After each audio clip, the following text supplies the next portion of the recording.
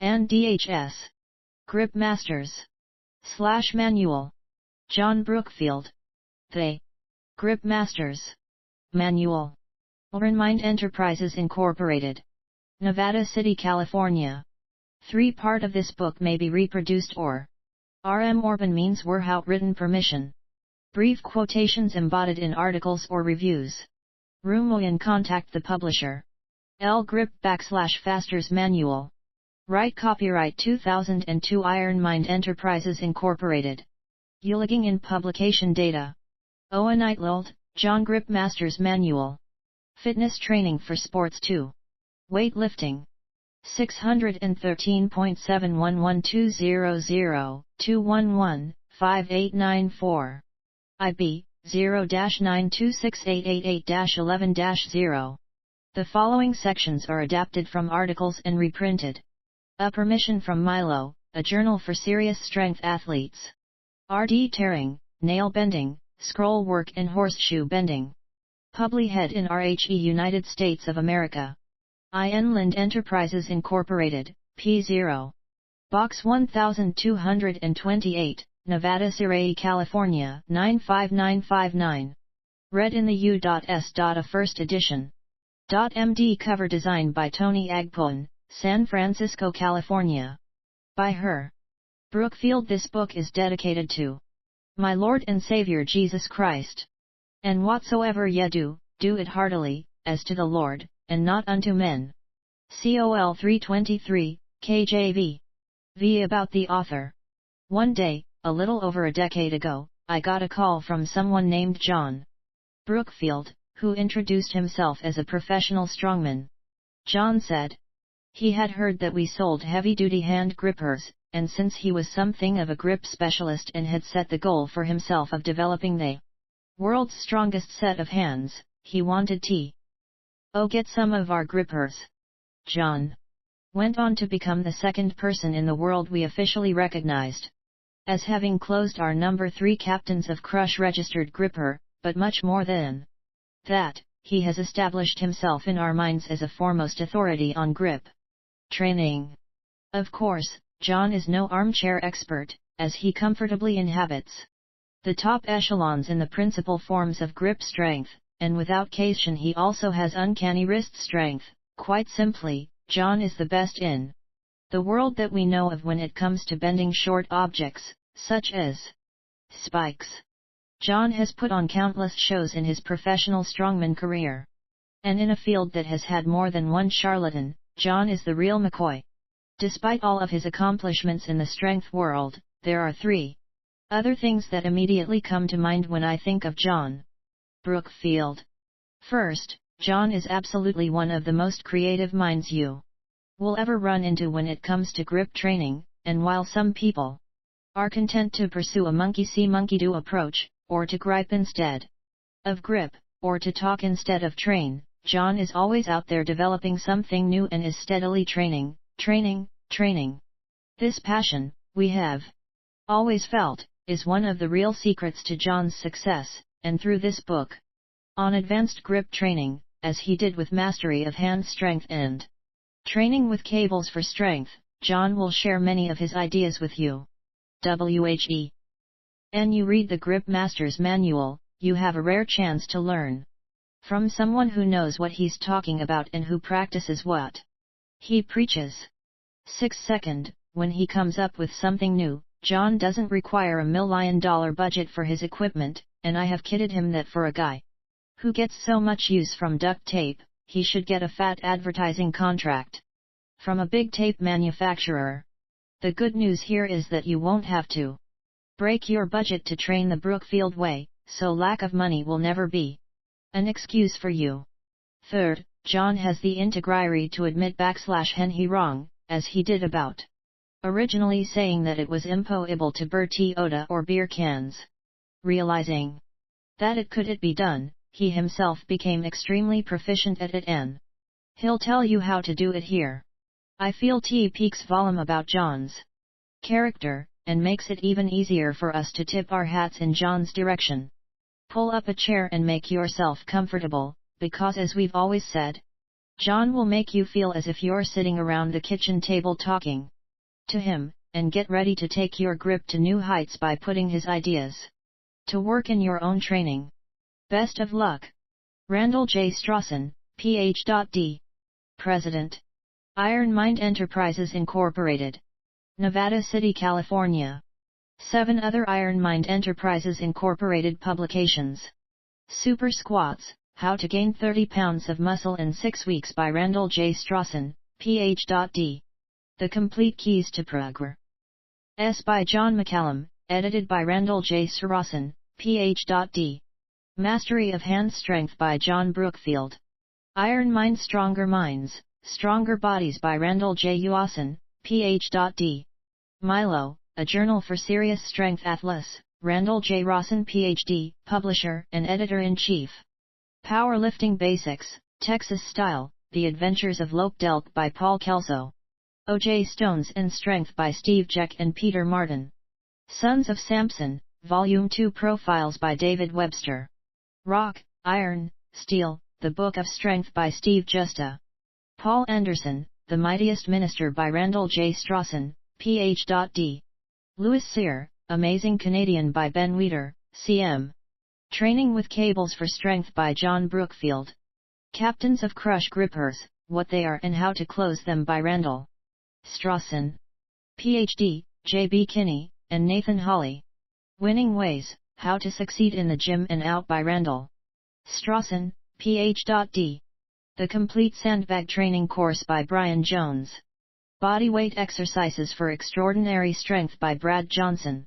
To order additional copies of the Grip Masters Manual or for a catalog of Iron Mind Enterprises Incorporated publications and products, please contact Stronger Minds. Stronger Bodies. Iron Mind Enterprises Incorporated. P0. Box 1228. Nevada City, California 95959 USA. Tel, 530-265-6725. Fax, 530-265-4876. Website, www.ironmind.com. Email, sales@ironmind.com. 9x. Important. Lifting weights and related grip activities are potentially dangerous, and why? You use the training information in th is book solely at your own risk. Always use your head when you are training. Learn what to do and how to do it properly. And always follow the generally accepted principles of safe training. You alone know your own physical condition and capabilities and whether or not the activities in this book are appropriate for you. If you have any questions, please consult your doctor. Table of Contents. Introduction. Chapter 1, Getting Ready. Training Frequency, How Much and How Often. Challenging the Myth. Hand Health, Helping Hands. Toughening the Hands, Do's and Don'ts. General Training for Functional Strength. Chapter 2, Advanced Lower Arm and Grip Training.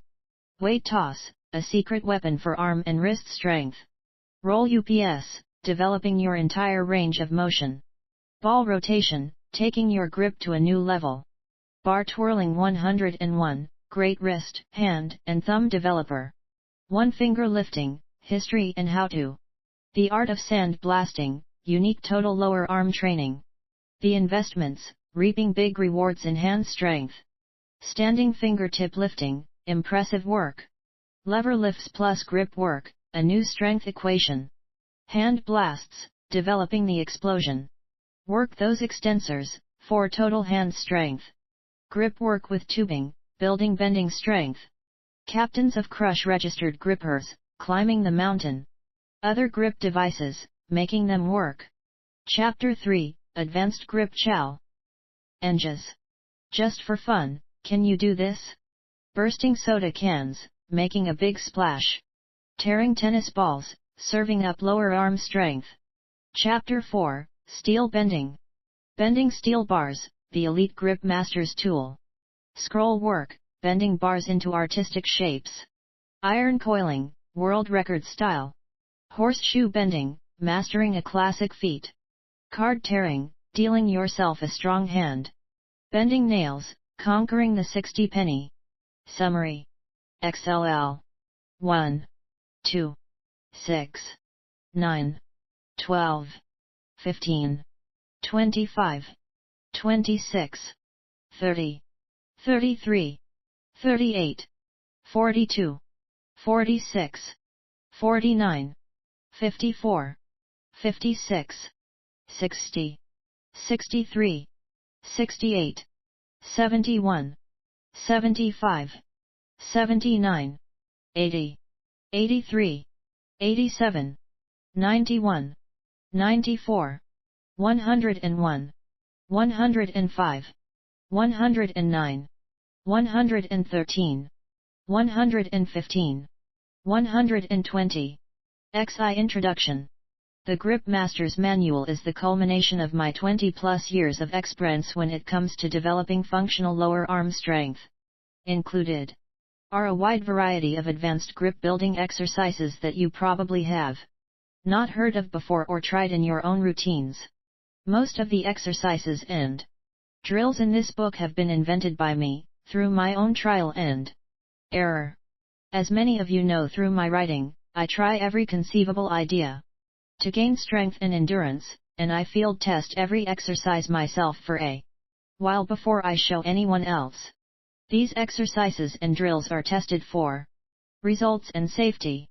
Only after they have passed my tests, do I bring them to you to enhance your performance.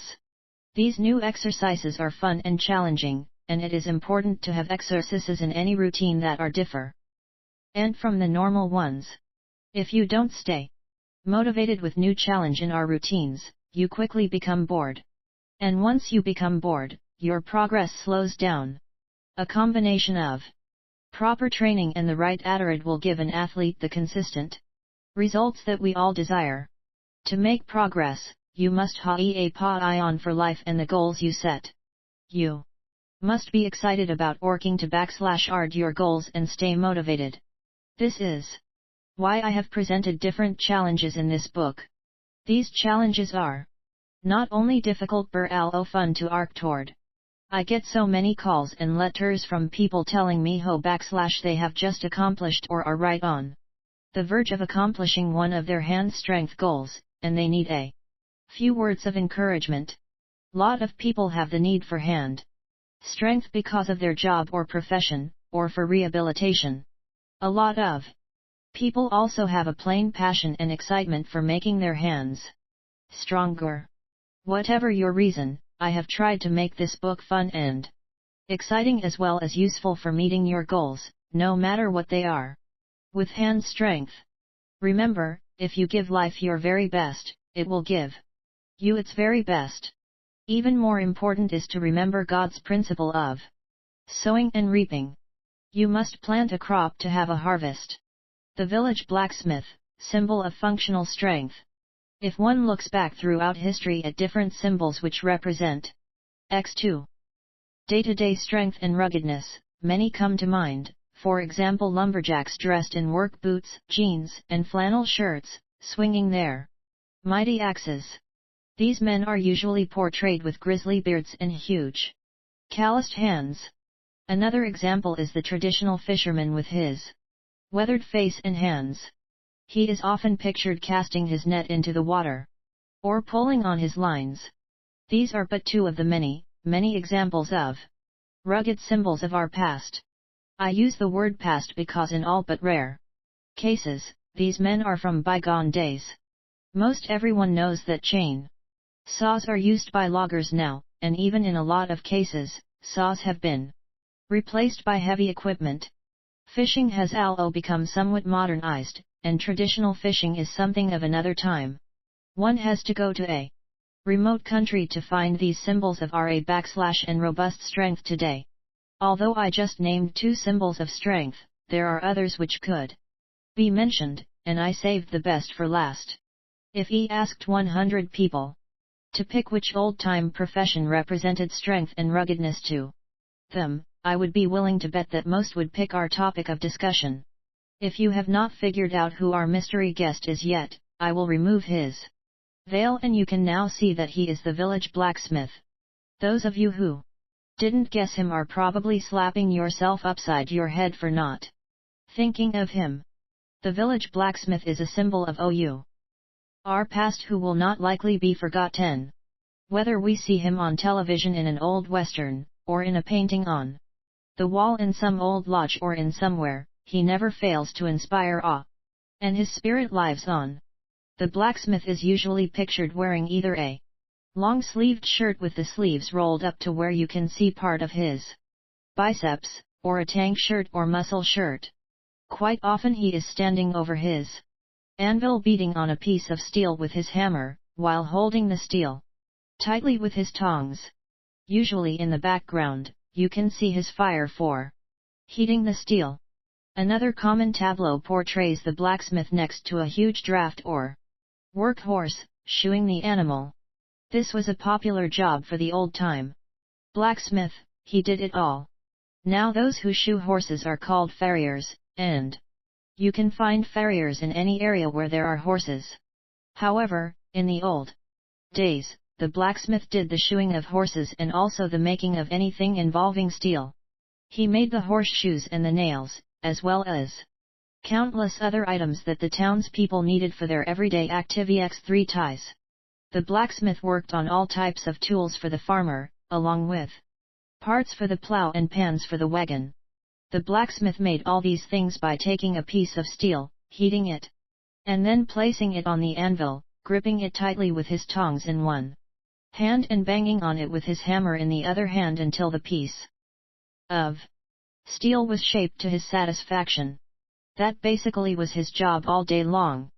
Taking pieces of steel, sometimes large and other times small, and shaping them over his anvil, using his hammer with one hand while holding the steel tightly in his tongs with the other hand. The blacksmith used his arms all day long, which resulted in his exceptional arm development, and his lower arms were getting most of the stress. A little research reveals that most hammers used by the blacksmiths for their steel shaping on the anvil were 4 pounds in weight, with shafts around 18 to 20 inches in length. A hammer's weight and leverage exerted quite a bit of stress on the blacksmith's hand and forearm while he was tapping or striking a piece of steel over the anvil. Some of you may wonder why a smaller or regular hammer couldn't have been used. Most of the time it would take a much larger hammer to work on the steel without striking too hard and taking too much time. And a larger hammer head was used in most cases to properly shape the steel. Using a blacksmith's hammer every day over a period of time would, without a doubt, tremendously develop the entire lower arm. Some of you may be wondering, what about the blacksmith's other hand?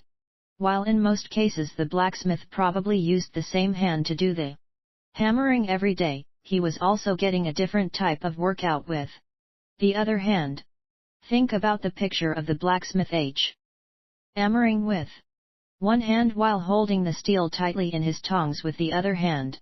The tongs were used to keep the hot steel from burning him, of course, and they were used to hold the steel in place while shaping the steel with the hammer. The tongs acted as a vise to secure the steel, and they were gripped tightly by the blacksmith every time he used his hammer to shape the steel. Gripping the tongs placed constant stress on his lower arm as the steel was hammered. This constant squeezing of the tongs by the second hand developed a great crushing grip over time. There is no doubt that the blacksmiths of old used their hands to the utmost. X4 At this point you may be asking, are there any more blacksmiths around today? There are a few so-called blacksmith shops around. One happens to be in my hometown. However, this one, like most, is simply a welding or steel shop and does no traditional blacksmithing at all. Oftentimes farriers are called blacksmiths, although as I noted above, farriers shoe horses and nothing else. Well, back to the question, are there any traditional blacksmiths still in business? I have met a few part-time ones who do it for a hobby or for occasional fairs or craft shm, but it is extremely hard to find one who practices in the traditional fashion. Few live in Canada and are considered traditional blacksmiths because they live in remote areas where the old methods are still used to some degree. One such blacksmith's name some of you may actually recognize, that is Greg Ernst. Greg is from Nova Scotia and was a farmer by profession. A few years ago he took over a blacksmith shop where traditional methods are still being used. He lives in a village that has a lot of tourism. Some of his blacksmithing is done for the actual needs of the local people and some is done for the entertainment of the tourists. Greg competed in the world's Strongest Man competition on several occasions a number of years ago. I remember watching the year that the contest was held in Iceland, and Greg easily won the stone-carrying event, carrying the famous Husafelt stone to the end of the runway. Greg is also known for his back lifts. He has lifted pianos, oxen, and cars, using the traditional backlift style. Although retired from strongman events, Greg still trains by lifting rocks and barrels. Of course, his blacksmithing gives him added strength in his lower arms. When it comes to developing hand and wrist strength, many of the old methods are the best. There are some new gadgets that can be used to enhance strength, and I sometimes use and promote them as well, but we must also look to the past to see what worked and produced results. If you look at all the tests of strength in the past and thereafter, you will surely see one thing: the clean and jerk record is far greater today than it was years ago. Powerlifting records have gone up steadily over the years. However, tests of grip strength by the old-timers seem to be better than those of our contemporary strength athletes. In this chapter I will leave you with one question, and I will let you be the judge. Who knows more about lower arm strength, the man standing over the barbell or the blacksmith of old, who had to use his hands every day of his life to survive and to help others withstand their daily hardships? 15 Chapter 1 Getting Ready. Tile Grip Masters Manual IL Training Frequency. How much and how often? I get a lot of letters and telephone calls from people asking for advice on many aspects of grip training and feats of strength. The question that comes up often and surprises me the most is, how often should you train? It is always asked, whether it is how often should you train on the grippers, or at nail bending, or on regular forearm work. There is a very easy answer to the question, but it can be very difficult to explain or to get people to find the answer for themselves. The answer is different for each person who asks the question. I try to help people understand that they are the only ones who truly know. We have always been taught to lift weights either every other day or 3 times per week. I guess, as a blanket statement, this is a fairly safe guideline to go by for the beginner or novice training with weights. I remember my high school football coach always saying, "You'd better not lift those weights more and 3 times per week or you will tear down your muscles." Boy! Those were words to live by, advice which we have been told since day one. I don't mean to belittle this advice, and I must also say, once again, that for the general public, this is a fairly safe answer. At this point, let's look at several examples of training frequency used by different athletes who have made progress. The Bulgarian weightlifting team certainly doesn't live by an "a lot of rest" approach. Each lifter is pushed to his maximum each and every day, even several times per day. Each lifter is expected to surpass his personal best at all times. Also, as I understand it, a lot of the lifting is done in training without the use of lifting belts and knee wraps. By the way, this approach has worked well for many lifters, and they have advanced to the world-class level and set records. The whole strategy seems to be based on the sink or swim approach. So that's basically what happens: a lifter either rises to the top or he is dropped. While this all or nothing training may sound excessive to you, it is practiced a whole lot more often than you might think, either intentionally, as in this case, or without realizing it.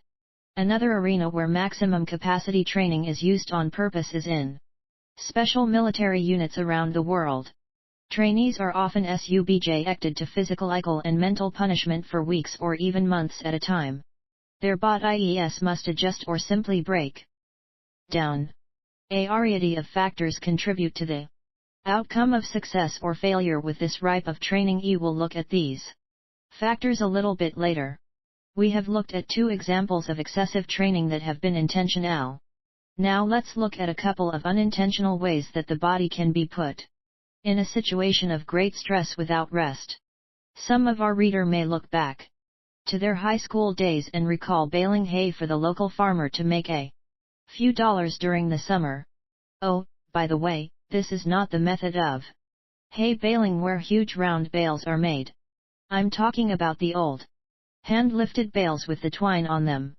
You may remember lifting the bales all day long, either onto the wagon or off, or maybe carrying them into the barn. Well, if you have ever done this all day for a day or two, you know that it can be fun, although a little bit tiring. However, if you have ever had to do it for the entire summer, day after day, sometimes from sunrise to sunset, you know it can be a form of torture. It can quickly put great stress on many parts of the body without time to recover. I noticed when young men were hired for the summer to bale hay day after day, some of them stuck with it while others quit. The farmers would always say of the quitter, he is lazy, in the same regard they would say of the boy who did it all summer, he is a good worker. On the surface these statements might be true, but I think there is much or here than meets the eye. If you do a little research, you will often find that the boys who quit were not lazy. They quit because they picked up a nagging injury or strain in their back or shoulder, or they quit because they got fatigued and couldn't ever recover. They stayed tired day after day and had to quit. Hay baling is one example of a physical activity which uses the whole body. Another activity where a certain part of the body can get overused without much rest is actually a profession, massage therapy. A busy massage therapist might have to do 6 or 8 massages a day. Even the best therapists with tile grip masters manual I3 the best technique have tremendous stress put on their hands. I am in contact with several massage therapists, and they all complain about pain in their hands and wrists. Some seem to have constant discomfort, while others have discomfort only from time to time. However, they all bring up in conversation how their hands ache. We have looked at 2 training situations which overstress the body intentionally and 2 situations which can overstress the body unintentionally. How it is induced doesn't matter, only the end result matters. We have also seen some people who have worked through the overstress and accomplished their goals, while others in the same situation developed an injury or simply had to quit from fatigue. Conversely, I have also met those who appear to undertrain and achieve great results as well. I actually know a couple of strong men who only train 1 day per week. They don't even seem to train very hard in their weekly workout, yet they manage to stay on top of their game. I personally would have a hard time training this way because of the lack of motivation, if nothing else. But a few make consistent gains in this fashion. I won't spend any more time on this type because they are few and far between. These 2 extremes work for some, but let's now look at what works for most. Many powerlifters and weightlifters use a 3-day-a-week training session. For example, 1 day a week they lift very heavy weights, and for the other 2 weekly workouts, they lift moderate amounts of weight.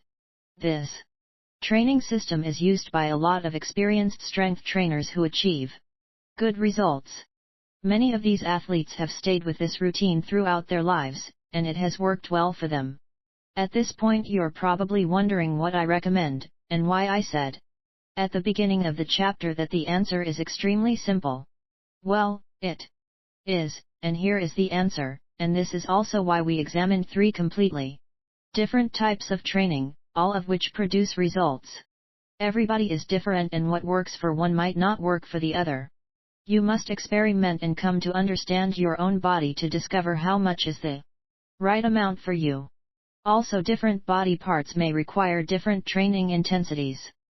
Your shoulders might not withstand as much stress as your triceps, or in our case, the hands might not respond as well as another body part to extreme stress.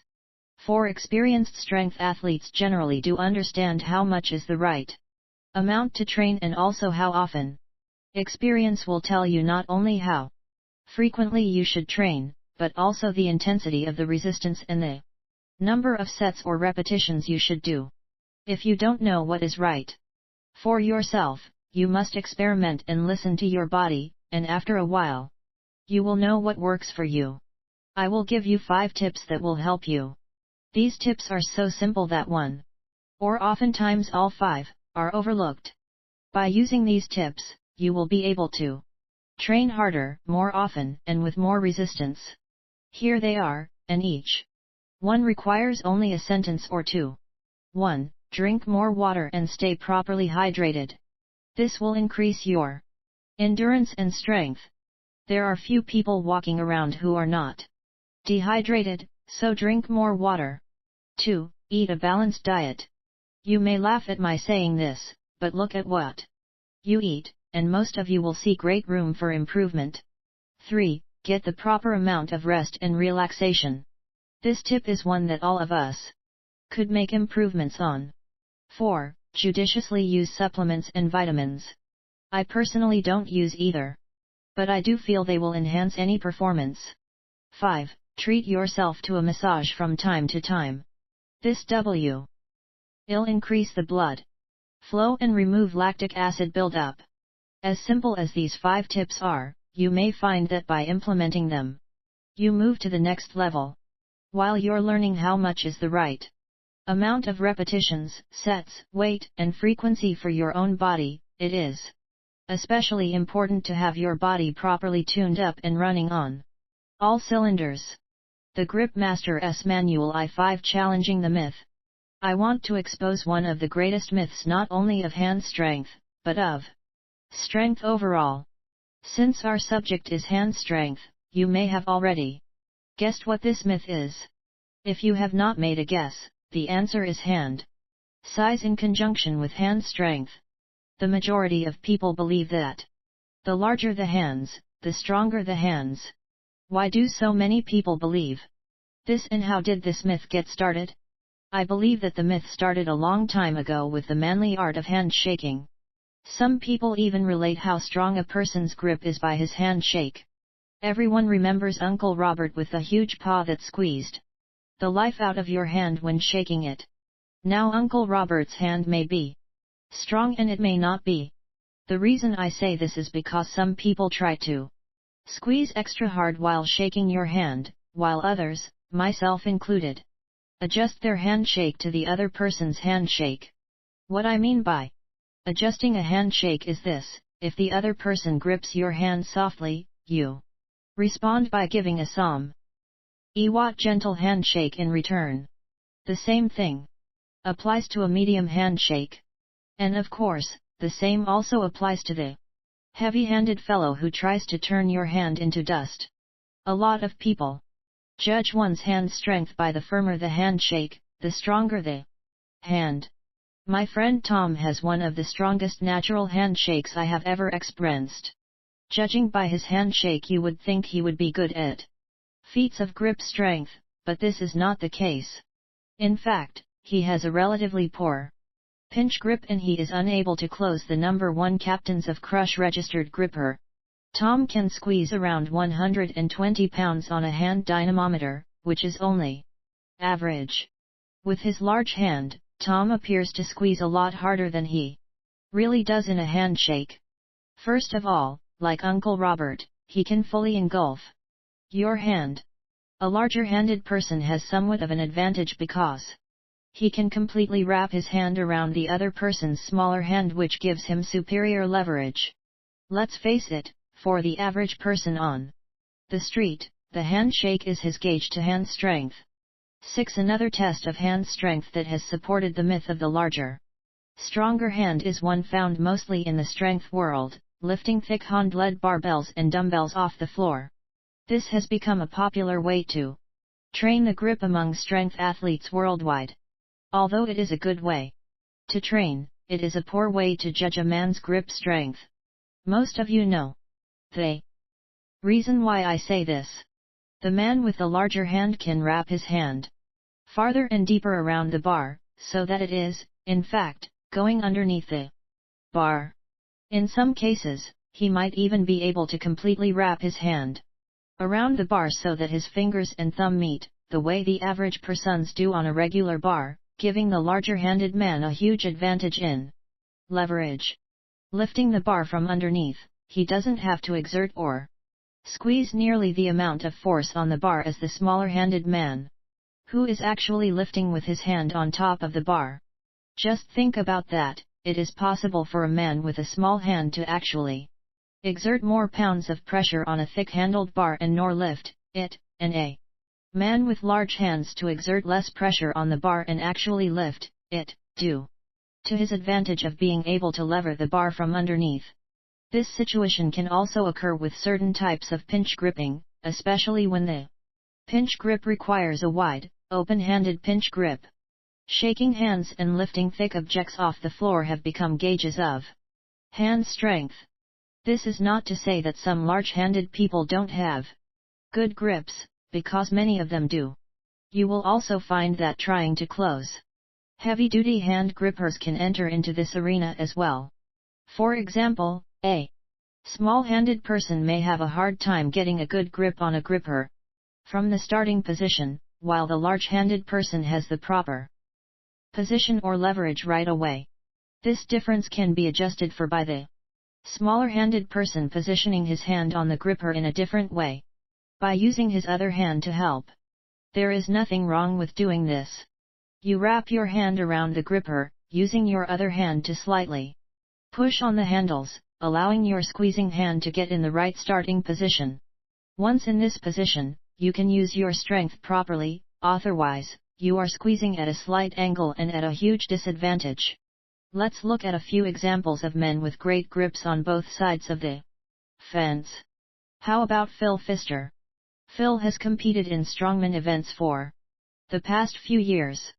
He has been America's best performer in recent Worlds the Grip Masters Manual I-7 Strongest Man competitions, placing fourth in 1998. He excels in heavy lifting and carrying events, like stone lifting and the farmer's walk. Phil has some of the largest hands I have ever seen. They almost look unnatural from some angles. The reason I bring up Phil Pfister is that he has huge hands as well as a very strong grip. These large hands do help him at times, but my point here is that Phil would have a world-class grip no matter what the size of his hands was. Another example of a large-handed man with strong hands is Slim Farman, or Slim the Hammerman, as he is called. Slim is one of the greatest strongmen ever.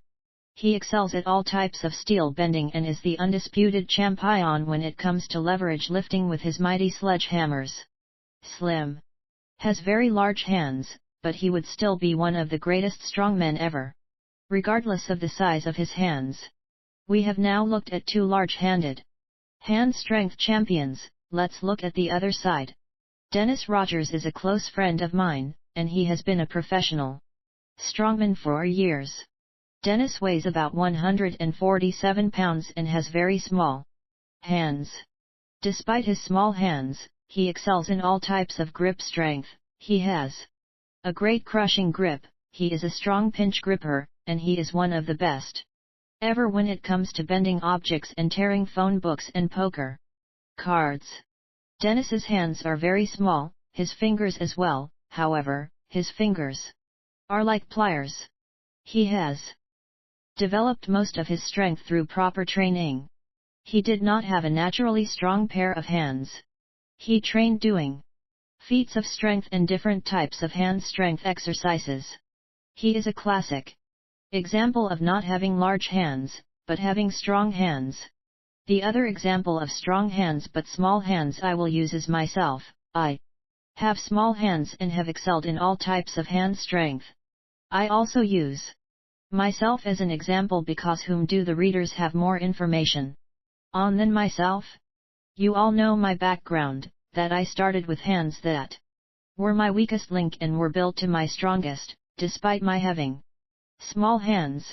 It is important to know you can become a true grip master, despite the size of your hands. 8. Hand health, helping hands. Although a lot of readers and fans of grip strength think purely about raw power and incredible feats of strength, this actually only scratches the surface. The feats of strength that I have performed for so many years do require great strength and endurance, but the reason I have been able to improve consistently over the years is that I have always promoted good hand health. I have been blessed and have never had an injury. At just about every exhibition I have ever done, someone has asked me if my hands hurt after the show. They think that surely someone who bends nails and horseshoes and breaks chisels with his bare hands must have arthritis in his hands and wrists. The honest answer is that I have never had any pains or aches in any part of my lower arms. I can attribute this to the good Lord's blessing, and to practicing good hand health. Hand health may be an idea that you have never considered before, but longevity in any sport or activity should be our goal. When people tell me that they have injured or strained their hands lifting weights, playing sports, or sometimes doing strongman events or feats of strength, it doesn't surprise me at all. Many athletes, including strength athletes, develop stress-related injuries or even chronic pain in their hands or wrists. Often this pain or discomfort is temporary and will go away in time. Other times the pain comes from arthritis or carpal tunnel syndrome and can be more serious. If you have pain in your hands and wrists that persists for some time, you should consult a physician to see what the problem is. I truly believe that if people who use their hands a lot would take steps to promote good hand health, 90% of the hand and wrist problems would not exist. A lot of people think that if their hands are strong, their hands are properly conditioned as well. This is not at all true. If you look at carpenters or bricklayers, for example, they seem to have fairly strong hands, yet many of them suffer from regular pain or discomfort in their hands. A lot of people who have strong grips and well-developed forearms have poorly conditioned hands and mediocre to poor or hand health. The Grip Master's Manual I9. By now you are probably wondering what I mean by good hand health. Hand health is the same as any other form of health, like a healthy heart or healthy skin. For something to be healthy over a period of time, it must be well cared for and exercised. Hands, for example, seem to be one of the first things to break down as people age. One of the main reasons is that the hands are always in use and rarely get any time to rest. Often pain comes not from merely using our hands, but how we use our hands. And with the hands, people often ignore the warning signs that something is wrong. We can certainly attend to the matter after pain is experienced. However, we want to practice good hand health so that pain or discomfort is not experienced in the first place.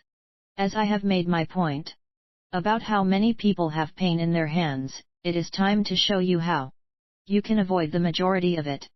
The key reason I believe most people have trouble in their hands is that they have poor muscle control of their entire hand, not poor strength, but poor muscle control. If you have good muscle control, you also have good circulation or blood flow. When you can maintain good circulation, you also greatly decrease your chance of injury. By learning to use your entire hand with improved muscle control, you decrease your chance of injury and actually develop much greater strength. In the last few years, I have almost completely turned to exercises where my entire hand is forced to pull its own weight. When I say my entire hand, I mean all 4 fingers on each hand and both thumbs. This book is full of new exercises that require all the fingers and thumbs to be active and that force them to develop superior dexterity and muscle control. My whole hand strength and endurance have improved significantly over the last couple of years because of these new exercises. Most people are not able to use their entire hand. Even men who have great Hand strength don't use their hands even close to their potential. Movements. Like rolling up the towel and working the steel balls and shots in your hand. Force every finger and thumb to work equally, see Chapter 2, Roll UPS and Ball Rotation. They have made my hands stronger, and with the enhanced circulation and blood flow, made them healthier and more resistant to injury. My goal is to teach you not only to train and develop the strength of the hand, but also to condition it properly and keep it injury-free. The best 10 way to do this is to learn how to use the entire hand, whether you're using all your fingers and thumb together in unison, or you're using each finger individually. I hope I have convinced you of the importance of hand health even if it's something you have not given much thought to. You must invest in hand health to reach your goals in lower arm strength. Let's look at the steps to achieving better hand health. First, it is vital that you start doing at least one exercise that requires all the fingers and the thumb to work equally to develop strength and dexterity. I would suggest that you use the strength balls, see Chapter 2, Ball Rotation. The balls will force you to use all 4 fingers and the thumb, and will feel awkward for some of you at first. After you have gotten used to exercising with the balls, your hands will begin to have a different feel to them, because you will have better circulation in your entire hand. You will also have made your last 2 fingers stronger and able to function individually. Once this is achieved, your entire hand is stronger and more versatile. As you progress, try working with the small shots presented in Chapter 2. The investments. Using these heavier balls will accomplish 2 things. They will make all the fingers and the thumb work, developing hand strength and dexterity. And, because of the added weight of the balls, they give the hand a form of massage as they move and rotate in the palm. This massaging motion promotes blood flow and circulation and contributes to hand health. As an added benefit, while the heavier balls give you a light massage as they rotate in your hand, you might take the benefits of massage one step further and either have your hands massaged or massage them yourself. Even though I don't get a lot of massages myself, I strongly believe in the benefits of massage. The good thing about the hands is that they don't require a professional to massage them. You can use one hand to massage the other. Many of you already know the proper way to do this, or you may want to look at a massage book, or get a quick lesson from a professional. This is a simple thing to learn, and I will let you research this on your own. The other aspect of hand health I would like to touch on is training the extensors, the muscles that are used to open your hand. The extensors must be exercised to achieve optimum hand health. Properly exercised, the extensors will increase your strength on other grip exercises and will give your hand the Grip Master's Manual III balance overall, which helps to prevent hand injuries and hand pain. 4. Exercises to strengthen the extensors. Please take a look at the appropriate sections in Chapter 2, work those extensors, the power web and other grip devices, the exercise with the weight plate in the investments, and the art of sand blasting, where you force your hand into the bucket of sand and work against the sand as you open your hand. You may even want to look back at mastery of hand strength, in which a glass cookie jar is used to develop the extensors. We have learned that hand health is essential for long-term strength goals. First, train the entire hand for muscle control and dexterity. Second, work to improve its blood flow and circulation. The investment is very simple: use the steel balls to develop the entire hand as well as its dexterity. The heavier shots can be used to massage the hand, as can traditional massage. Also, work the extensors to keep the hand properly balanced. If you make this investment at the onset of your grip training and continue with it as you climb the mountain, the realm of the Grip Master, you should enjoy good hand health for many years to come. Toughening the hands, do's and don'ts.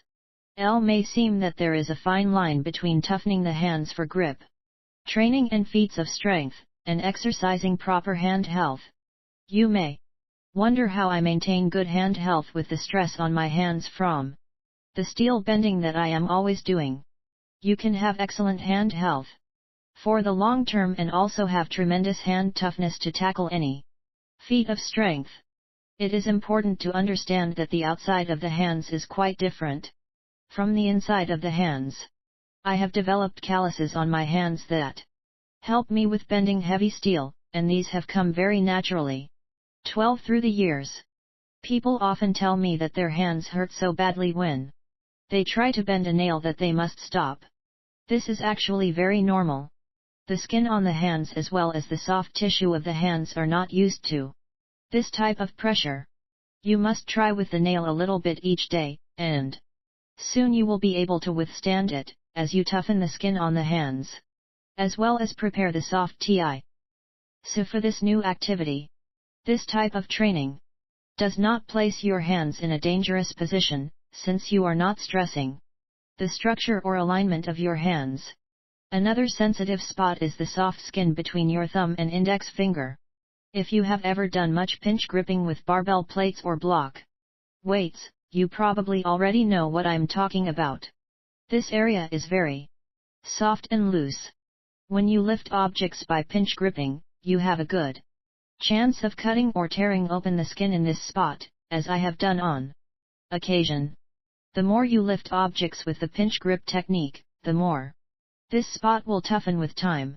Developing strength and dexterity using the hand health exercises will improve your blood flow and circulation, and as we all know, the better your circulation, the less chance of injury you will have. With better circulation, you can also become more explosive as well as stronger. Continuous and regular grip training will, little by little, make your hands tougher and prepared for any of the grip movements you may encounter. The combination of grip training coupled with hand health will make your hands very versatile. Now, let me show you what to stay away from for your long-term hand health. You may know that I drive nails through wood with my hands. In Chapter 2, The Art of Sand Blasting describes my training process, starting with finger tip push UPS and graduating to driving my fingers deeply into steel shot, so you know that I have placed a lot of stress on my hands. Driving my hands into steel shot was done only for a short while as an experiment and also a goal, but this practice placed way too much stress on the structural alignment of my hand for the long term. As for driving nails into wood with my hands, one of the most impressive feats of strength that can be done in a crowd's eyes that always gets a great round of applause. Don't practice it regularly, just enough to perform it with expertise in my strongman show, the Grip Master's Manual I-13. My point is, don't put your hand in a continuously stressful situation. You must watch out for training that stresses the structure of your hands. Once you can drive nails with your hands, do it only enough so that you are comfortable performing it in front of a crowd. You simply maintain your skill level with nail driving.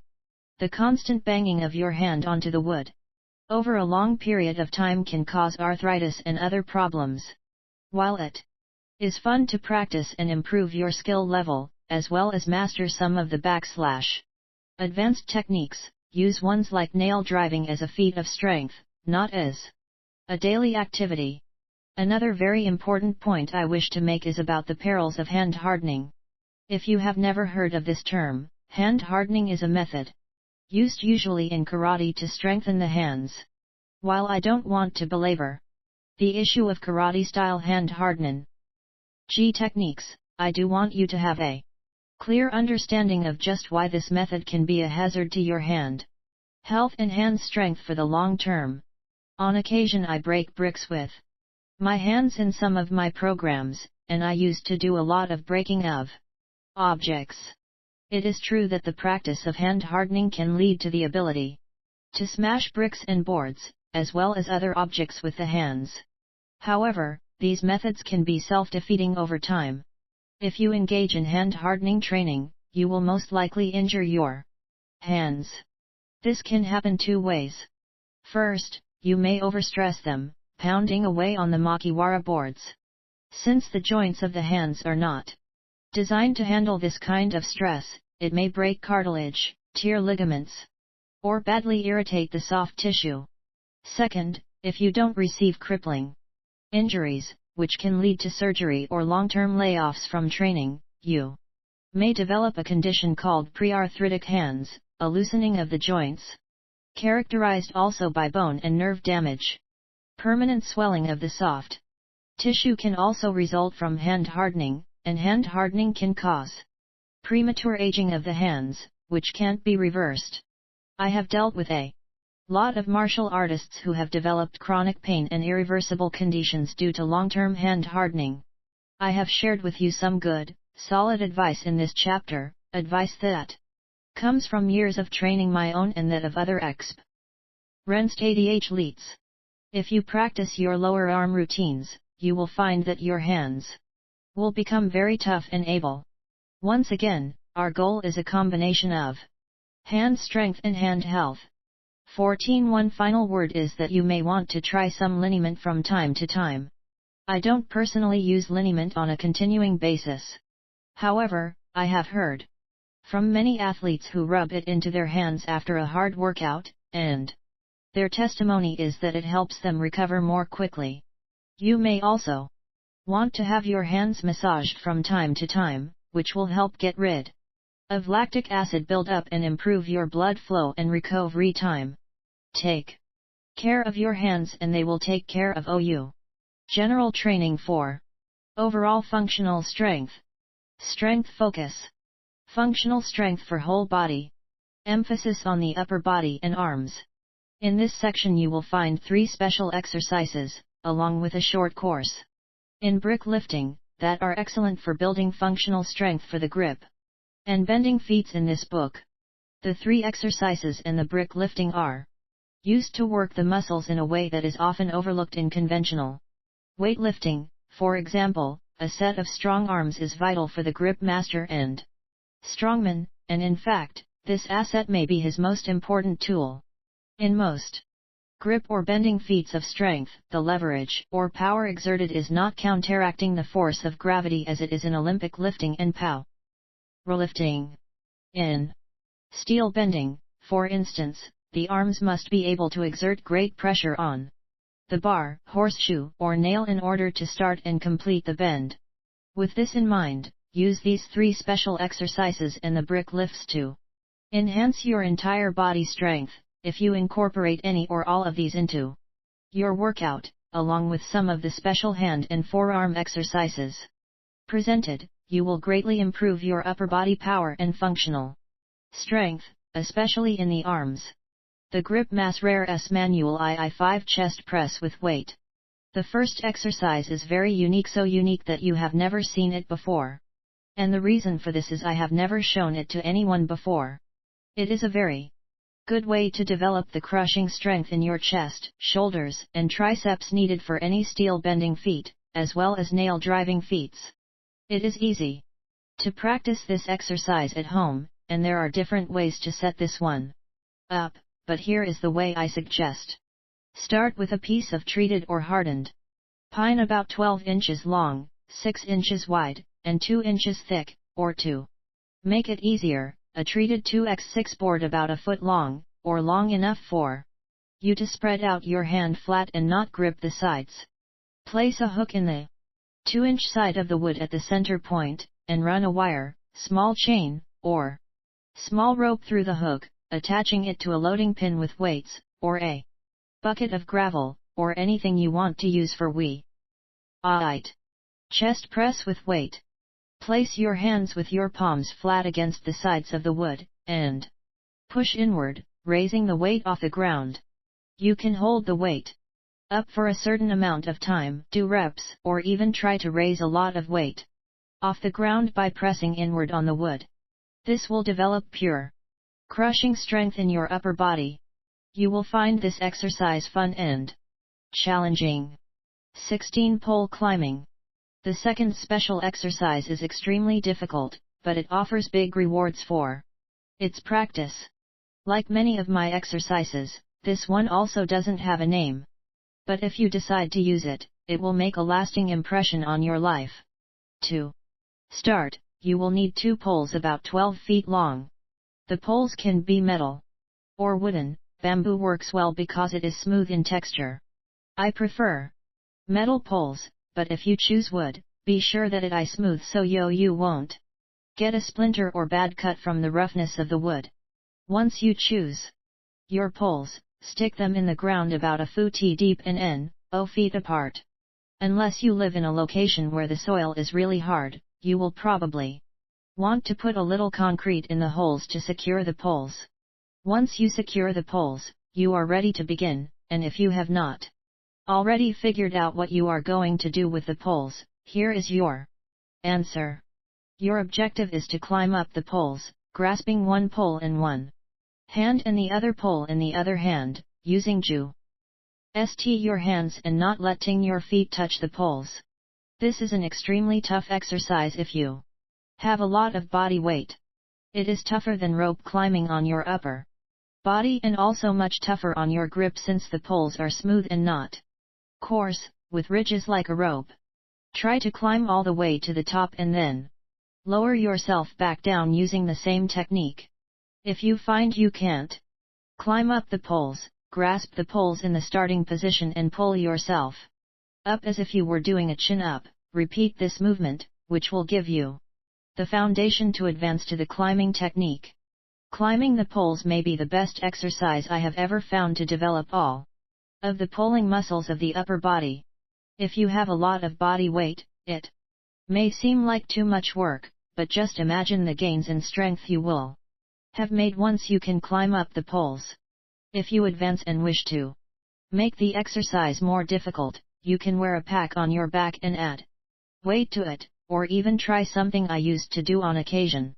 When I felt really motivated, I would rub a little oil or soap on my hands and try to climb the poles. This, of course, would work my hands and forearms to the utmost. If you are serious about becoming a grip master or strongman, especially a great steel bender, I strongly suggest that you give this pole climbing method a try. The Grip Master's Manual I-17.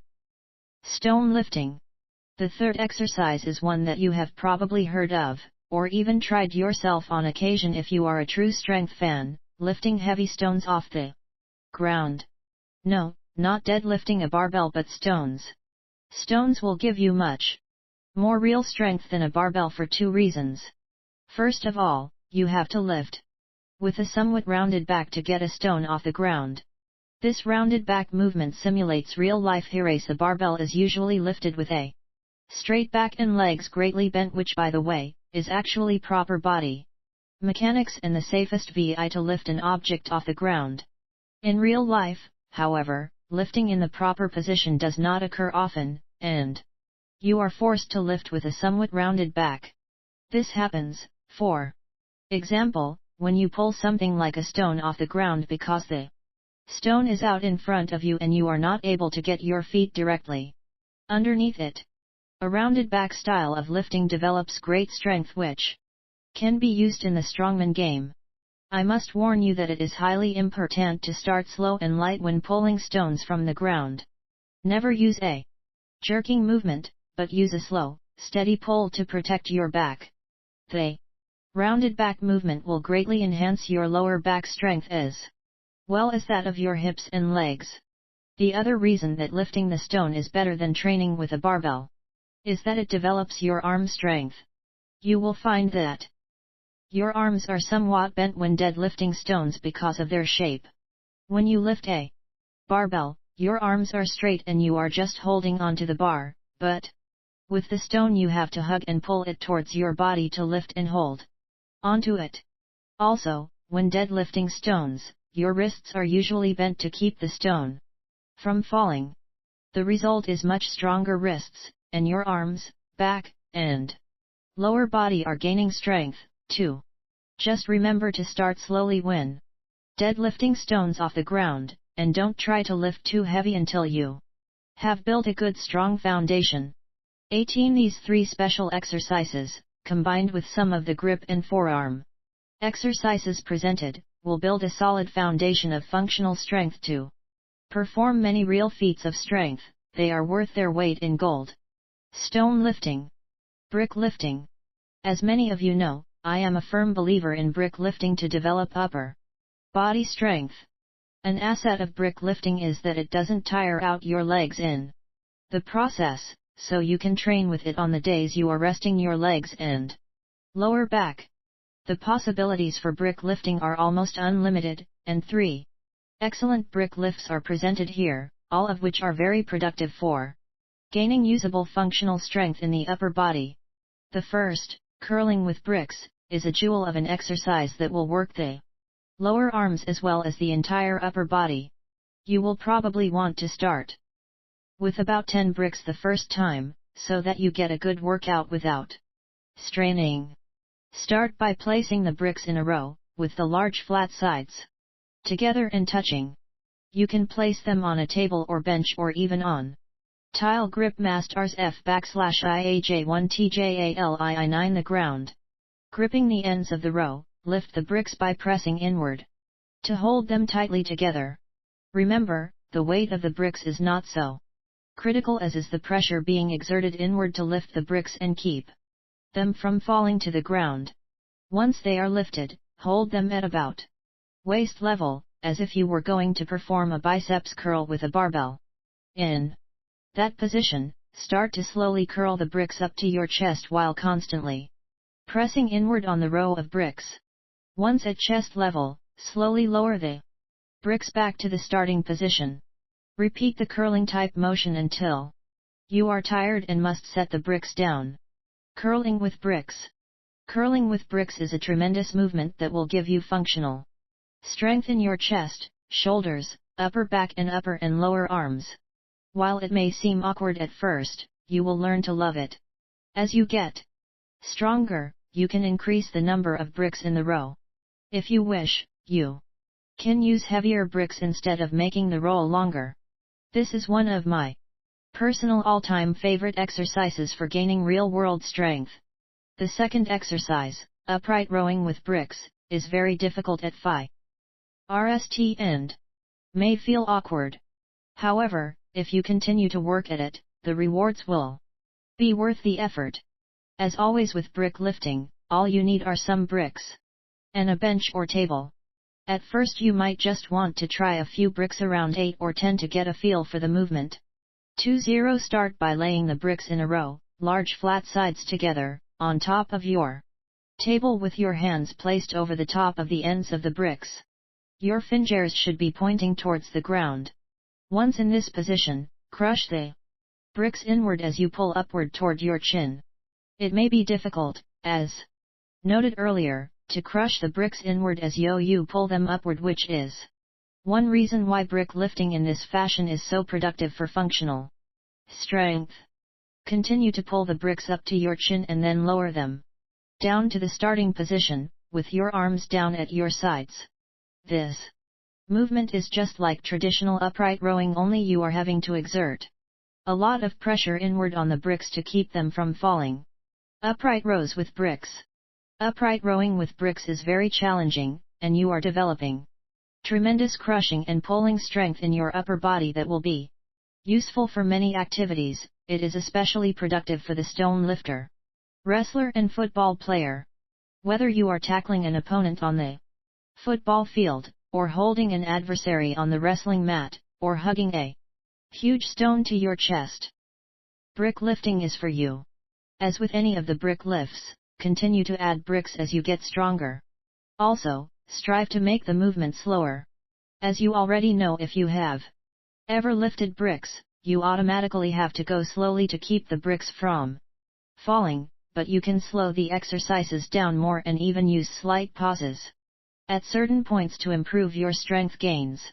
Your wrist strength will increase over time, as the wrists always have to be working to keep the bricks from slipping and crashing to the ground. The Grip Master's Manual I2I. This third and highly specialized exercise, the brick rotation, will take your lower arm and upper body strength to new heights. As with all the brick lifts, you will have to decide how many bricks to use, but to start, you might Use around 10 or 12, to get used to the movement. Place the bricks on a table or bench with the large flat sides together so that they are touching in a level row. Grasp the ends of the row of bricks and squeeze inward as you lift the bricks off the table or bench. Once you are holding the bricks horizontally in front of you and have control of them, start to slowly turn the bricks counterclockwise until they are vertical or straight up and down in a stack. Now slowly rotate the stack of bricks back to the starting position. Then, rotate the bricks clockwise until the bricks are vertical or straight up and down in a stack once again. Continue these rotations counterclockwise and clockwise until you are fatigued. Brick rotation. Be sure to rotate the bricks slowly throughout the entire movement, always pressing inward on the bricks. You will have to exert a lot of pressure to keep them from slipping and sliding. And, of course, the slower you go, the harder the movement will be.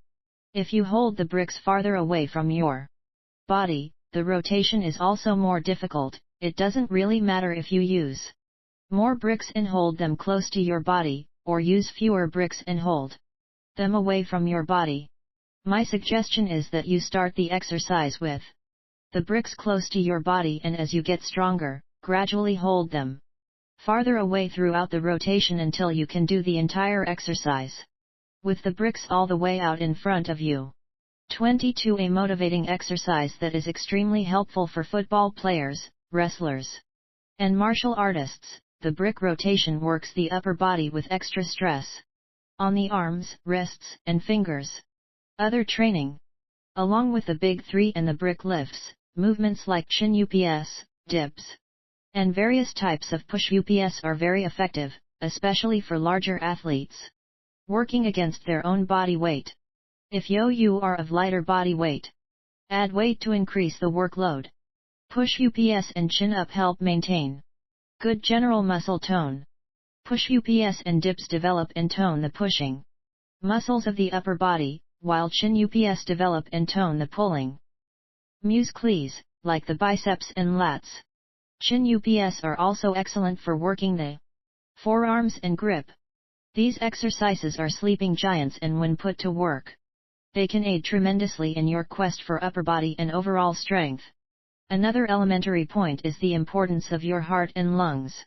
Aerobic training is vital, but often neglected and overlooked by strength builders.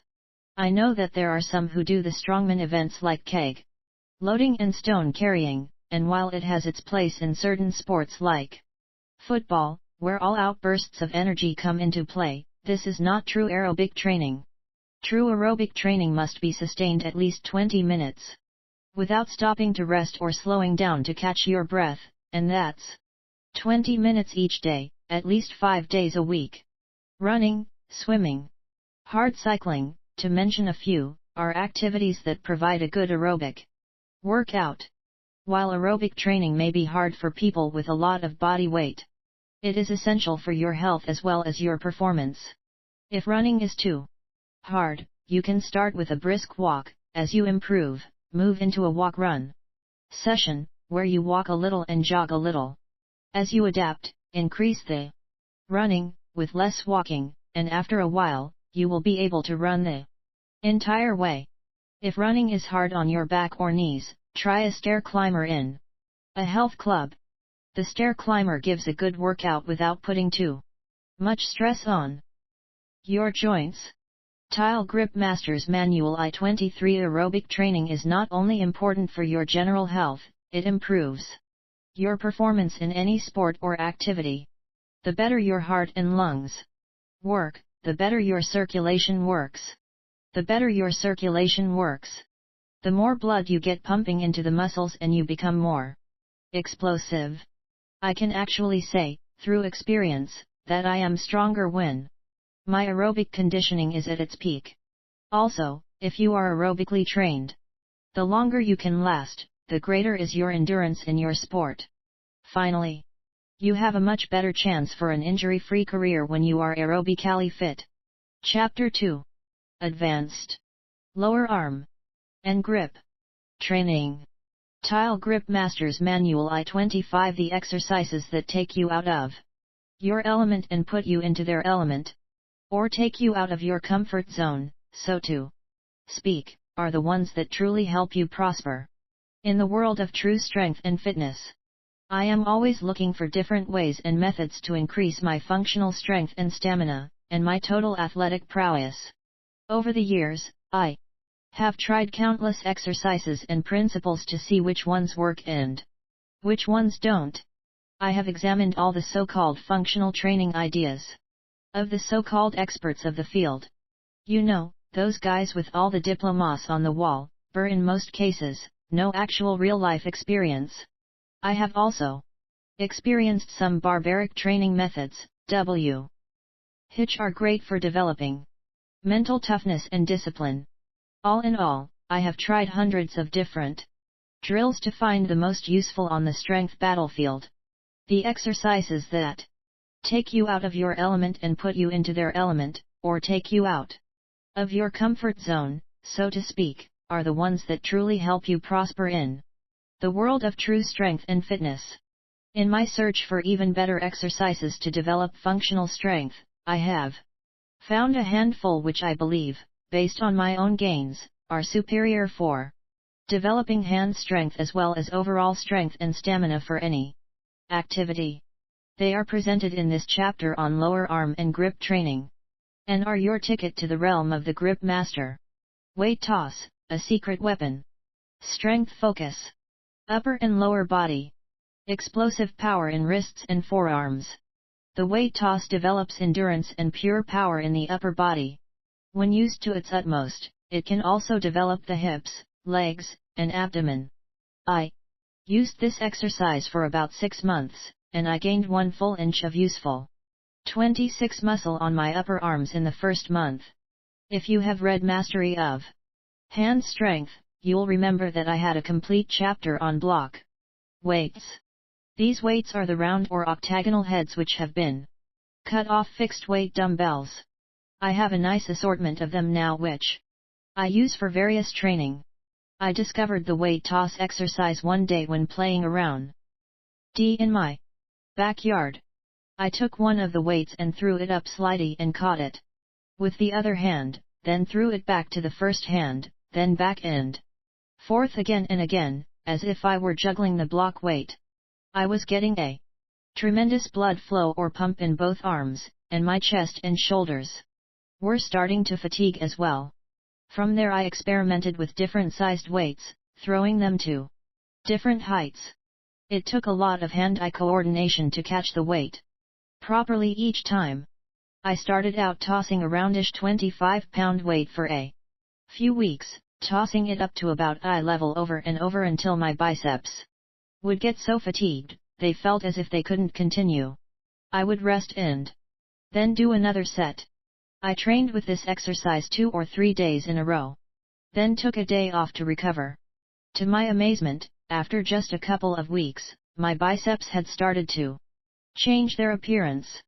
They were getting larger, but they were also more defined and were actually developing a peak or head. My biceps have always been strong, but due to a lack of attention to my diet, they have never had a peak or head. I moved up to tossing a 34-pound York dumbbell head and after a couple of weeks, I felt stronger and had more size and shape in my upper arms. I decided to take a measurement and was truly surprised to find that my biceps had gone from 18 to 1/4 to 19 to 1/4 inches, a whole inch in 1 month, and my strength and endurance felt as if they had gone up even more than my size. This was only the beginning, a 40-pound weight was next. Throwing the 40-pound weight up and from hand to hand was starting to get tough. Not only was the weight heavier, it was also larger, which meant it was harder to catch, creating even greater stress in my wrists. With this 40-pound ball, my hips, legs, and stomach started to get in the act. To toss this size weight, I had to generate strength out of the trunk. The Grip Master's Manual I-27. My next opponent was, as Richard Soren calls it, the blob. The blob is a 50-pound block weight which is actually one end of a York 100-pound dumbbell. The blob put me to the ultimate test. It not only almost tore my biceps out of the socket, but also fatigued my shoulders, lower back, and legs. I could not believe what a complete body thrashing I was getting, throwing this 50-pound weight up and back and forth. In reality I was getting the best of everything. Just think about it, I was using my entire upper body to throw the weight up in the air. I was driving with my legs because of the pressure I had to exert to toss the weight. I was using my waist because of the slight twisting and turning motion required to catch and toss the weight. I was also developing wrist and hand strength from the force of both tossing the weight and catching it. I perhaps have saved the best for last when it comes to training advantages.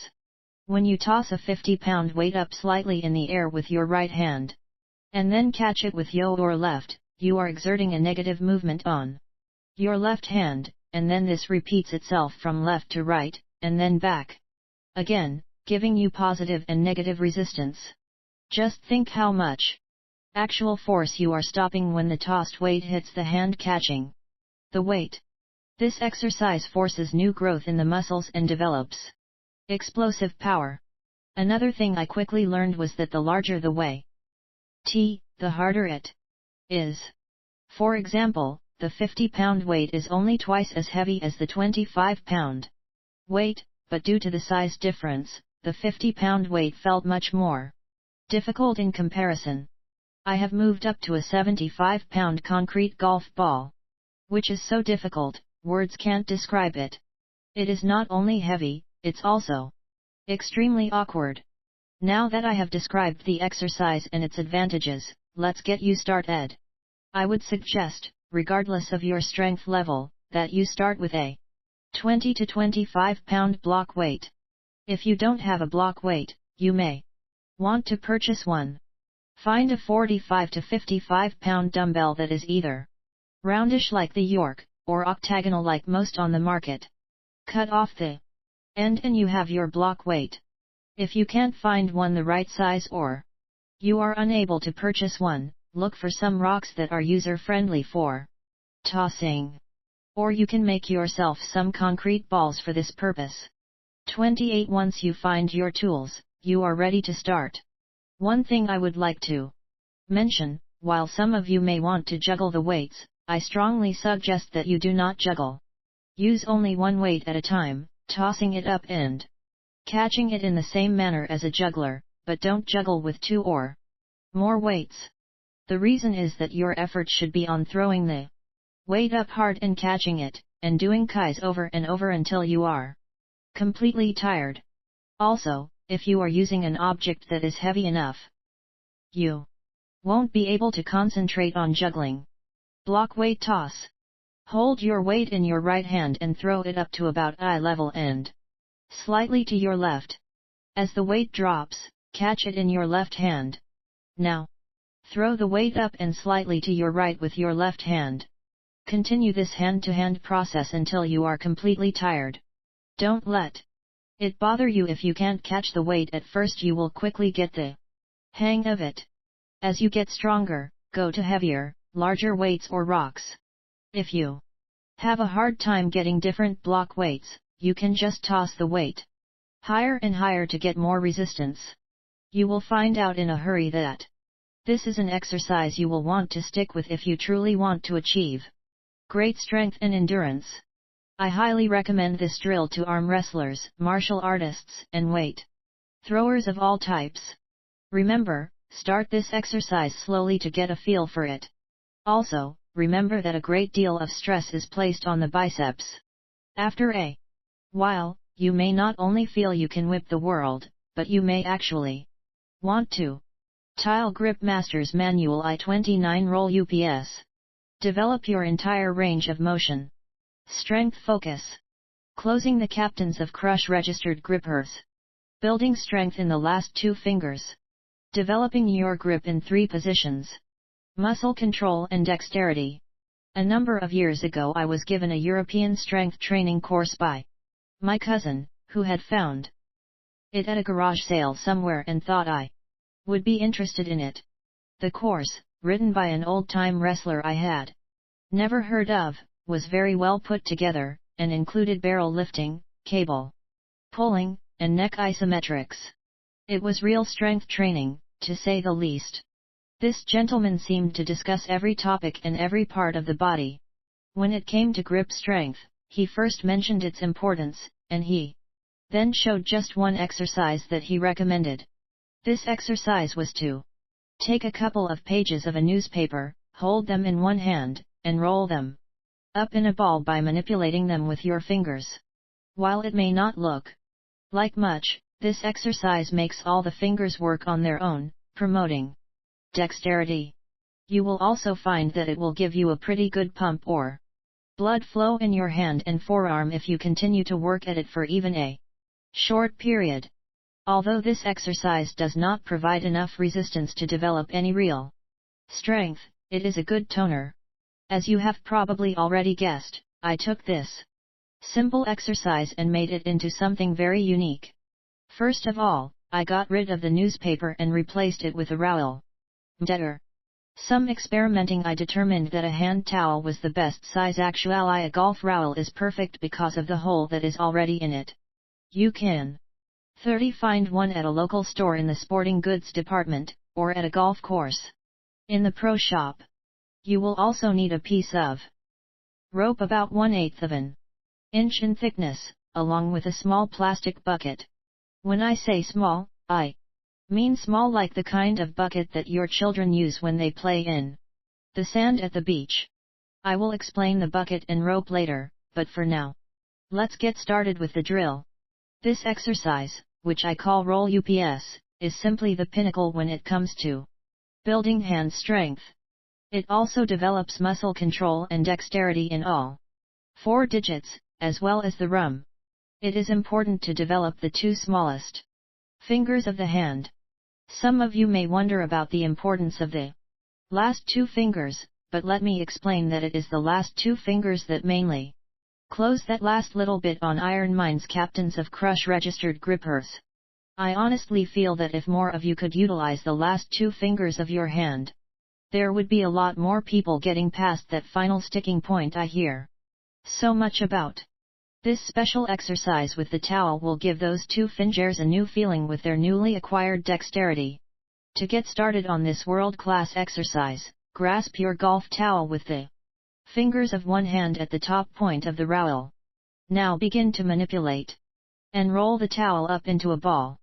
This is done, of course, strictly by the towel roll up. Tile Grip Master's Manual I3L movement of the fingers and the thumb. You will see that when the towel is rolled up into a ball, in your hand, the golf towel is about the right size. A larger towel would be too big to grip.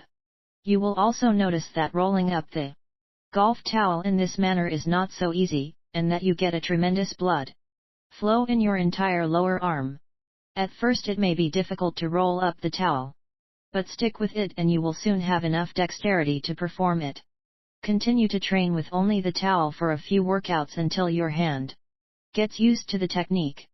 After a few workouts, you will understand why roll UPS are worth sticking with and that the potential to gain useful hand strength from this exercise is virtually unlimited.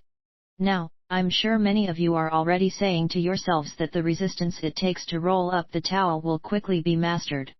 And you are right. However, once you have gotten the feel for the movement, and your muscles are used to the exercise, you can get down to the real work. Run a piece of small rope through the hole of your golf towel and tie it to the handle of the plastic bucket we spoke of earlier. You will probably want to do the movement a few times with the bucket attached to the towel before you go on, for many of you will find that even the empty bucket is challenging enough at first. When you are ready, move on to the next level. Put a handful of sand into the bucket. As before, manipulate the towel with your fingers until the towel is rolled up into a ball in your hand. Perform this several times or until fatigued, then work the other hand. You may find this exercise to be very motivating and very frustrating at the same time. From this point, you will add a handful of sand to the bucket every workout. A simple handful of sand will be more than enough to challenge the best of you.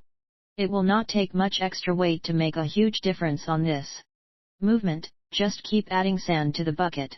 I would estimate that if you can roll up about 7 pounds of weight on your towel, you have a world-class grip. Doing roll UPS will dramatically increase your hand strength and dexterity, and as I mentioned earlier, will bring the last 2 fingers of your hand to life. The result will be a lot of newfound strength when training on the captains of crush grippers, especially for the last little bit required to completely close the grippers. 32. A final important point is that if you look at the positions your hand is in while performing roll UPS, you will find that you are developing strength.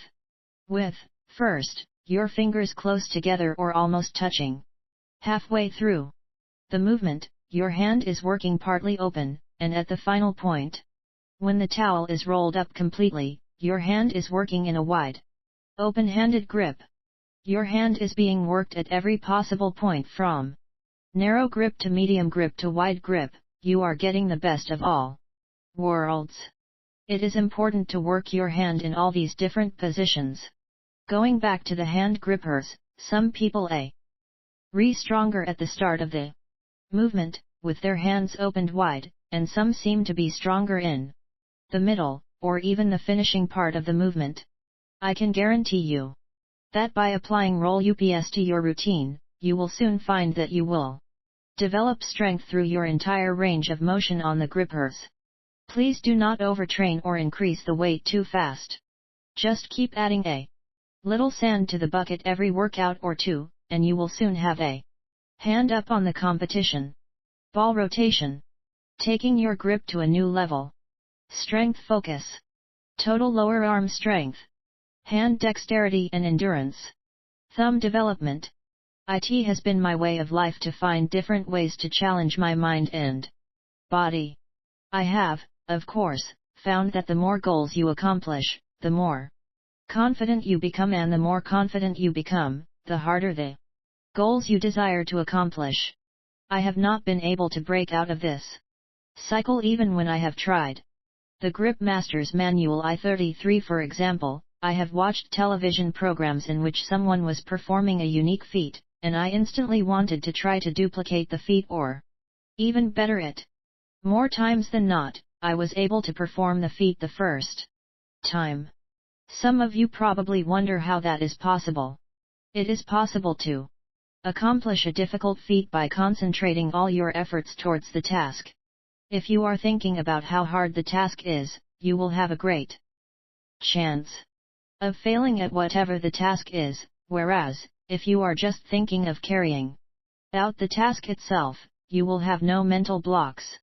I try to choose exercises that not only make me stronger physically, but also strengthen my spirit and powers of concentration. I also look for exercises that have no pinnacle, or, in other words, ones that have no limit when it comes to improving. Ball rotation is one such exercise that offers almost endless potential for increasing your total lower arm strength and enhancing your dexterity. Many of you have probably seen or even used the Chinese balls, sometimes called meditation balls, strength balls, health balls, or even kung fu balls, that relate back to ancient times. They usually come in a box of 2, and many of them have chimes in them to promote relaxation. The objective is to roll the 2 balls either clockwise or counterclockwise in your hand with the palms facing up, which massages the hand, promotes dexterity, and lightly exercises the fingers. By now, many of you are thinking, what does this have to do with building any real hand strength? If you are thinking this, you are absolutely right. This exercise is good for relaxation and for warming up the fingers or cooling them down. The method that I have developed with these balls will make your hands much stronger even if you are not doing any other grip training at all.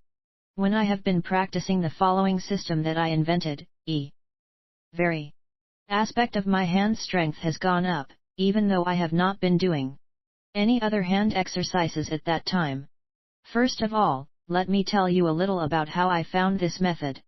I have been familiar with the health balls for years and have used them in the usual fashion on and off as a cool down for my grip strength exercises. After my workout, I would sit in my easy chair and roll them around in the palm of my hand until my fingers felt slightly fatigued. I started to experiment with the balls going in different directions. I also found a rare video from China, where a man was using 3 or even 4 balls at a time. I started using 3, and then 4 balls in the same way, and even though I found this challenging and a lot of fun, I still wasn't really gaining any hand strength or endurance. Then it hit me, what if you use the balls in the same manner as before, but do the movements with your palms facing down instead of up? The balls are facing towards the ground instead of resting in the palm of your hand. It took me a while before I could rotate the 2 balls with my palms facing down for any length of time. My hands would quickly fatigue and even cramp. After working on this for a while, I was able to manipulate the balls very quickly for several minutes at a time. I knew right away that I had stumbled onto something big. This was not only challenging but extremely fatiguing to the hand, and on top of that, it will require all 4 fingers to their utmost, as well as the thumb. I got extremely excited with my newfound discovery. Once I had mastered this movement, it was time to progress to a new level. From there, I went to a movement I wasn't sure was possible: rotate 3 balls in one hand with my palm facing downward. This difficult feat of dexterity required extreme strength and endurance. After a couple of months spent mastering 3 balls upside down, my hands seemed to be changed in their appearance. They looked much more sinewy. I had also reached an endurance level that I had never experienced before, which was odd for me, since I had already developed what I thought was an endurance level in a class by itself. While using 3 balls upside down a couple of times per week as a warm-up, I have once again moved to a more demanding level. I wondered what it would be like if the balls were heavier as well as larger. I made some calls and found some solid lead balls at my friend's hardware store. These balls were almost 2 pounds apiece in weight and about half the size of a pool ball. The heavier balls were much harder than the lighter ones when handled with the palms down technique, because I had to keep more constant pressure on the balls to rotate them throughout the movement. Taping the lead balls with duct tape made them harder to manipulate, requiring more finger pressure with the extra friction. As I got stronger and more used to the heavier balls, I continued to add duct tape around the balls, making them thicker and more difficult to work with. I cannot even begin Tile Grip Master's Manual I-35 to tell you how much strength and endurance it requires to manipulate these taped, heavy balls, and how much strength and endurance this exercise will develop if you stick with it. Rotating 2 and 3 Chinese balls in the hands-up position. Rotating 2 2-pound lead balls covered with duct tape.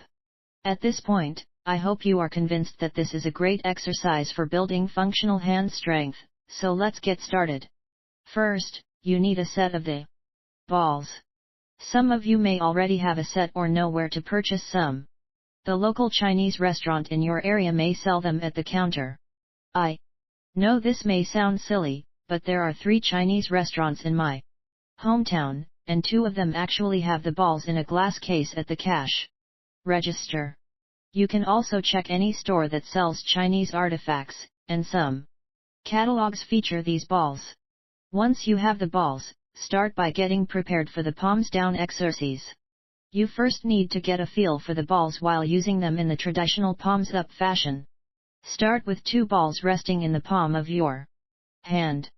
Keeping your palm up, rotate or roll the balls in your hand toward your thumb, using your fingers to keep the balls moving. Remember, regardless of which hand the balls are in, always rotate or roll the balls toward your thumb. Most of you will find this traditional method easy to master. If it feels a little bit awkward at first, stick with it, and after a week or so you will get the hang of it. 36 Now you are ready for step 2. Grasp the balls in your hand the same way as before, but hold your hand in the side position as if you are going to shake someone's hand. As before, start to rotate the balls toward your thumb. You will find this position much more difficult, and you may not be able to do it at first, but continue to practice until you can. You will also notice that in this position, your hand will get tired and start to cramp. Practice this step until you can move the balls quickly for at least a minute. When you can handle the balls with your hand turned to the side without getting fatigued, you are ready to move to the upside down or palms down method. To start, grasp the balls in your hand with your palm down.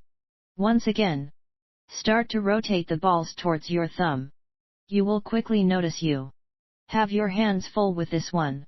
This position demands much of your strength and endurance and greatly tasks your dexterity. Be sure to keep your hand upside down while doing the movement. You will have a tendency to try to cheat and turn your hand back to the side, but concentrate to do it strictly. After you get a feel for this technique and can handle the movement for over a minute, try to increase the speed that you rotate the balls in your hand. Going faster will give you a greater burn than when the movement is slower. Once you are ready to move to the next level, use 3 balls in your hand. As before, start with the 3 balls resting in your hand with your palm up. To get used to the movement, rotating the balls toward your thumb, you will find a big difference when adding the 3rd ball. As you get the hang of it, turn your hand to the side as you did with 2 balls, again rotating the balls always toward your thumb. Then move to the palm down position. Once you can handle rotating the 3 balls upside down, you are in the grip master category, and you should pat yourself on the back. Also, if you have reached this level, you can rest assured that you have gained a huge amount of functional hand strength, useful in any endeavor. If you would like to go to a higher level, see how long you can rotate the 3 balls upside down, or see if you can rotate 3 balls upside down in each hand while taking your morning run. The Grip Master S Manual I37. Bar twirling. Great wrist, hand, and thumb developer. Strength focus. Finger and thumb dexterity and muscle control. Overall hand, wrist, and forearm development. Wrist flexibility. Closing the captains of crush grippers. Bending steel. I have always been a big fan of the old-time strongmen and find it very interesting to read about their different training methods. Many strongmen of the past trained at the bent press and a handful of other lifts and exercises that the average gym rat of today has not even heard of, let alone experienced. One thing that really separates these strongmen of old from the lifters of today is that the old-timers understood the importance of a strong pair of hands. They generally used thick-handled barbells and dumbbells for their lifting. They also pinch-gripped a lot of weight plates and used wrist rollers. Years ago I read a short article about Mac Batchelor. Mac was a bartender from Los Angeles who was undefeated as an arm wrestler and known for amazing hand strength. He excelled at all types of grip strength, from card tearing, to nail bending, to crushing bottle caps between his fingers. In the article, he talked about different ways to develop hand strength. He referred to a friend of his, saying that this gentleman developed a huge pair of forearms by holding a thick steel bar in his hand and rotating his wrist back and forth. I considered for a moment whether this would actually work, and as I had some thick bars like that, I decided to try it out for myself. I grasped the bar and began to rotate my wrist as the article mentioned. I felt a little bit of fatigue in my forearms but nothing great, so I decided to go to a thicker, heavier bar. Again I tried it out, but I still didn't feel anything that I was impressed with. I have experimented with literally hundreds of 38 different types of exercises, a great many of these being grip exercises. This was not one I normally would have tried again, except the next day I went out to my shed to try it again anyway, looking to see what other types of bars I had.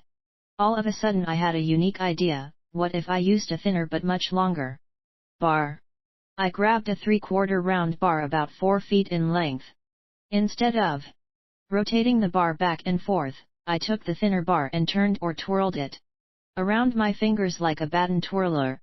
I instantly knew I had found an exceptional hand strength exercise, and after just a few minutes practice, recognized that its potential for developing hand strength was 100% unlimited.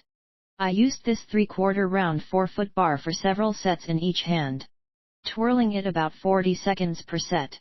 The amount of pressure this put on my hand was incredible. The movement cramped my hand up very quickly, and my thumb almost hurt from so much blood flow to the area. I can honestly say that this exercise worked my thumbs better than any hand exercise I have ever done. On top of that, the entire hand, wrist, and forearm got a tremendous workout. Bar twirling can develop top-notch dexterity very quickly.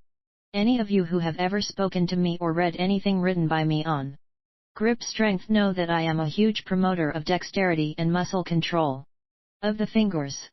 If you increase the dexterity of your entire hand, your grip will improve dramatically on anything you do that requires hand strength. The reason for this is very simple: when you increase the dexterity in your fingers, you learn to use your entire hand. Your last two fingers come into play, which increases their strength and control and allows you to use the strength of the entire hand. This might sound strange, but for the most part, the last two fingers are only slightly used by most people.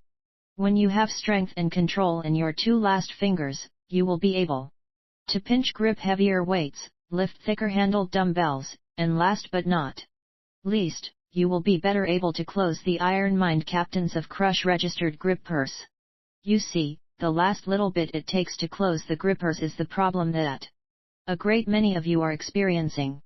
If you look at the position of your hand while trying to close the gripper completely, you will quickly see that it isn't the first two fingers that are finishing the squeeze, it is the last two fingers doing most of the work at the finish.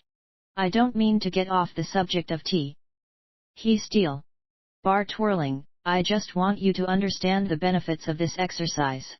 The Grip Milster S/Tanul I3 twirling a steel bar. 40 After I used the 3/4 bar for a few workouts, I moved up RO a 7/8 round bar for about 3 weeks. Then I MRO a 1-inch round bar about 4 feet in length, a real challenge to my hand length. I would rotate or twirl it with my fingers for about 60 seconds in one hand and then move to the other hand. I have been doing this exercise for several months now, and it not only has increased my hand strength and dexterity, it has increased the flexibility in my wrists as well, which has helped me / my steel bending. I strongly suggest that you give this jewel of an exercise a try. To get started, you may want to try this little test. Even though many of you can move right into the movement with a steel bar, twirl a dowel rod or a screw-in broom or mop handle first to get a feel for the exercise. If you can twirl the stick easily, go on to the bar. But if the stick feels awkward, don't worry, you will catch on to the movement very quickly. To start, hold your stick in your hand between your fingers and your thumb. Now, keeping your arm close to your body, twirl or rotate the stick in a clockwise rotation. I want you to keep your arm close to your body because as you move up to a heavy bar, your shoulder will quickly fatigue.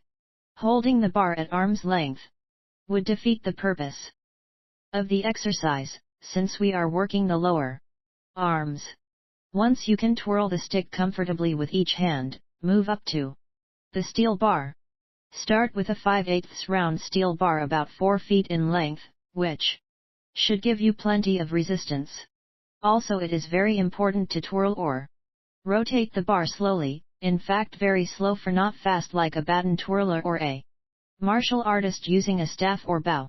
When you rotate the bar quickly, some of the resistance is diminished by the speed of the bar, but when you rotate slowly, you are manipulating the weight of the bar with pure hand strength. Rotate the bar slowly in a clockwise movement until your hand is tired, and then transfer the bar to your other hand and do the same. You will also Want to rotate the bar in the opposite direction, or counterclockwise? You will find that this direction has a different feel from the clockwise rotation, and works the wrist and forearm from a different angle. Remember to do the rotations slowly, feeling the weight of the bar. Once you have gotten stronger, move up to a heavier bar, like a 3/4 round FO or foot bar, and then to a 7/8 bar, and then to an inch bar, and so on. This motivating and helpful exercise will give you a great advantage when it comes to complete hand strength.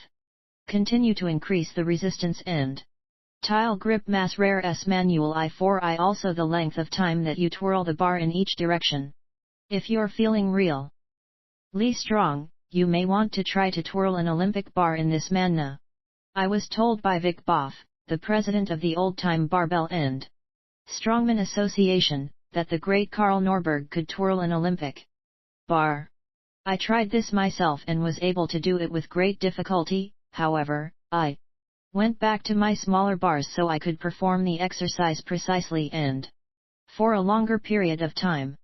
The key to this exercise is to use a weight you can manipulate and control strictly with your fingers. One finger lifting, history and how to. Strength focus. Individual fingers. In this high-tech world, very little information is kept secret or is virtually unknown, especially with the internet. Topics basically inaccessible 15 years ago can now be accessed and studied more easily. We are also exposed to cultures and ideas which were once kept hidden. Many of the training methods of the Soviets and East Germans can now be studied and applied through books and videos. In fact, just about any subject in the strength and fitness world is available knowledge for those who seek the answers. However, our topic today is about as elusive as the Loch Ness Monster or the werewolves of London. This mysterious beast is the manly art of one finger lifting, where some huge, bearded man dressed in an old-time outfit, like a leopard skin loincloth, is lifting a huge weight or object off the ground with nothing but one finger. One finger lifting is probably the most unknown and most impressive feat of strength people can conceive of in their minds, whether they are fans of strength or the world's premier strength athletes. People are in awe of lifting huge weights off the ground with just one finger. 42 Hans Sterer, the great German strongman, lifted 00 pounds off RHE ground using just the middle finger of his right hand. Or what about the famous Canadian, Louis Cyr, who lifted 552.5 pounds off the around using only his middle finger? These two performers accomplished these lifts in the 19th century, and finger lifting continued into RHE Ruamayath C. Muri. As Warren Lincoln Travis, from New York City, lifted 667 pounds with his middle finger in 1907, Jack Walsh lifted 670 pounds, and R/X lifted a whopping 760 pounds off the ground with just his middle finger in 1/1 yard. Beach, South Carolina in 1942. A handful of other strongmen also could lift in excess of 500 pounds were one finger. One such performer who must be mentioned for this list Rob. Complete is the old-time circus performer Philip Brumbach. Brumbach did lifts individually with each of his fingers. He could lift over 600 pounds with his middle finger, but what I found most amazing is that he could lift over 400 pounds using only his pinky, or little finger. Imagine having that much force being exerted on the joint of your little finger. The strong men of old, even though not so large and muscular as the men of today, had superior strength in the tendons and ligaments because of their unique training. Tendon and ligament strength, obviously, is of great importance when it comes to finger lifting, not only for the success of the lift, also for protecting the finger during the lift. How can such great poundage can be pulled off the ground with just one finger? First of all, let's examine the lift and break down the steps. The weight is raised only slightly off the ground, and it is mainly the legs and hips that actually lift the weight off the ground. Most of you are there have plenty of strength to lift 500 pounds or more in this manner, using only your legs and hips. After all, your back is basically straight and your legs are almost locked. Are when you are in the right position. Next, let's look at the gear or equipment we will need. Most of the famous lifters used a padded finger ring similar to the metal one that Iron Mind sells, or the ones that can be found at many hardware stores. You may wish to put a little duct tape around the ring for slight padding. Be sure that the ring tile Grip Master's Manual I-43U uses large enough and has plenty of movement for the finger. I personally don't use a finger ring, but a piece of chain, one that is about the size of a handcuff chain. I have been told that the chain is more painful to the finger than the ring. I'm not sure that is the reason have always used the chain for. The simple reason that the day I decided to try one finger lifting, I didn't have a ring. The only thing I could find to use in my building was a piece of chain about as thick as a handcuff chain. It is really up to you which you use, either one will work. One finger lift with middle finger. After obtaining your chain or ring, you will need a couple of clamps or hooks to connect your chain or ring to your weight. If you have a loading pin or weight stack and plates, that would be perfect. If you don't have a loading pin, you can run a chain or rope through your weight plates, so that all your 44 plates are hooked together. Then connect your clamp or hook setup to your weight setup, and you are ready to lift. Adjust your own setup so that the length works for you. You will want to have it set so that your back is almost straight and your legs are only slightly bent. If you're standing straight up, it won't work because you won't be able to get any leverage like if you're bent too far forward, you will put your back in a bind and it'll be out of position to perform the lift properly. Straddle the weight, making sure that the weight or object you lift is directly underneath you. Your other hand is on your thigh in order to balance yourself and to keep your back in the right position. Once you have everything in the proper place, slip your finger through the metal ring or link of chain, positioning the ring or chain about halfway up your finger, between the first and second joint from the end of your finger. Please be sure to use your middle finger the first time. It is the strongest and is also in a perfectly straight line with your hand, making it the safest one to use. I must strongly caution you that finger lifting is potentially dangerous, and you must start with a very light weight regardless of your strength level. If you try to lift too heavy at first, you may damage the tendon of your finger. Even if you wish to try some heavy finger lifts, you should practice lifting some light weights for a while to strengthen the tendons in your finger and toughen up your hand. You may want to lift the weight for a few reps or simply hold the weight off the ground for a few seconds. These movements will greatly increase the strength of the finger. Also remember that your finger is like a hook holding the weight. If your finger is not strong enough to hold the weight will not leave the ground. And, as you may discover, when you lift a weight but cannot withstand the force, your finger opens or straightens. The result is a dropped weight. You may notice that in the photo I have a piece of cloth between my finger and the chain. I am not doing this to be a sissy boy, I am doing it to show you the best and safest way to finger lift. If you drop the weight because your finger opens up under the strain, you will probably lose some skin on your finger as the chain quickly slips and scrapes along your finger. So, please take my advice and use a piece of cloth with the chain. If you use the metal ring, you may want to pad it slightly with tape, as I mentioned before, to protect yourself from the same outcome. The Grip Master's Manual I-45. Some of you might like to know how much I can finger lift. I would be glad to share this with you, especially since it was my next point. The most weight I have ever lifted with my middle finger is around 400 pounds, and the most I have ever lifted on my pinky, or little finger, is 200 pounds. Although these are very respectable lifts, they are not my limit lifts, and I have never cared to go higher purely for safety reasons. Even though I have always trained my hands hard, I have always taken good care of them too. So please, enjoy the finger lifting, as it is exciting to perform, but remember that you are trying to lift a great weight with a small joint. In addition to lifting, you might also have fun pulling weights with one finger, like doing a seated row on a pulley system. As you progress, you may try to pull a car, or even something larger, with one finger.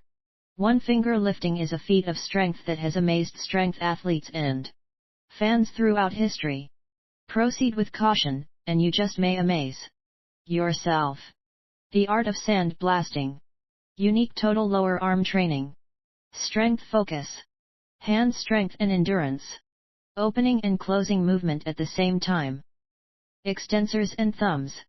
I have found it very interesting to read about methods of physical training throughout the world. Each country's athletes seem to have unique ways to develop their bodies for their sports and activities, and different ways to test and show their strength.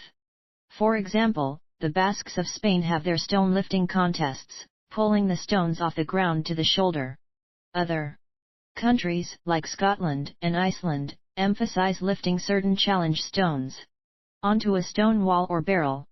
All three of these countries have a rich heritage of testing one's strength with large stones. Other examples are finger pulling contests, once a popular test of one's strength in Austria, wrestling bouts in 46 India, and traditional Olympic-style weightlifting in much of Eastern Europe. The one test we will examine here comes from ancient China. This practice dates back as far as you can look, its origins coming from the ancient Kung Fu masters of the Shaolin temples, and is still used to date to strengthen one's hands. If any of you have watched the Kung Fu movies on Saturday night, you may have seen a form of this exercise, driving one's fingers into a bucket of sand. The objective of the movement is to force your hand as deep as possible into the sand, which is accomplished by speed, explosiveness, and the strength of the hand. Kung Fu artists continued to train by thrusting their fingers deep into the sand until they moved to a naturally val. In fact, there were 5 steps in building the strength and toughness of their hands. The first step was to perform push-ups on the fingertips. Once students could perform fingertip push-ups with ease, they would advance to the next level, which was to perform push-ups on their forefingers, or to bounce up and down on their fingertips. Once this exercise was mastered, the student would then fill a bucket with Chinese green beans and drive his fingers as deeply as possible into the beans. When the student could drive deep into the beans, he would then graduate to our topic, a bucket of sand. The student would train by jabbing his fingers as deeply into the sand as possible. The 5th and final level was to drive the fingers as deeply as possible into a bucket of iron or steel shot. This final level is quite tough and abusive to the hands and could take quite a while to reach given the stress on the hands. Following this 5-step system would perhaps develop the toughness of the fingers and hands more than the strength of them. After all, this method of training was mainly used by the Kung Fu trainee to develop finger strength so that he could penetrate deeper into an opponent with his strikes. The system of strikes used the fingers in various forms or styles, instead of the fist, to strike and thrust, which is why driving the hand into different substances, like beans, sand, and steel shot, was so important to the trainee. Some of these styles are called the tiger, eagle claw, praying mantis, and the white crane. Even though the Kung Fu system of training is rather interesting and fun, when going through the different steps the hand is mainly used with the fingers straight or held in the same position throughout the movement. In TT1E Grip Masters Manual I-47. Other words, there is no range of motion, dosing and opening the hand. I followed this system and found it exciting as I was able to drive my hand deeper and deeper into buckets of sand and steel shot. It was through this process that I discovered yet another noteworthy hand strengthener. While working with the sand one day, I forced my hand into the sand to the point where my fingers were buried slightly past the last knuckle, or where half of my hand was underneath the sand. Instead of thrusting my hand up and down, I kept my hand in this same half-buried position and started squeezing the sand, closing my hand against the resistance of the sand and also forking it open against the resistance of the sand. As I dosed my hand and then opened it under pressure, my hand was undertaking a tremendous work load. I started to experiment with different angles and different depths. Having my hand completely buried in the sand about to wrist level provided the most resistance. The sand is packed a little tighter at this depth, resulting in more tension on the hand. At this level I continued to forcibly open and then close my hand against the sand, and it didn't take long to achieve a great pump in my entire hand and lower arm. My hand was actually wanting to cramp a little when I stopped. In Mastery of Hand Strength I discussed the importance of doing exercises that open the hand as well as dose it. This opening of the hand, working the extensor is almost entirely overlooked and is of great value in any activity requiring hand strength. In sand blasting, as I call it, you are getting the best of both worlds, working both movements, dosing and opening the hand in the same exercise. This is the first time I ever did both movements together, and after doing this exercise for a while, I experienced a new feeling in my hand and forearm and noticed that my endurance had greatly improved. I highly recommend it to those wanting to improve their hand strength and endurance in a short period of time. To get started, all you need is a bucket and some sand. I would suggest a 5-gallon bucket, which can be purchased at any hardware store or lumber yard. Fill your bucket with sand. Where I live, the soil is almost pure sand, so I don't have to go far to fill my bucket. If you live dose to the coast, the beach sand will be fine. However, if you don't have access to the beach, try your neighborhood hardware store. It should be easy to purchase a bag of 4/8 sand to fill up your bucket. Fill your bucket almost to the top, and you are ready to begin. Place your bucket on the ground and either get on your knees or sit on a stool. I personally like to use a stool for comfort, which allows you to concentrate on the exercise instead of the discomfort to your knees. Force your hand into the sand to about wrist level. If you have any difficulty getting your hand deep enough into the sand, twist your hand or claw into the sand, forcing your hand deeper at the same time, up to your wrist. Start to close your hand tightly into a fist against the resistance of the sand. Now open your hand as wide as you can against the resistance of the sand. Continue to repeat this movement over and over until you get fatigued. As you improve on this exercise, concentrate on opening and closing your hand with more explosiveness. You will quickly see the benefits of this exercise. As with all exercises, be sure to work both hands equally. Sand blasting will give you one of the greatest pumps you have ever experienced in your life, and the strength and endurance it builds is very functional. You will also find that sand blasting works the thumb as well as the extensors, just another one of its many benefits. The investments. Reaping big rewards in hand strength. Strength focus. Overall hand strength. Muscle control and dexterity. Individual fingers and thumb extensors. Many of the new exercises in this book develop not only great hand strength, but also muscle control and dexterity in the entire hand. This, of course, promotes excellent hand health as well. I call the two exercises in this section the investments because you are making an investment in the Grip Master's Manual I-49 strength, muscle control, and dexterity of your entire hand, along with your overall hand health. Levering barbell plates with fingertips. For the first one, levering a barbell plate with your fingertips, you need a table or a workbench, a rowel, and a barbell plate. If you are average in your grip strength, you will probably want to use a 10 pounds plate. If you are really strong in your grip, you may use a 25 pounds plate. You will have to experiment with the proper poundage, as with any exercise. Place the rowel on the table or bench, folded double, and place the barbell plate on top of the towel. The rowel is used to prevent the plate from sliding around, as well as scratching the tabletop. Place your forearm and hand flat on the table with your palm facing upward. Slide your fingertips underneath the edge of the plate and start to raise one end of the weight using only your fingertips. You can vary the movement as you progress. You can raise and hold the weight with all your fingers, you can raise the plate with just 2 fingers, or you can even raise it with 1 finger at a time. Be sure that if you try the 1 finger method, you don't strain any tendons or ligaments. Start slowly. And don't try too much weight for your own strength level. Also, I would suggest that you sit in a chair instead of stand. This will make the rest of your body comfortable, and you will be able to concentrate on the exercise. As you progress and get used to the movement, try to go from 1 finger to the other. In other words, lift the barbell plate and hold it with 1 finger. Then, without lowering the plate, go from 1 finger to the next, back and forth, as though you were playing a piano.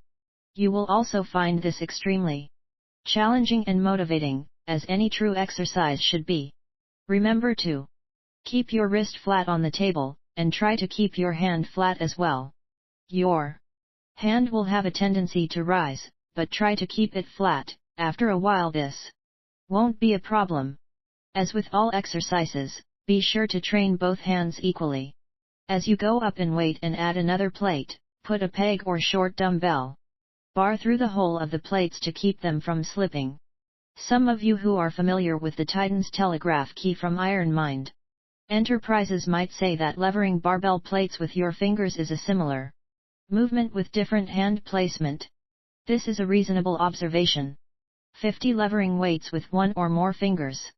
However, this exercise doesn't remotely feel like the Titan's telegraph key.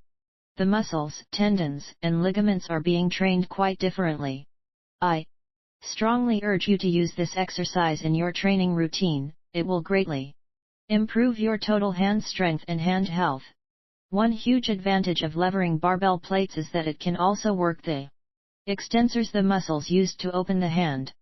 These muscles are hardly ever even mentioned, let alone properly trained. I have found that by training the extensors, the entire hand gets stronger. Yes, greater strength for pinch gripping or even closing a heavy R gripper can be obtained by adding some extensor training to your routine. In Mastery of Hand Strength, I presented a few exercises that increase your hand opening strength. I have the Grip Master's Manual I5. I always known that exercises to develop the extensors were important, but I'm learning just how critical this is. Training the extensors increases strength, helps prevent injury, and promotes hand health. To exercise the extensors with this movement, the same rules apply as before. The only difference is that you will use a much lighter weight. Start the same way as before by placing the barbell plate on the table on top of the towel. This time, place your arm on the table with your palm facing down, and slide your fingertips under the edge of the plate. Lift the plate by raising your fingers upward.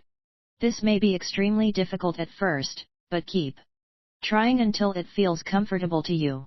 As you improve, you can raise the plate with individual fingers, as in the original exercise, and eventually hold the plate up while moving from 1 finger to the next. Once again, remember to use a lot less weight when working the extensors.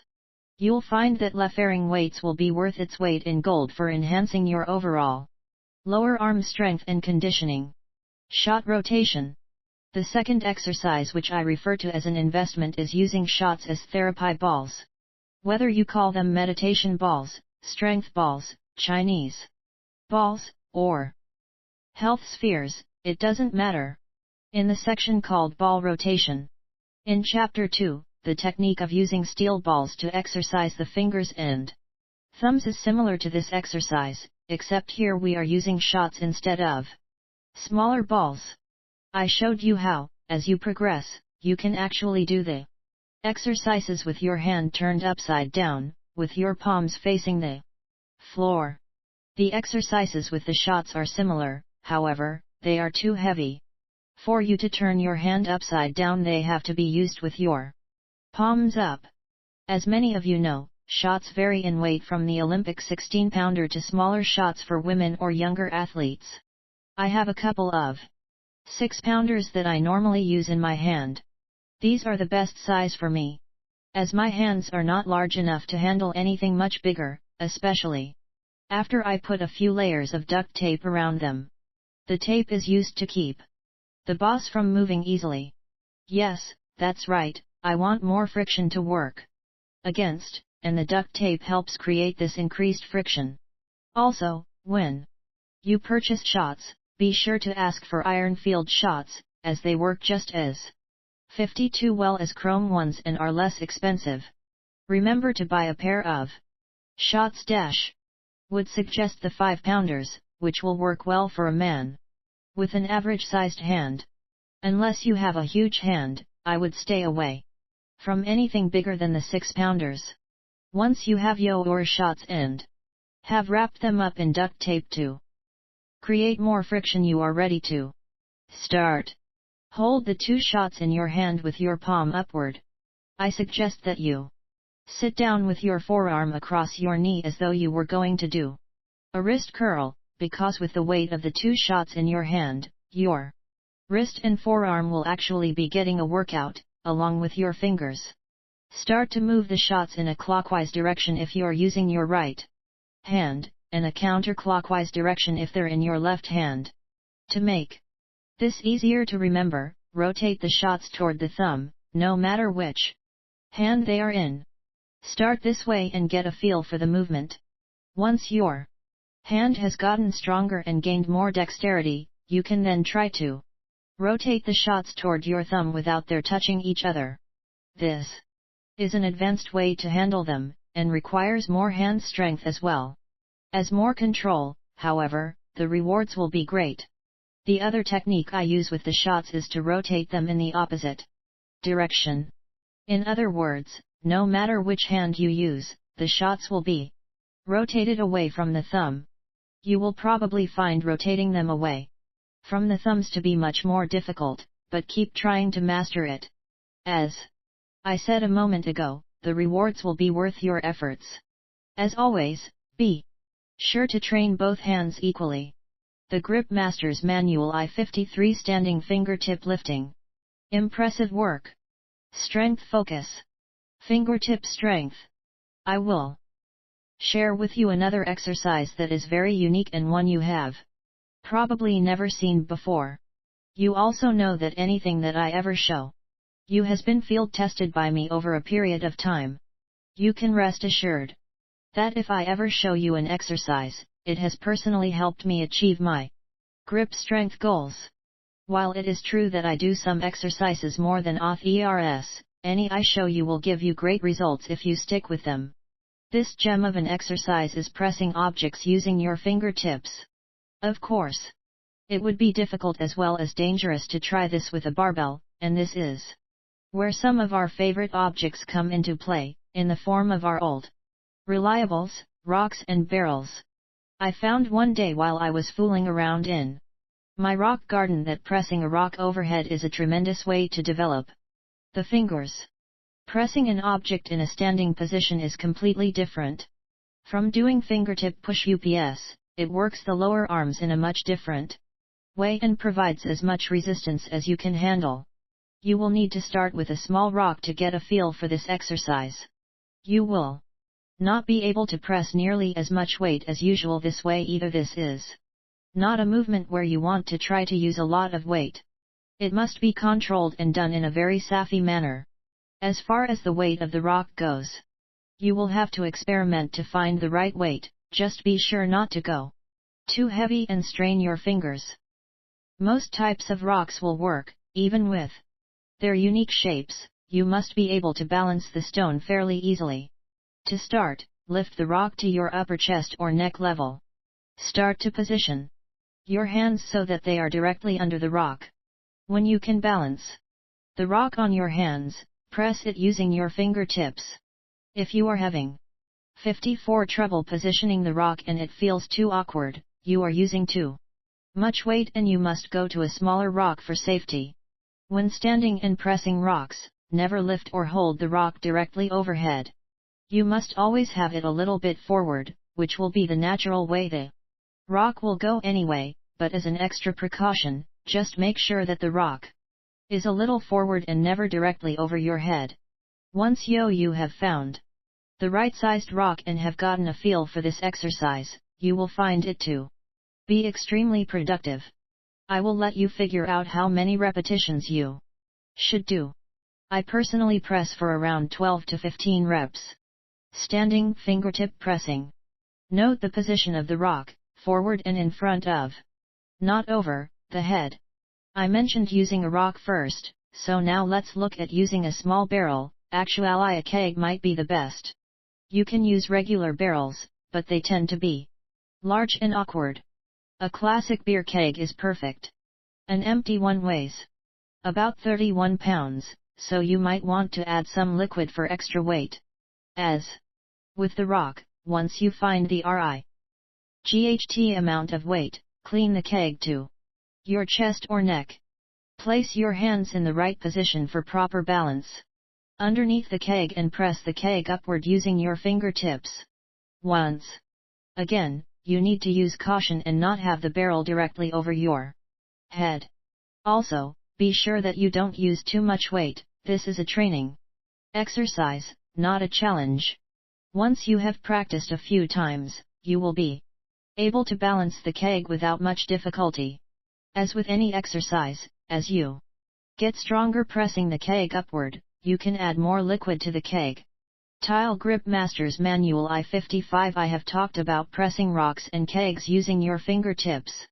I will suggest one more object to use for this exercise, which may be easier because it is convenient and available, the ordinary barbell plate. Take a regular 45-pound plate, or a 50-pound plate if you have one, and press it overhead. Using your fingertips. The plate will be quite easy to balance as well. For most of you, the 45 or 50-pound plate is probably a good starting weight.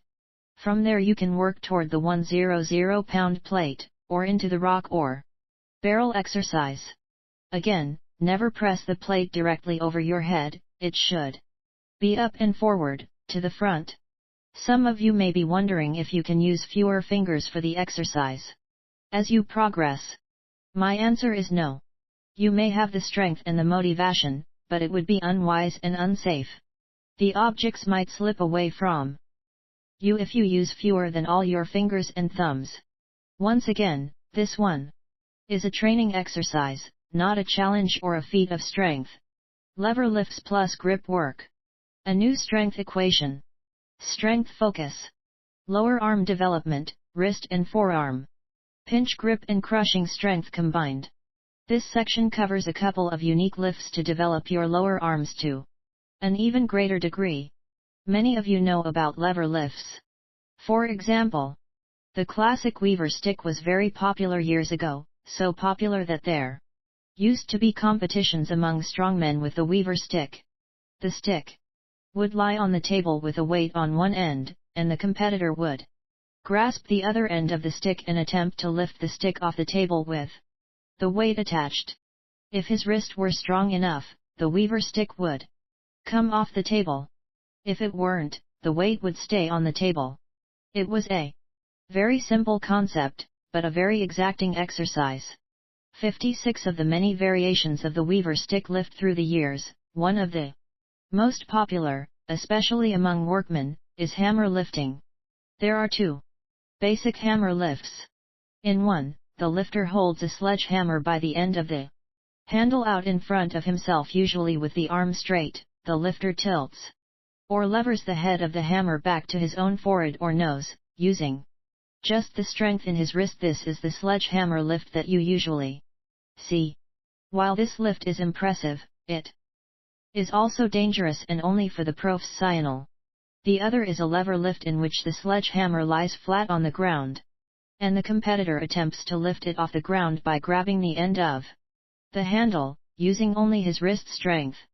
The second lever lift is much more difficult than the first, requiring more wrist strength to compensate for the lack of leverage, and is the lift we will examine in this chapter. I will show you two variations I invented that will give you far better results than the basic lever lifts. These two great exercises will enhance your wrist and forearm strength, as well as develop your pinch grip and crushing strength. Board pinch grip. The first exercise develops your wrist and your pinch grip.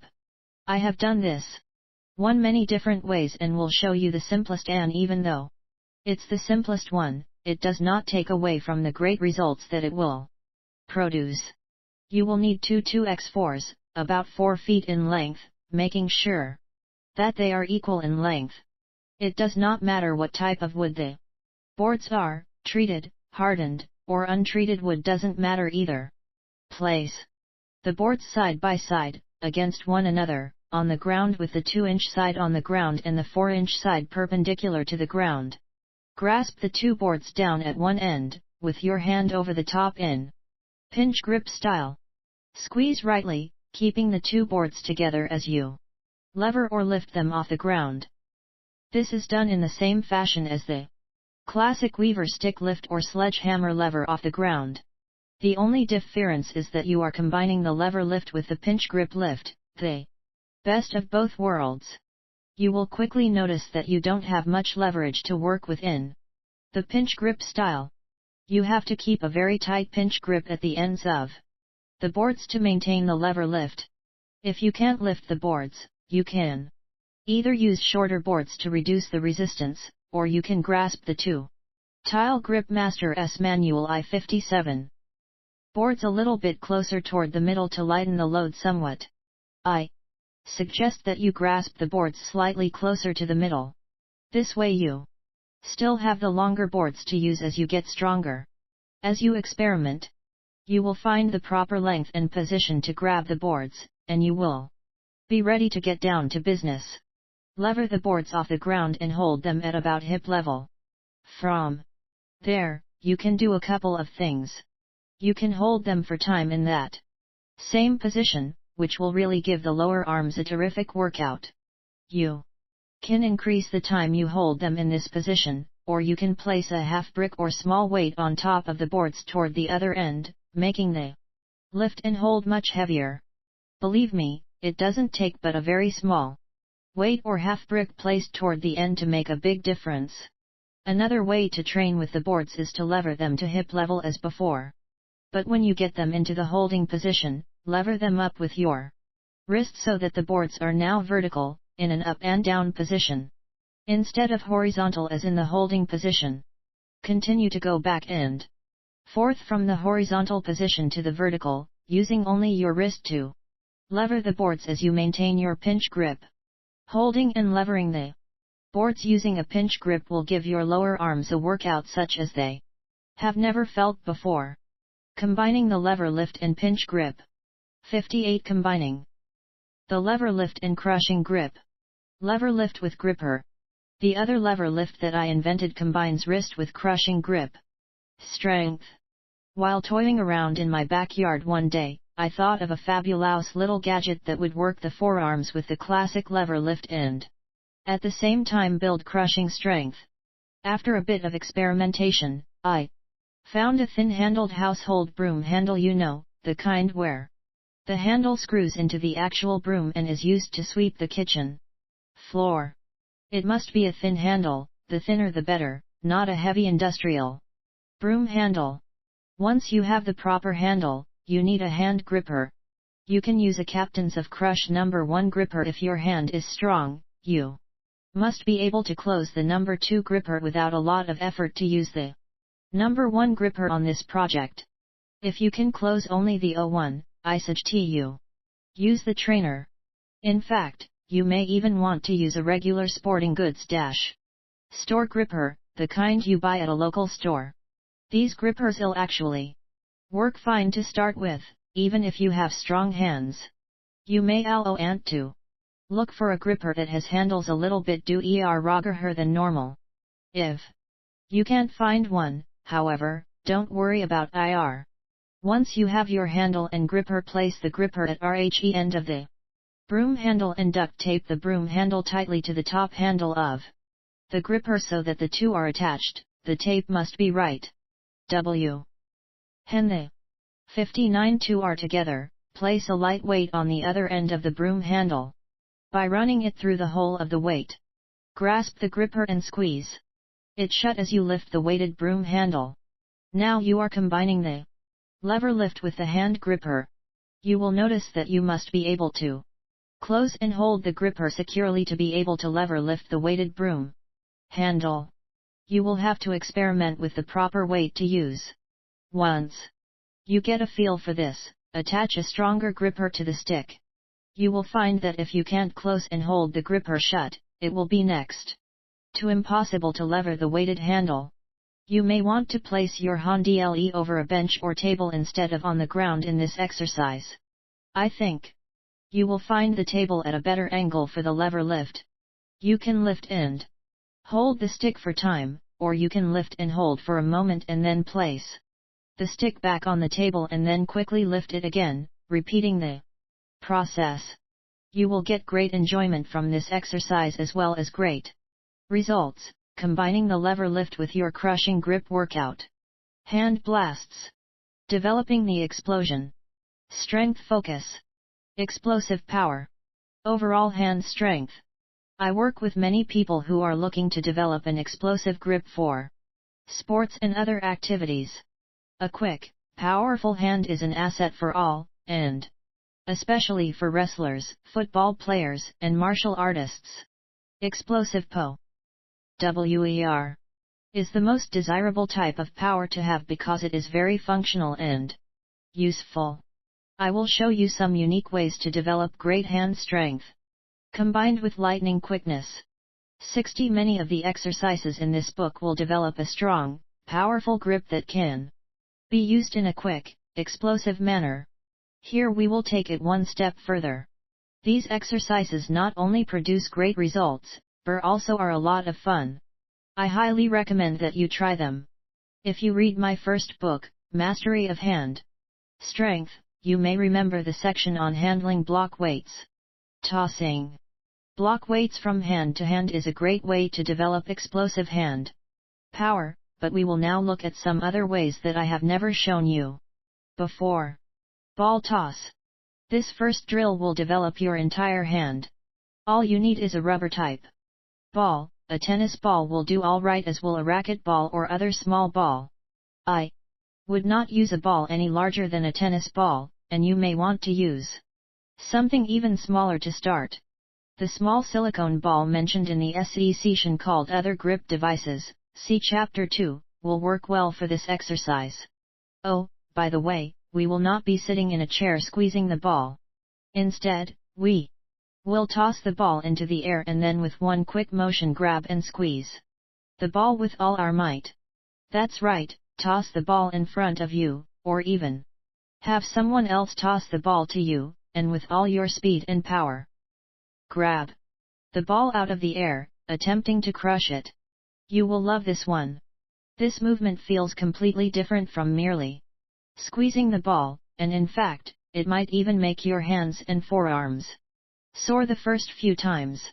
At first, you may miss the ball or bat it away, but keep practicing, and you will soon grab it out of the air on every toss.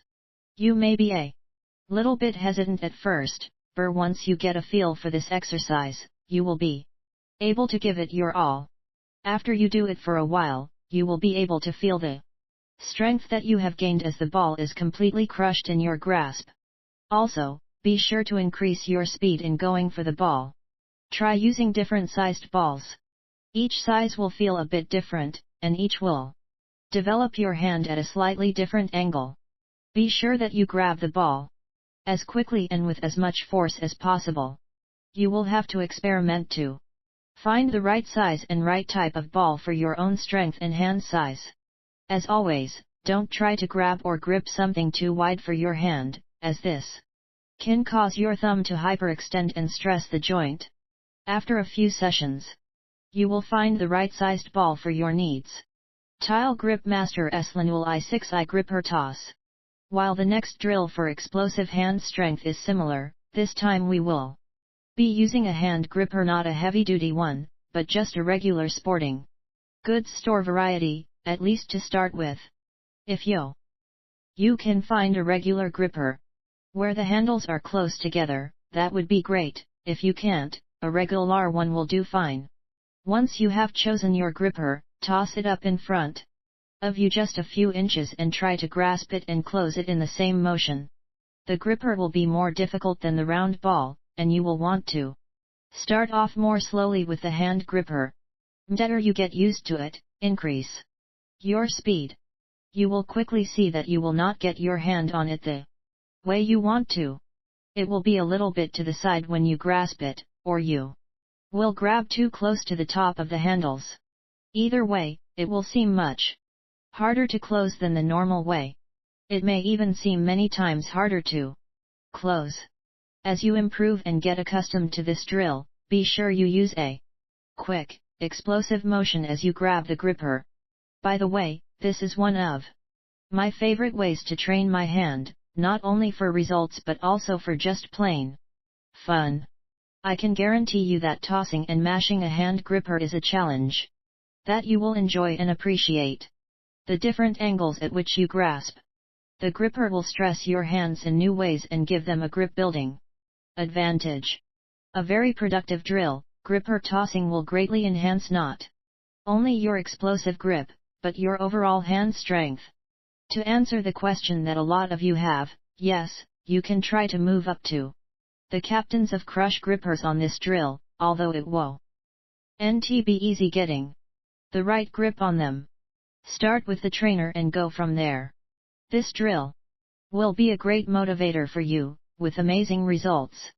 If you are able to toss the number one gripper into the air and grasp it and close it in the same motion, be sure to let me know, because this will be quite an accomplishment. Rapid hand action. I will share one more drill that will build your explosive hand strength and strengthen your extensors as well. Be sure to do this exercise last. It will give you a tremendous pump into your lower arms. At first it may not look very hard to do, but if you do it correctly with the right effort, you will quickly develop great respect for it. You can do this exercise one hand at a time or both hands together, it doesn't really matter. I usually do it one hand at a time. Hold your hand out in front of you wide open and close your hand as quickly and explosively as you can for 90 seconds. Be sure to completely open your hand each time, and be sure to close it completely each time. Do this hard for the entire 90 seconds, working it as quickly as possible, trying to beat yourself each time. The challenge is do more reps each and every time you do this drill. Be sure to train both hands equally. This rapid hand action drill is one of the most deceptive looking exercises you will ever find. While it doesn't look very difficult, it will give you one of the greatest burns imaginable. Each time you do this exercise, strive to be more explosive and use more power. Innovation is important in everything you do when it comes to your training, and it is essential to staying motivated. The key is to have fun and challenging exercises in your routines. Be sure to try some of these new ways to develop explosive hand strength, because they will not only give your hands more power, but also give you some dynamite results. Work those extensors. For total hand strength. Strength focus. Total hand strength. Increased size and muscularity in Forearm. I have already mentioned the importance of developing the extensors, the muscles that open the hand, in a few places in this book. Many grip enthusiasts do not train the extensors at all, therefore, they have not tapped into their total hand health and hand strength. That's right, total hand strength. That's why I feel that including a section on developing the extensors is essential. Some of you who are at a sticking point with your hand strength right now will notice a huge difference if you start exercising the extensors. Whether you are stuck on a captain's of crush gripper or stuck trying to pinch grip The Grip Master S Manual I63 certain weight off the ground, this will breathe new life into your total hand strength. Another nice attraction or fringe benefit that you will notice after exercising the extensors for a short period is that your lower arm or forearm size will grow.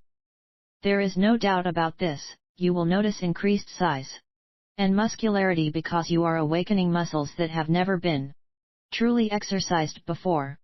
The burn you feel when the extensors are exercised is on the top of the lower forearms. It is quite a burn or pump when they are exercised properly. I believe that you will greatly enjoy these newfound muscles. I noted that the power web, see other grip devices in Chapter 2, can be used to exercise the extensors, as well as the exercises lifting the weights off the table using the fingers, see the investments in Chapter 2, and sand blasting, resisting sand in a bucket, see the art of sand blasting, Chapter 2. You can also use rubber bands and lifting jars, Ref. Mastery of hand strength. All these are helpful, and I use all of them from time to time with good results. My two favorites are coming up next and I hope you find these very enjoyable and productive as well. The good thing about these two exercises is that one uses range of motion and the other works as a static hold or resisting exercise. The second, holding exercise, is extremely fun and can also be used in competition or to test your strength against someone else's. I often play a little game with myself with this exercise which I will share with you in a moment. Hand resistance. Let's look at the first exercise, which brings range of motion into play. This movement can be done anywhere anytime because it requires no equipment. Hold your right hand closed in a fist with your left hand over the top of your fingers. Open your right hand all the way, resisting the opening of the hand with your left hand. Do not try to stop your right hand from opening with your left hand, simply slow the movement and create resistance. Continue to open and close the hand until you get fatigued. I usually do a lot of repetitions of this exercise. I don't count the repetitions, but I would guess that I do around 30 or more. Remember, do not try to stop the hand from opening with the other hand, simply resist the opening of the hand. 64 Hand resistance exercise. The Grip Master's Manual I65. After you do the hand resistance exercise a few times, it will feel very natural. It will give you a tremendous burn in the top of the forearms. You will also gain strength very rapidly if that muscle group has been inactive until now. You will enjoy the hand resistance movement and its benefits almost immediately. As always, be sure to exercise both hands equally. I do this exercise last, after all my other lower arm exercises. One reason I do this one last is the extreme burning sensation it produces when I do a couple of sets on each hand. If you include this exercise in your hand strength routine, it will produce great results in total hand strength and hand health. I encourage you to work the thumb in this way as well. It, of course, opens and extends. You can either include it in the same movement as your entire hand, or you can work it by itself, resisting the extension of the thumb using a couple of fingers of the other hand. Once again, remember to exercise both hands and both thumbs equally. Extended finger hold. The second exercise is a holding exercise that can also be used as a game to match your strength against someone else's. You can use a variety of objects. To perform this exercise, I suggest using solid half bricks. These bricks can be purchased at a home improvement center, a lumber supply company, or perhaps a garden center. Half bricks are red in color and solid, without any holes. Other bricks and objects can be used instead, but I like the half bricks because they make a short pile instead of a tall pile, which you will understand in just a moment. Once you have a few bricks, you are ready to begin. Start by holding one hand in front of you with your palm down and your fingers extended straight out. Place one brick on top of your extended fingers, holding it there for about 3 seconds. Then place another brick on top of the first. brick, and hold those 2 bricks for about 3 seconds. If you can still hold 2 bricks, add a third brick to the stack and hold for 3 seconds. From there, instead of going higher, take the third brick off the stack and hold the first 2 bricks for 3 seconds. Finally, take the second brick off and hold the first brick for about 3 seconds. At this point, you have completed a cycle.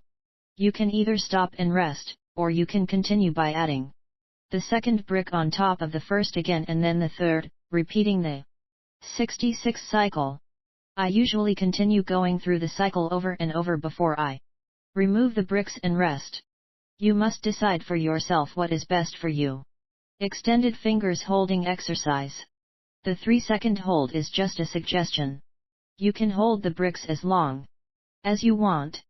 You can also stack more than 3 bricks on your hand if you like, but do not try to stack more than 4 bricks as they may be hard to balance and may fall over. I think you will find 3 to be enough when you repeat the cycle again and again. As you improve, see how many cycles you can go through before you have to rest. Extended finger holds are a lot of fun to do and will take your hand strength to the next level. The Grip Master's Manual I-67. Grip work with tubing. Building bending strength. Strength focus. Overall/our arm strength. Bending strength, nails, horseshoes, steel bars, etc. In this chapter I will give you yet another world-class way to train your grip strength using cables, not the cables at the gym that are attached to a stack of weights, but the old-fashioned cable set made of surgical tubing with handles on each end. They are pulled or stretched when exercising and give the practitioner a great upper body workout along with improved flexibility and range of motion in the shoulders. In my opinion, cables are much better than weights when it comes to developing functional strength in the upper body. To train our grip, we are going to use the cables a little bit differently than we normally would. While I did not invent these exercises, I modified them so that they could be used to greatly enhance one's lower arm strength. These few exercises with tubing develop the type of hand strength that helps with bending nails and horseshoes, among other things. Even though some of the exercises can be done the traditional way when training with cables, our method has one big difference: we are not going to use any handles. That's right, detach the surgical tubing or cables from the handles of your cable set. If you do not have a cable set, you may want to buy some surgical tubing from Iron Mind Enterprises Incorporated or from a medical supply store.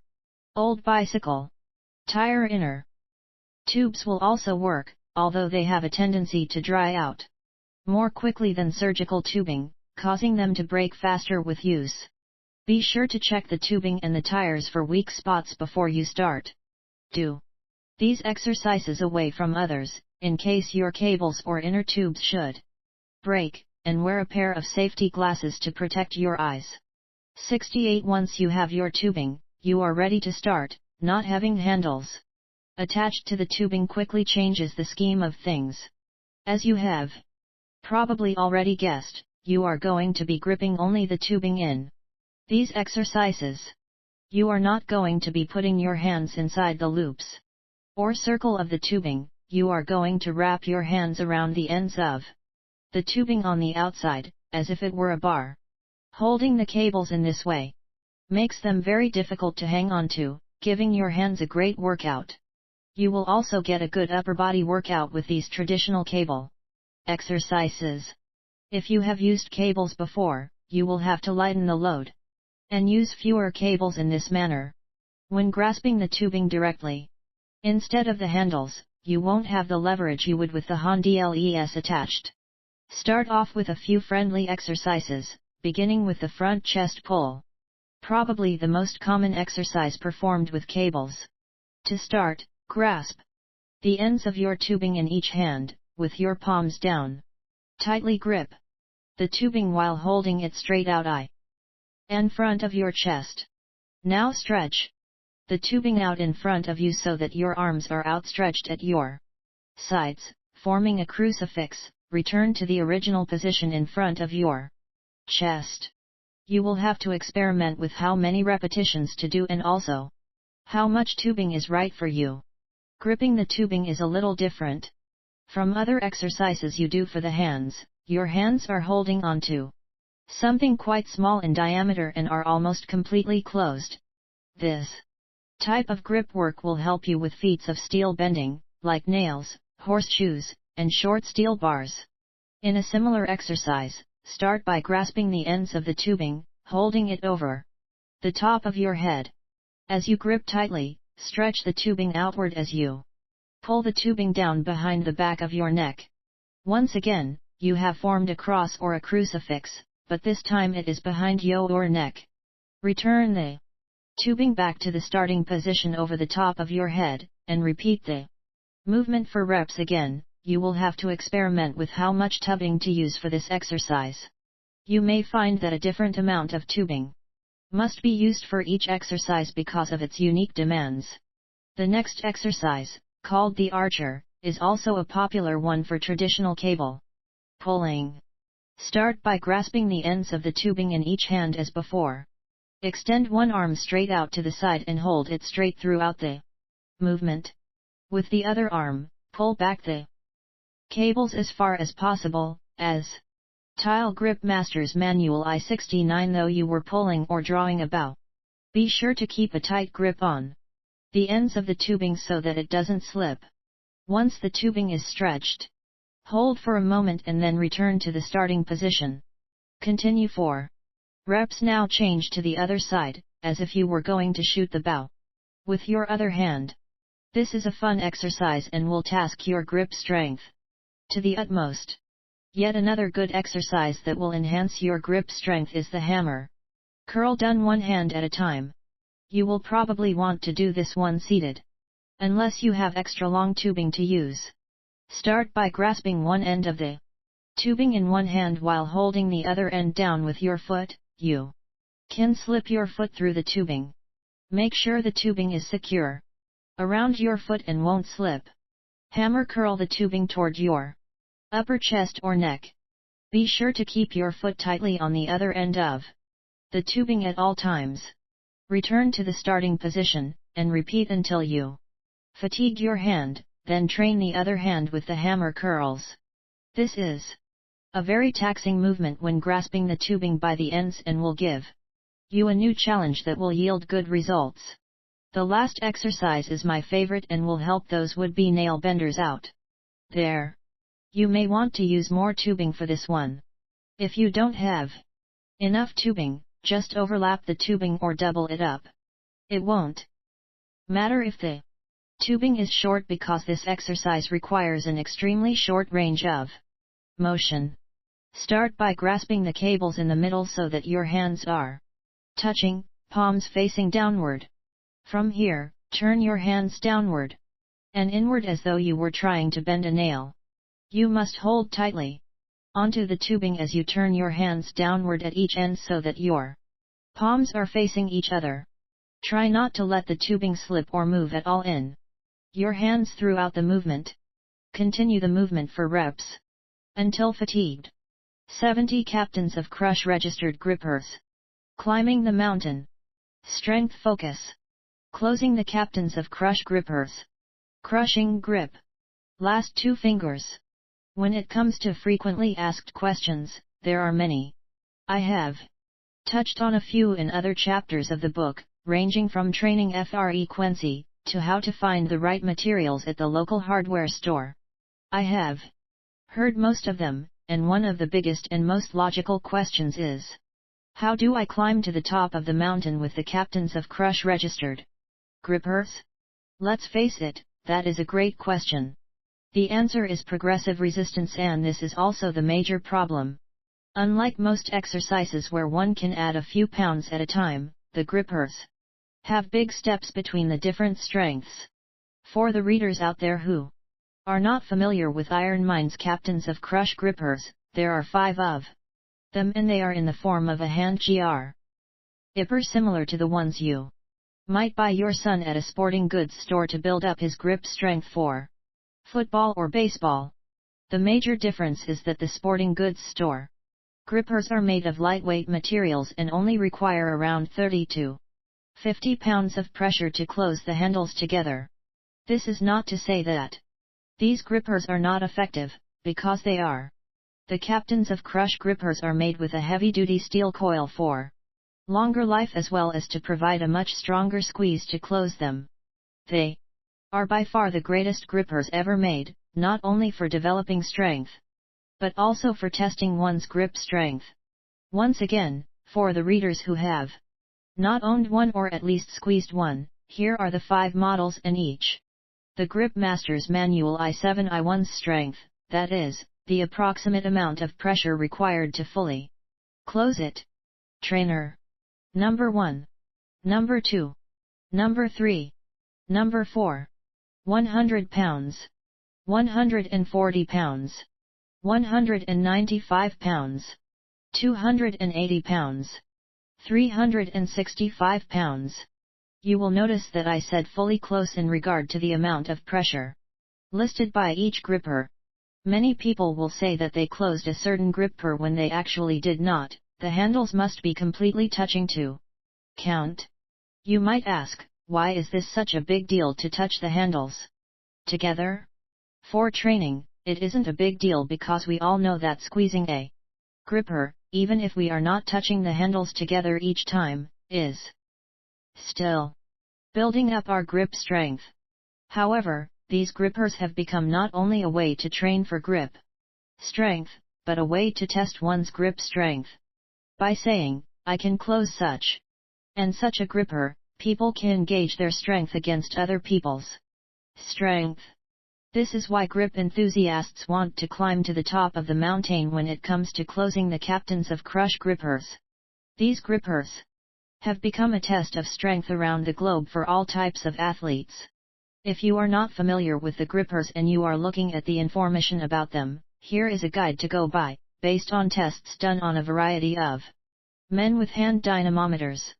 A dynamometer is a medical device used to test people's hand strength. You squeeze the handles, and the dynamometer registers how many pounds of pressure you are squeezing.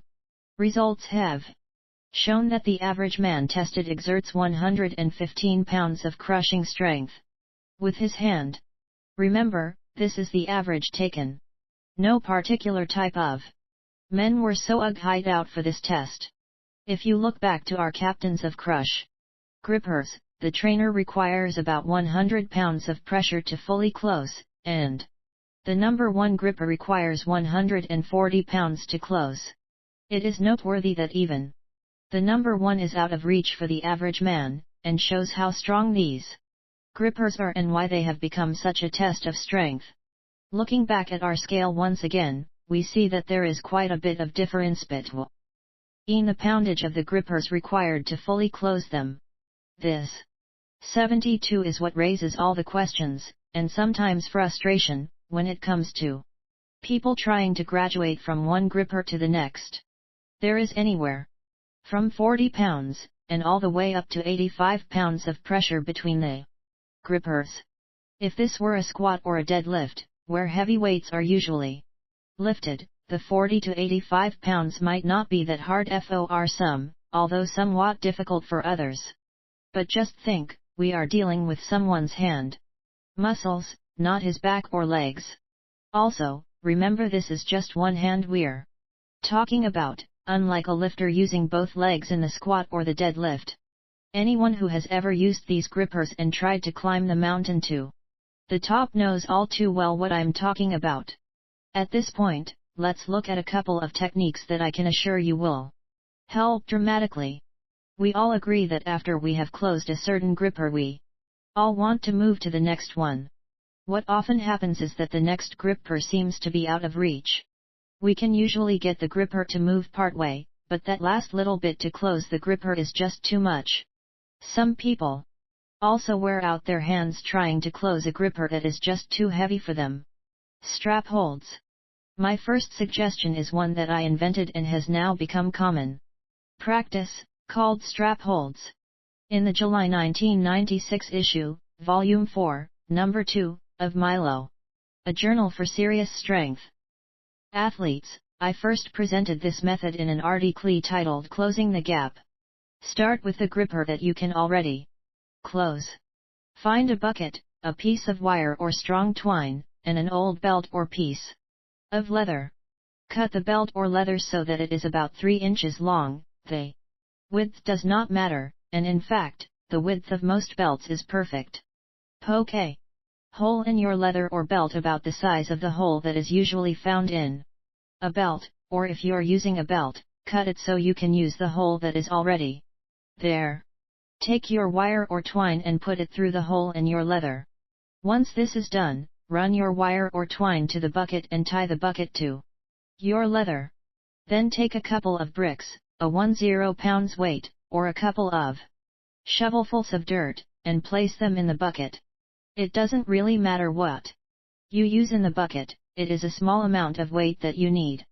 Squeeze the ends of the gripper you can close tightly onto the piece of leather. And see if you can lift the weighted bucket. The closed handles of the gripper will be acting like pliers holding tightly onto the leather. You will have to squeeze your gripper much harder to lift the bucket off the ground than you. The Grip Master's Manual I-73 would normally squeeze your gripper. Of course, as you add weight to your bucket, you will have to squeeze even harder. By continuing to add weight to the bucket, you will find that you will be able to graduate to He next gripper much more quickly than simply trying to squeeze a gripper you can't close. In fact, if you use this technique and stick with it, I can assure you that you will make consistent gains with your grippers. Shot rotation. The second tip will help you graduate from one gripper to the next as well. And I strongly recommend using both tips to not only improve your ability to close the grippers, but also enhance your overall hand strength for any activity. If you look at your hand on the gripper, you will see that when you squeeze, the last 2 fingers play a major role in the last little bit of effort required to close the gripper. Most people are not aware of this, and they also don't have much control or strength in these fingers. If you train your last 2 fingers on exercises other than the grippers, you will develop a huge advantage on that last half inch or so that has become a sticking point for so many of you. To develop muscle control with strength in these 2 digits, look at the section called The Investments in Chapter 2 on handling the strength balls and the shots with your fingers. They will help you to develop strength and control in not only your last 2 digits, but your entire hand. 2-finger plate lift. My third recommendation is to take a couple of small barbell plates and lift them pinch grip style, grasping them on the smooth side using only your last 2 fingers. Be sure that you pinch grip them. Use extra caution and don't try to use too much weight. A couple of 10-pound plates should be fine. Most people are not conditioned for lifting with the last 2 fingers. And you may at first wonder how these 2 fingers can be so weak. This exercise is a good eye-opener, and you will discover just how much hand strength and muscle control you can develop by doing these exercises. Once again, remember to start slowly with the 2-digit pinch grip. If you want to climb to the top of the mountain with the captains of crush grippers, and reach other hand strength goals as well, the exercise tips in this chapter are a direct path to the summit. 74 other grip devices, making them work. Strength focus. Individual fingers and last 2 fingers. Extensors. Twisting motion, 4-card tearing. Wrist and forearm development. In this section, I'd like to examine a handful of items on the market which are used to develop lower arm strength, because so many people ask me questions about them.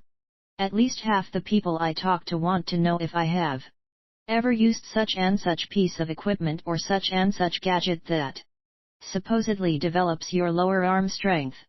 Many of you know that I generally don't use any store-bought grip devices. However, I have found a few that I actually like and have used in my routines from time to time. Although I say I like them, I still had to change the way I used them. For example, most of the store-bought grip gadgets don't have enough resistance to give me the results I want, but if they are properly modified, they can become a useful tool for training. First of all, let's look briefly at hand grippers, the kind that can be purchased at any sporting goods store or other local store. All of you probably know that these grippers aren't very strong. They are a good starter for your son while he is in junior high school, but after that, more resistance is required. And that's where the Iron Mind captains of Crush grippers come in. Even though the store-bought grippers are not tough enough to build much strength, I have found a good use for them. From time to time I pick up one of these grippers and squeeze it with one finger at a time, or with my last two fingers. Used this way, the grippers can enhance your hand strength to a great degree, by helping you develop better control in your individual fingers. This is a simple way to use the grippers and make them work for you. The Grip 1 /last RS /LE Mule I-75. The next store-bought gadget we will examine is the little pocket-sized Grip Master. It comes in 4 strengths and has 4 keys, one for each finger. The object is to press down the keys with your fingers to build finger strength. You can either hold them down for time, or you can do repetitions. While it is a fairly neat little gadget, there is not enough pressure to build any real strength, even with the heavy-duty model. It can be good for strengthening the little finger, because most people don't use this finger overall. Though, for someone who has moderate hand strength, the Grip Master simply isn't enough. I have developed one little variable to change all this. All you have to do is take one small piece of wood, like a popsicle stick or a tongue depressor, or a piece of metal, and place it so that it covers all of the buttons or keys. Pressing on the wood depresses all 4 keys at once, so you now have increased the resistance by a factor of 4 and need 4 times the strength. To train each finger by itself, as you can imagine, that's quite a turn of events. My modified Grip Master has helped build strength in my individual fingers, especially my last 2 fingers. You can tape the piece of wood to the Grip Master if you like, or you can just place it over the top of the keys when you are ready to use it. Another good thing about this device is that you can carry it around in your pocket and use it anywhere you go. It is kind of like pressing the keys on a piano and would help piano players and other musicians as well as those trying to enhance their grips. Another device for training the hand is the Power Web. The Power Web can be found at most athletic supply stores, as well as companies which sell physical therapy or rehab supplies. The Power Web is round, made of strong, stretchable plastic, and it comes in several different strengths. It comes with its own carry-in case, along with a training booklet showing all the different exercises which can be done, and is a neat little device, although it has the same problem as the other 2 exercisers already mentioned. The problem, once again, is that there is not enough resistance to build any true strength. I have the heaviest duty Power Web that the company makes and have performed all of the exercises in the manual. All of them were interesting but too light in resistance. However, I found through experimentation that the Power Web could be used to train the extensors of the hand, the extensors, of course, being the muscles that open the hand and extend the fingers. All you 76 have to do is place your fingers into the web and work against it, with your fingers resisting the webbing. Close your hand about halfway and then open your hand against the resistance, being sure to keep your fingertips in the web to get the added pressure you need. This is a great way to build strength in the extensors, which we all need for total hand development. As always, work both hands equally. We have examined 3 exercisers that in their normal function are not resistant enough to meet our criteria. However, with a little bit of innovation we have turned them into tools we can prosper from. Some of the best exercises I have found have come from items used for something completely different. But with a little innovation and adjustment I have discovered some of what I think are the greatest training exercises ever. This is why I am always encouraging you to experiment with different exercises and ideas to come up with the most useful, Functional methods. I will briefly touch on a couple of other off-the-shelf exercisers I have used. One is a little, round silicone-type ball not much larger than a golf ball. You can find these in a local store in the section with the weightlifting gloves and jump ropes. If you read the instructions, as you have probably already guessed, they will tell you to squeeze and knead the ball. I have found a great exercise with these little balls that will help strengthen the entire lower arms. On top of that, it will also help develop the type of twisting strength needed to tear a deck of cards in half, a feat of strength that interests a lot of readers. To train for this, grasp the ball with both hands, with one hand under the ball and the other over the top of the ball, just as if you were going to open a jar with a twisting motion. Now twist the ball in opposite directions. Because the ball is so small, you will have to hang on to it quite rightly. It will be trying to slip out of your grasp as you twist. This movement will work not only the hands, but also the wrists and forearms. As you get stronger twisting the ball, try to pull the ball in opposite directions as you twist. This is extremely difficult and requires a tremendous grip to hang onto the ball as you twist and pull apart in unison. You will find this very challenging. The final lower arm trainer I will share with you is a wrist developer I ran across a couple of months ago. I have been using it on a regular basis and I like it. You slip your hand into it and bend the bar forward for reps, as the Grip Masters Manual I-77. Though you were doing wrist curls, the movement simulates an arm wrestler. Using the hook technique, you can also adjust this wrist developer to do a type of reverse wrist curl. Its best asset is that this training tool actually has quite a bit of resistance. I found myself getting a pretty good workout for my entire wrist and forearm with it just the way it was.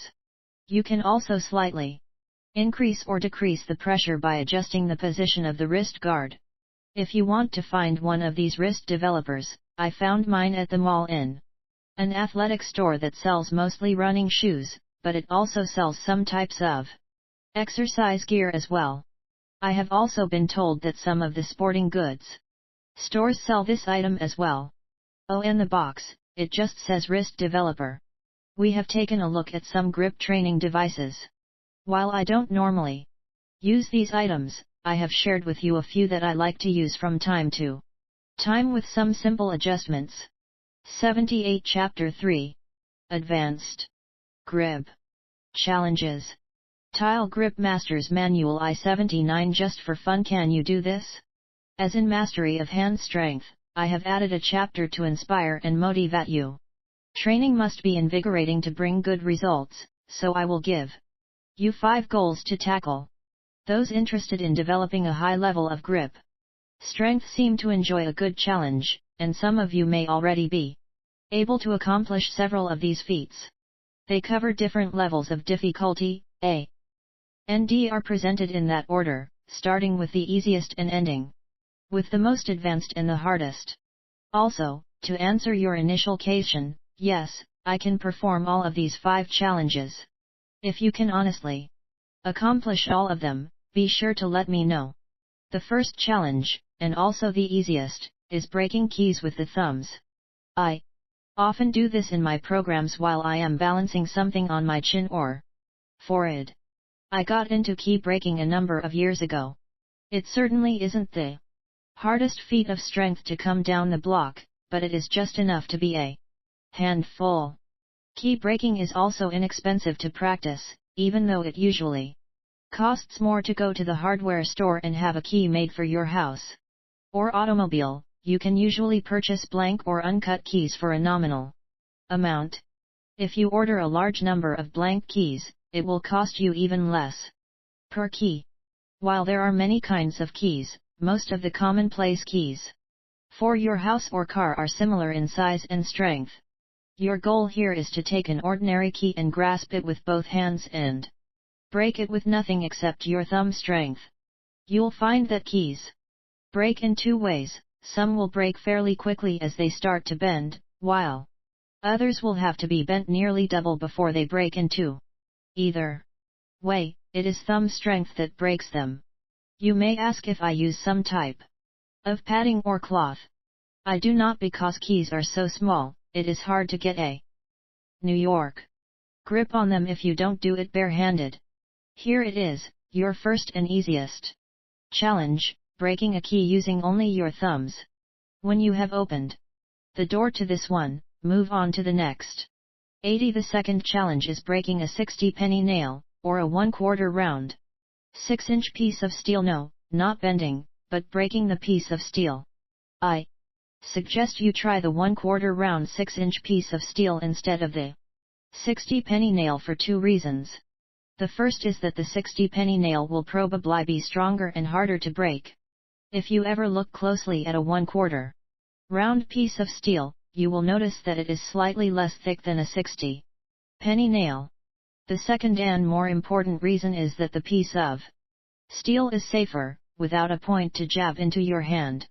You can either obtain your steel from iron mined, purchasing the bag of nails or a set of the extra level 4 nails, or you can go to a steel shop or welding shop, where you can find 1/4 round hot rolled steel in 20-foot lengths. Just have them cut it in a few sections so you can get it into your car or van.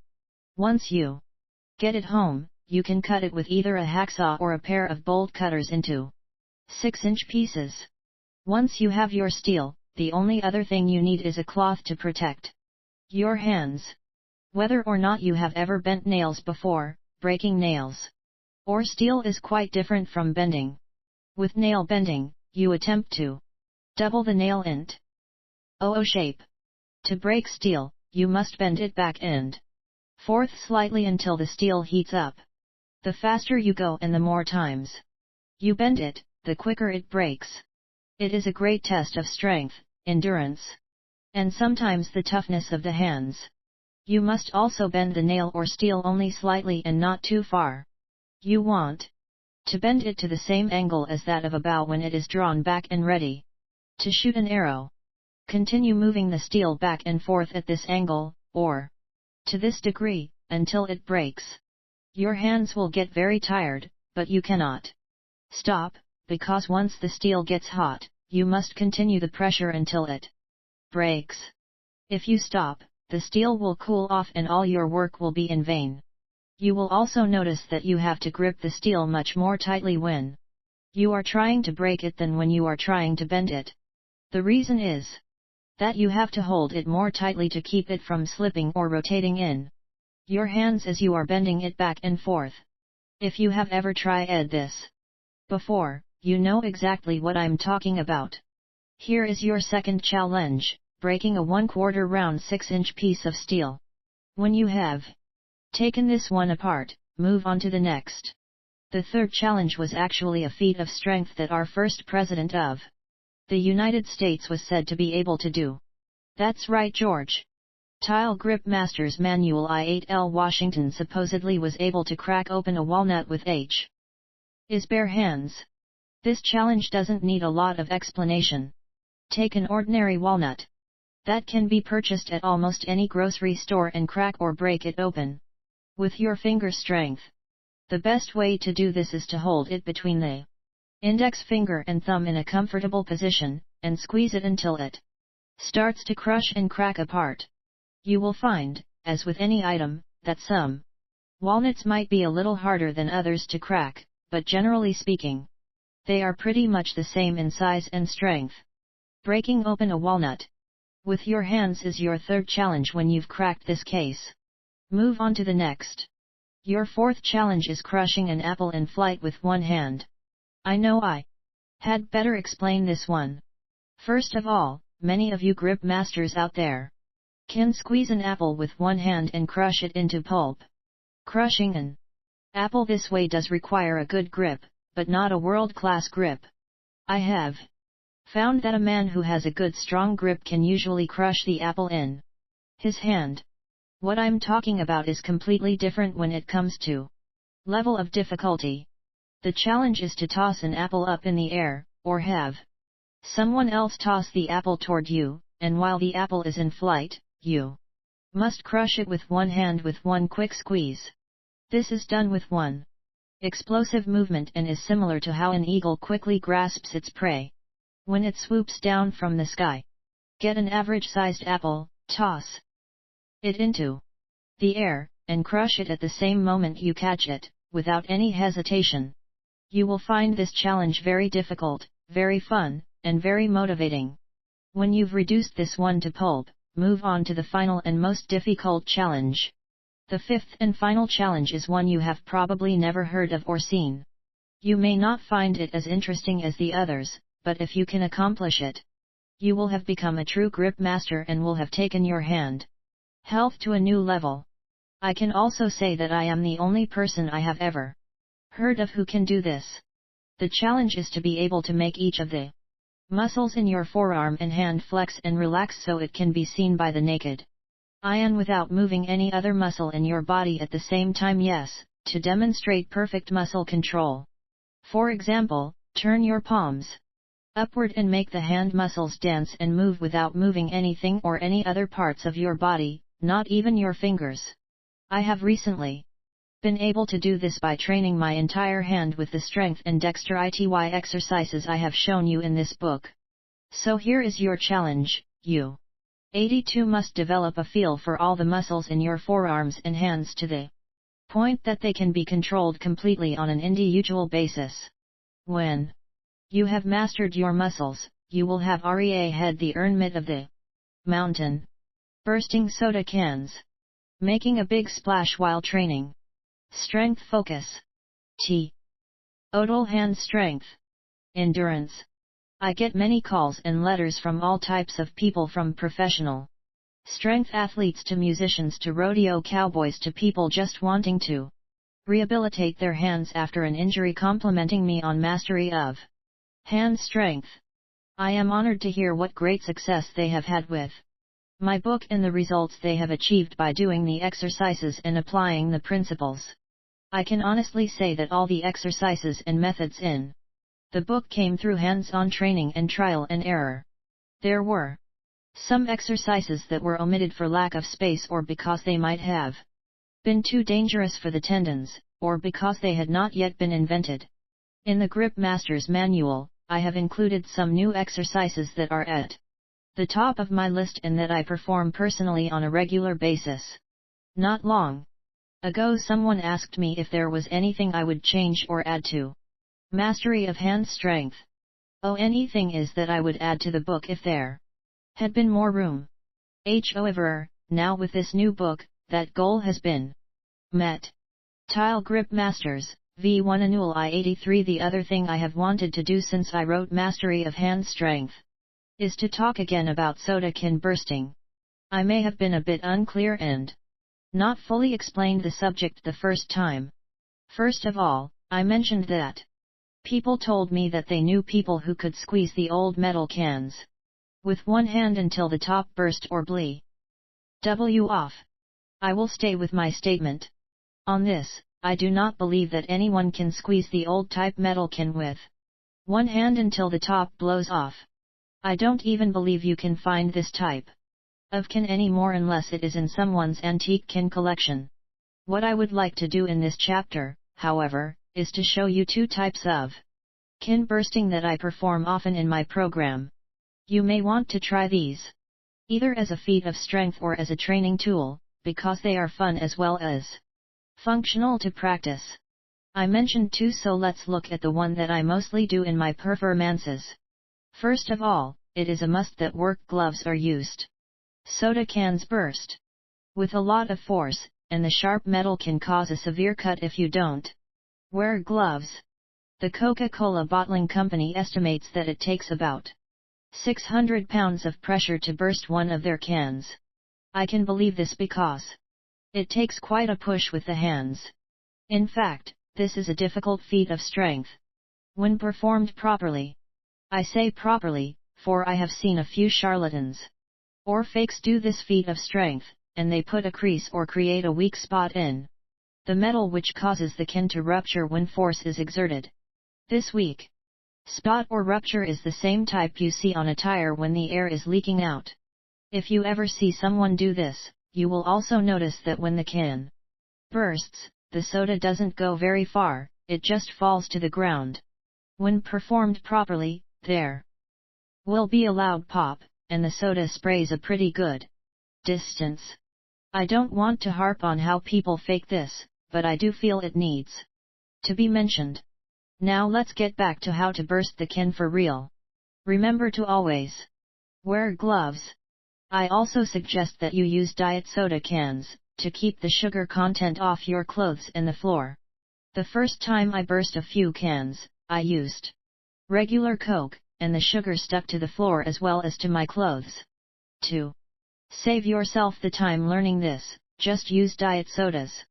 Always I would use either Diet Coke or Diet Pepsi. These cans are universal and made the same every time. Some cans are a little thinner, like those of the discount drinks. I am not a beer drinker, but I have noticed that beer cans tend to be a little thinner as well. So, let's just use Diet Coke and Diet Pepsi as a standard to fairly gauge ourselves. 84. Wearing your gloves and old clothes or sweat clothes, grasp the can with both hands engulfing the entire can as if to squeeze the life out of it. Hold the can down around your belt or and lower because you don't want to have the can burst into your eyes or face. Once you are holding the can with both hands, squeeze your hands into the can as tightly as possible. You will find this very difficult at first. You probably won't be able to bullet into the can with just one squeeze. It will take quite a few. I suggest hard, explosive squeezes rather than one long squeeze. If you watch the can as you are squeezing, it may develop a crease in the metal around the center of the can. If you are having a hard time bursting the can, you want to focus your pressure, applying it directly on the crease you have created. If you keep squeezing, you should be able to break the can in half. Squeezing in the center will result in the can bursting right in the middle. The can will explode with great force. Starting position for bursting a soda can.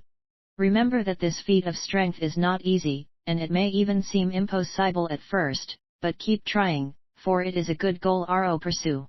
To give you an idea how long it takes to burst a can, I have done a lot of programs with the Tile Grip 1/last S Manual I-85 Omega Force Strength Ministry, and they have a couple of strength perform ERs who do this feat from time to time. I have noticed that it usually takes them 45 seconds to a minute to burst a can. To give you another idea, and not to blow my own horn, however, I have burst a 12-pack of Diet Cokes in a little over a minute. There is no official record for can bursting, but I feel that this would easily be the record to shoot for. I give you records like this not to boast, but to motivate you to strive for a higher level in your training intensity and your goal setting. Once again, don't get discouraged trying to burst the soda can, for it requires a lot of hand strength and sometimes a lot of endurance. Remember to use short, explosive bursts of power for the best results. If you ever put on a strongman show, can bursting is an exciting demonstration for any crowd, with the soda flying everywhere and the loud pop when the can bursts. I recommend perfecting it for outdoor performances. It can be used inside as well, however, you must make sure the setting is right. Concrete floors are easy because the diet soda can be mopped right up. Where the floor is carpeted, extreme caution should be taken. If you get the go-ahead where there is carpet, be sure to use a tarp and also hold the can against your body so most of the soda goes on you. I will briefly explain the second technique that I do on occasion. However, I will tell you that it is extremely hard to perform, and you would have to be able to handle the first technique fairly easily before tackling the second.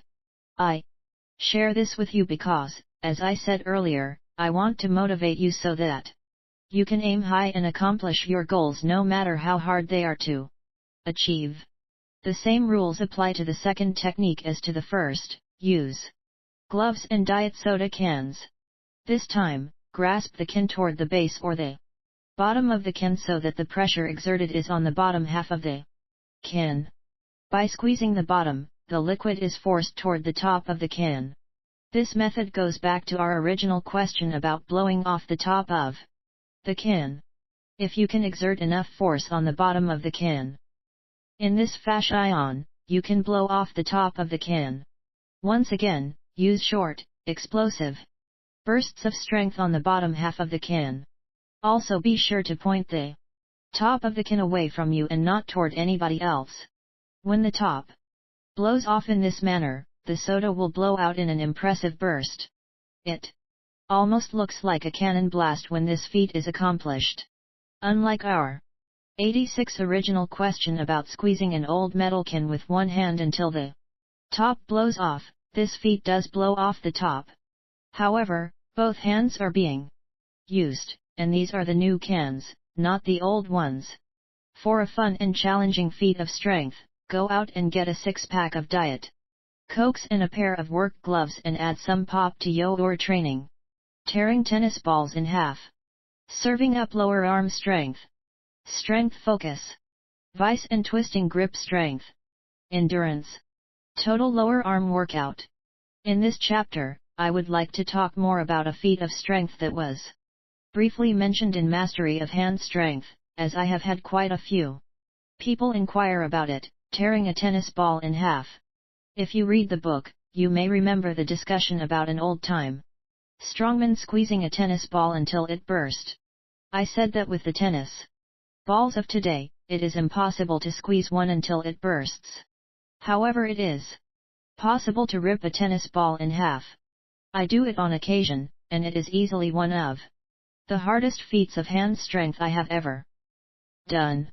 In fact, I would say that either tearing a tennis ball or crushing a raw potato in one hand are the most difficult feats of hand strength I have ever performed. Tearing a tennis ball in half is an act I have never heard of anyone else accomplishing, and it took me a long time to be able to do it. It is never easy for me to do it always. Takes everything I've got to be able to tear it, and it takes me up to a minute to accomplish. I like to do it in front of a crowd because of its difficult nature. When I try it in my backyard alone, without anyone watching, it is sometimes hard for me to tear the ball, because I don't have enough incentive. Tile Grip Masters Manual I-87. If you have read any of my writing before, you might remember my saying that you should never perform any feat of strength before any audience that you are not sure you can do safely and comfortably. This principle is very important to know and to put into practice, and why I caution you about the difficulty of tearing a tennis ball. While I sometimes perform a difficult feat like tearing a tennis ball and let the audience help me mentally to succeed, this is normally not a good rule of thumb, even though it can create a great show.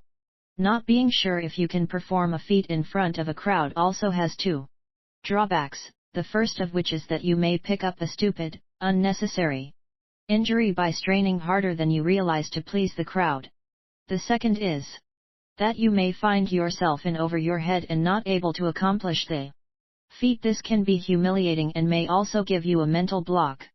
Always be comfortable and experienced in everything you do if you are putting on a strongman act in front of a crowd. I didn't mean to get off track on this subject, however, it is certainly something that needs to be addressed. Also, by understanding your capabilities, you can save yourself some potential hardship. Let's examine how you would attempt to tear a tennis ball in half. Before you start, be sure that your fingernails are trimmed very short and do not protrude. If you don't, they may get torn off when you are clawing and squeezing the ball very tightly. You may ask if there is a difference in the tennis balls.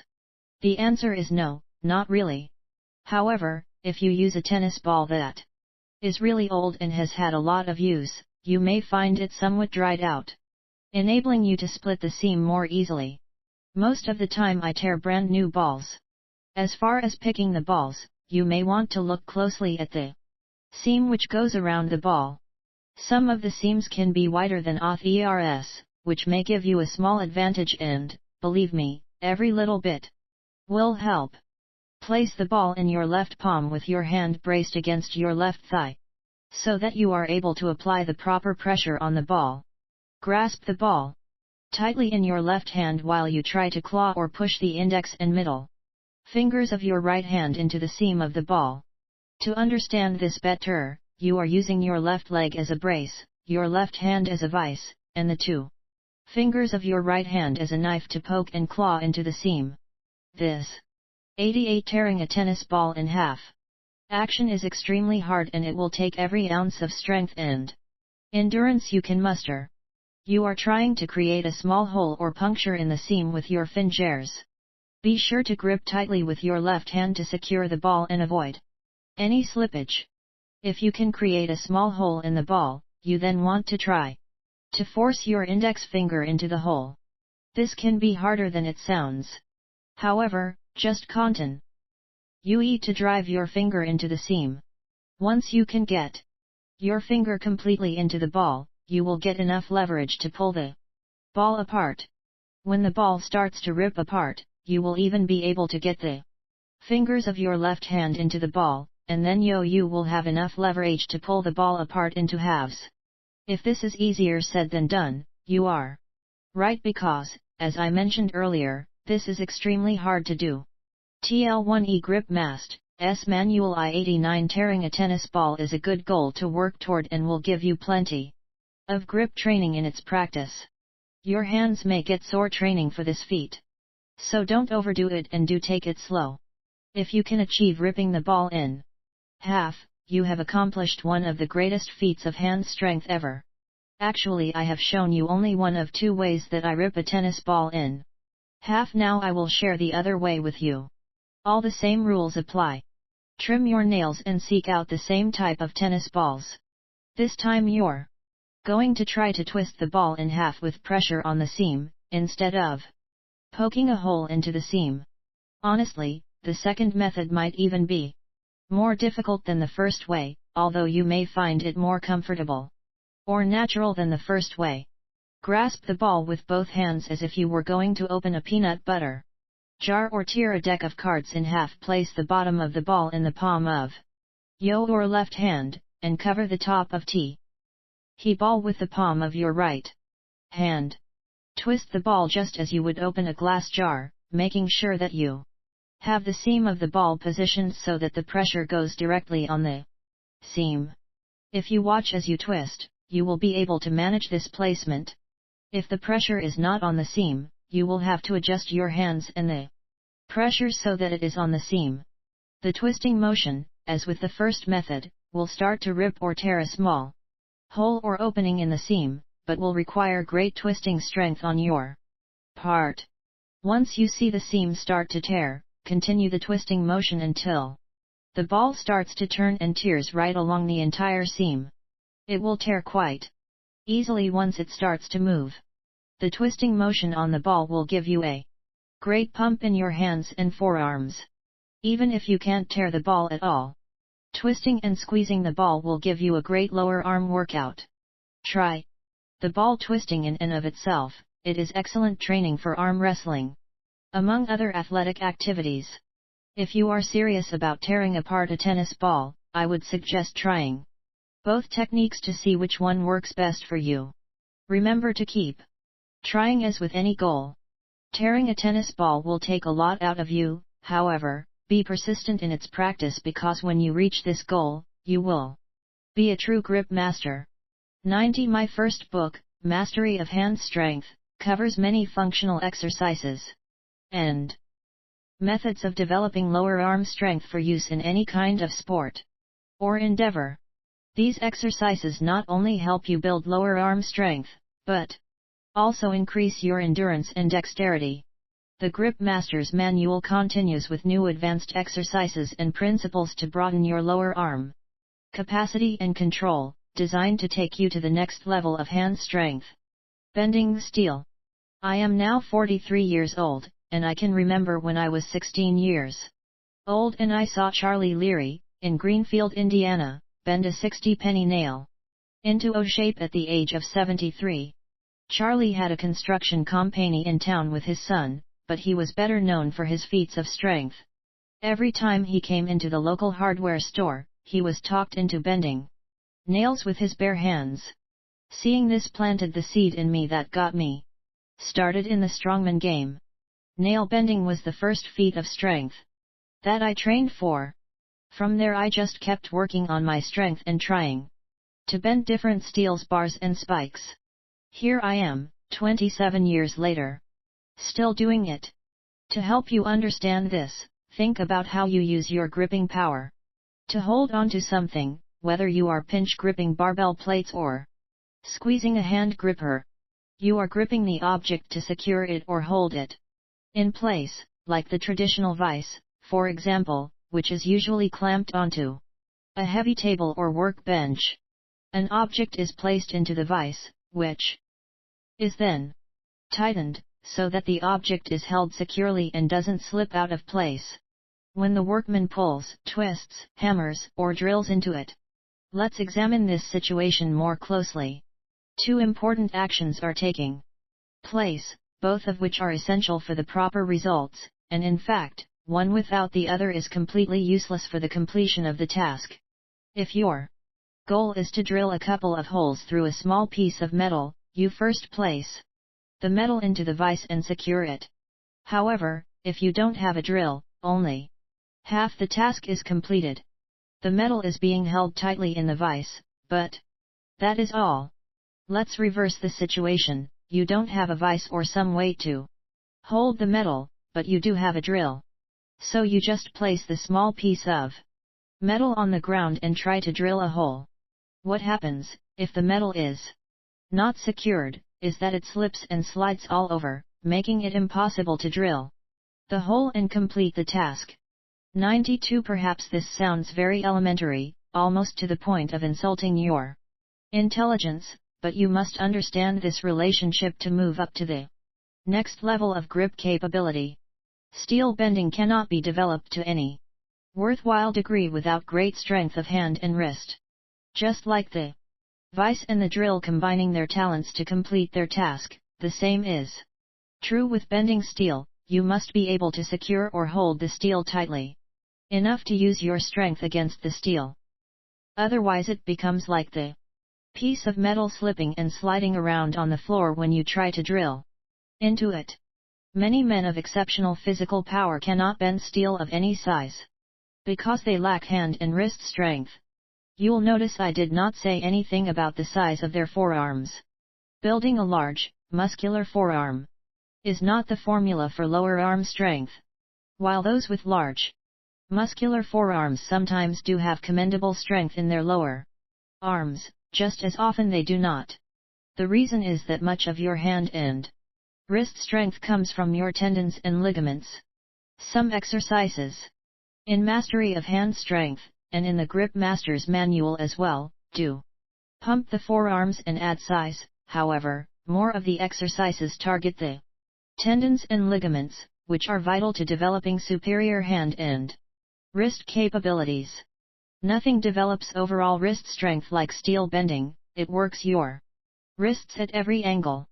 Once you have an object tightly secured in your grip, your wrist starts the initial bending process. If your hand is strong but your wrist is not, you will not be able to start, let alone complete the bend. I am often asked which exercises are the best preparation for bending steel. Once a foundation of exceptional hand strength has been achieved, the best exercise for steel bending is steel bending. It is the Advanced Grip Master's training tool. If you want to become a talented steel bender, you must bend steel. The best exercise for steel bending is steel bending. It is the Advanced Grip Master's training tool. The Grip Master's Manual I-93. The same goes for someone wishing to become a superb field goal kicker. After training with exercises that lay a good foundation, you gain the most expertise as field goal kicker by practicing kicking field goals. This is simple thinking, but sometimes we forget the easiest path to success. And this is why I love steel bending to develop lower arm strength. To help with the steel bending, I also suggest that you spend some extra time working on the dexterity and muscle control exercises in the first section of this book. so you will have maximized use of your entire hand. Bending steel bars. The Elite Grip Masters Tool. Strength focus. Total hand and wrist development. VSRZ. Or the countless ways of displaying one's strength, a handful of strength. Feats always come to mind when one thinks of the professional strongman. And probably the most common one is bending a steel bar. Whether it was at the circus or on ESPN watching the world's strongest man competition, people all over the world have seen some strongman bending a steel bar. A classic feat. No strongman act is complete without this impressive demonstration of strength.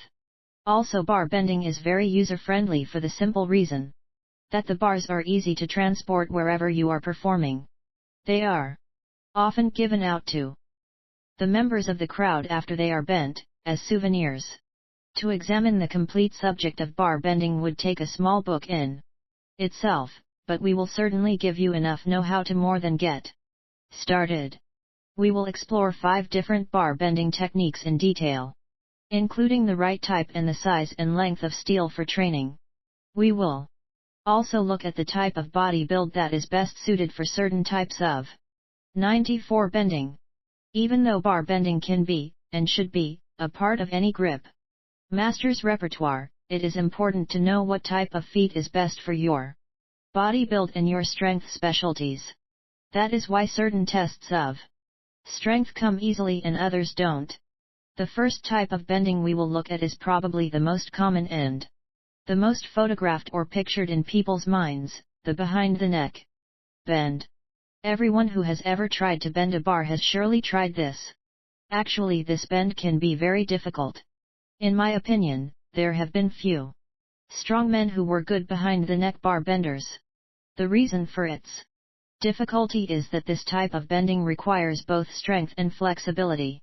If someone has a lot of bulk, it is even more challenging, as the starting position often puts him out of his natural range of motion. To get started on the behind the neck bend, I would suggest using a 4-foot piece of round 1/2 inch steel. You need to use hot rolled steel to start. Cold rolled steel is much harder and less flexible. It is for advanced bending, and with it, you have a much greater chance of pulling a muscle. Be sure to stretch your shoulders also before bending the bar. This 1/2 inch round, 4-foot long piece should be quite easy for most of you, but it is highly important that you start easy and get the right feel for the movement. After you have stretched your shoulders, place the bar behind your lower neck. Actually, the best and safest place for the bar is on your traps. Grasp the ends of the bar, being sure to place the middle of the bar directly behind your neck. Now brace your entire body and start to lean back slightly. At the same time, pull your hands and your arms forward and slightly inward. Continue this pull until the bar is bent into O shape around your neck. Don't pull the bar too tightly around your neck, for safety's sake. You have now succeeded in bending your first bar. Once this size of bar is comfortable and easy, it is time to move to a new level. You can either continue to use a 1/2 inch round bar and make the bar shorter, or you can move to the next size of bar. The next size of steel that will be easy to find is a 1/2 inch square bar. No, this is not a misprint. 1/2 inch square bar is slightly thicker and heavier than round bar. Continue using the same technique on this bar. As you get stronger, use shorter and thicker bars. Follow the general system for stronger bars. For example, go from the 1/2 inch square bar to the 5/8 round bar. Tile Grip Masters Manual I-95 behind the neck bend start and finish positions. Then to the 5/8 square, to the 3/4 round, to the 3/4 square, and so on. To gauge your strength against the competition, I can say without a doubt that if you can bend a 3/4 round, 4-foot bar behind your neck, you are a world-class bar bender.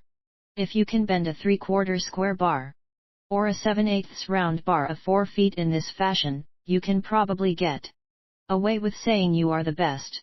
The second bar bending style we will look at is bending the bar on top of the head. You did not see a lot of this style years ago, it has emerged in the last few years. It is an easy way to bend bars for two reasons.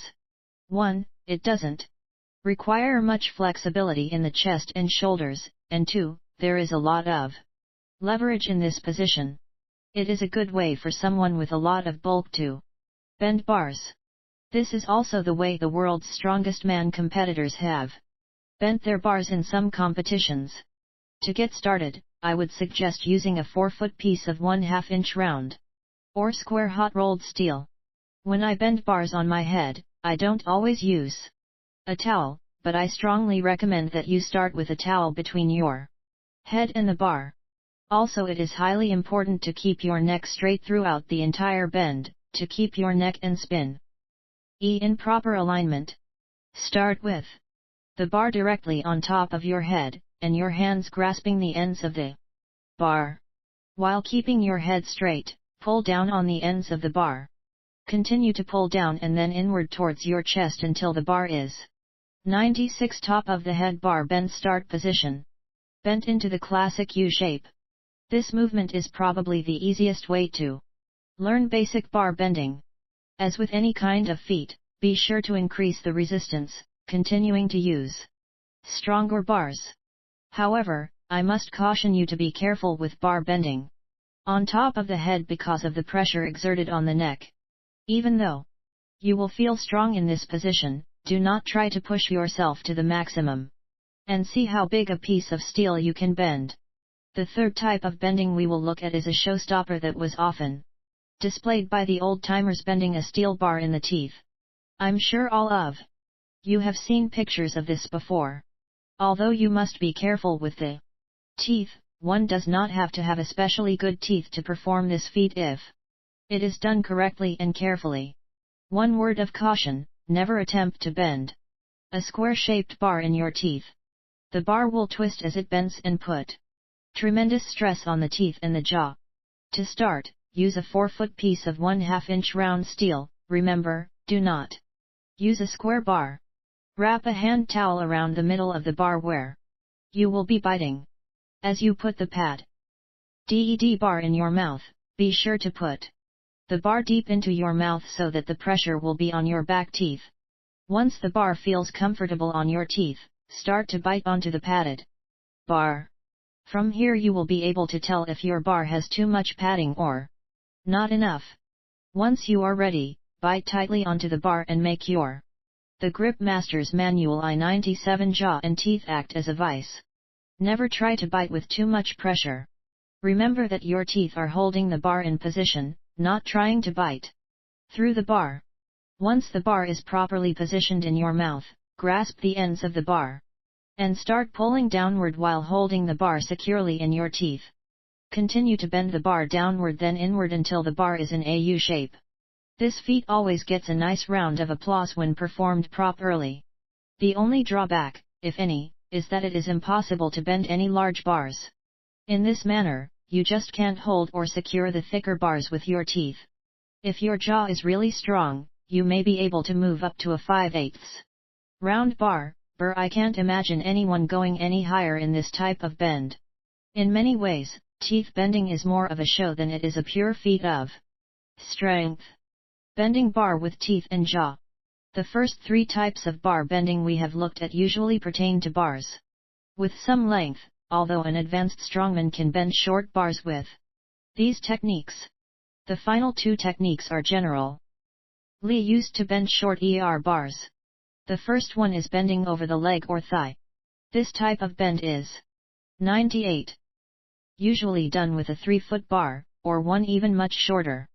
To try this 1, you will probably want to use around a 30-inch long, 1/2 inch round bar, or a 1/2 inch, 3-foot square bar.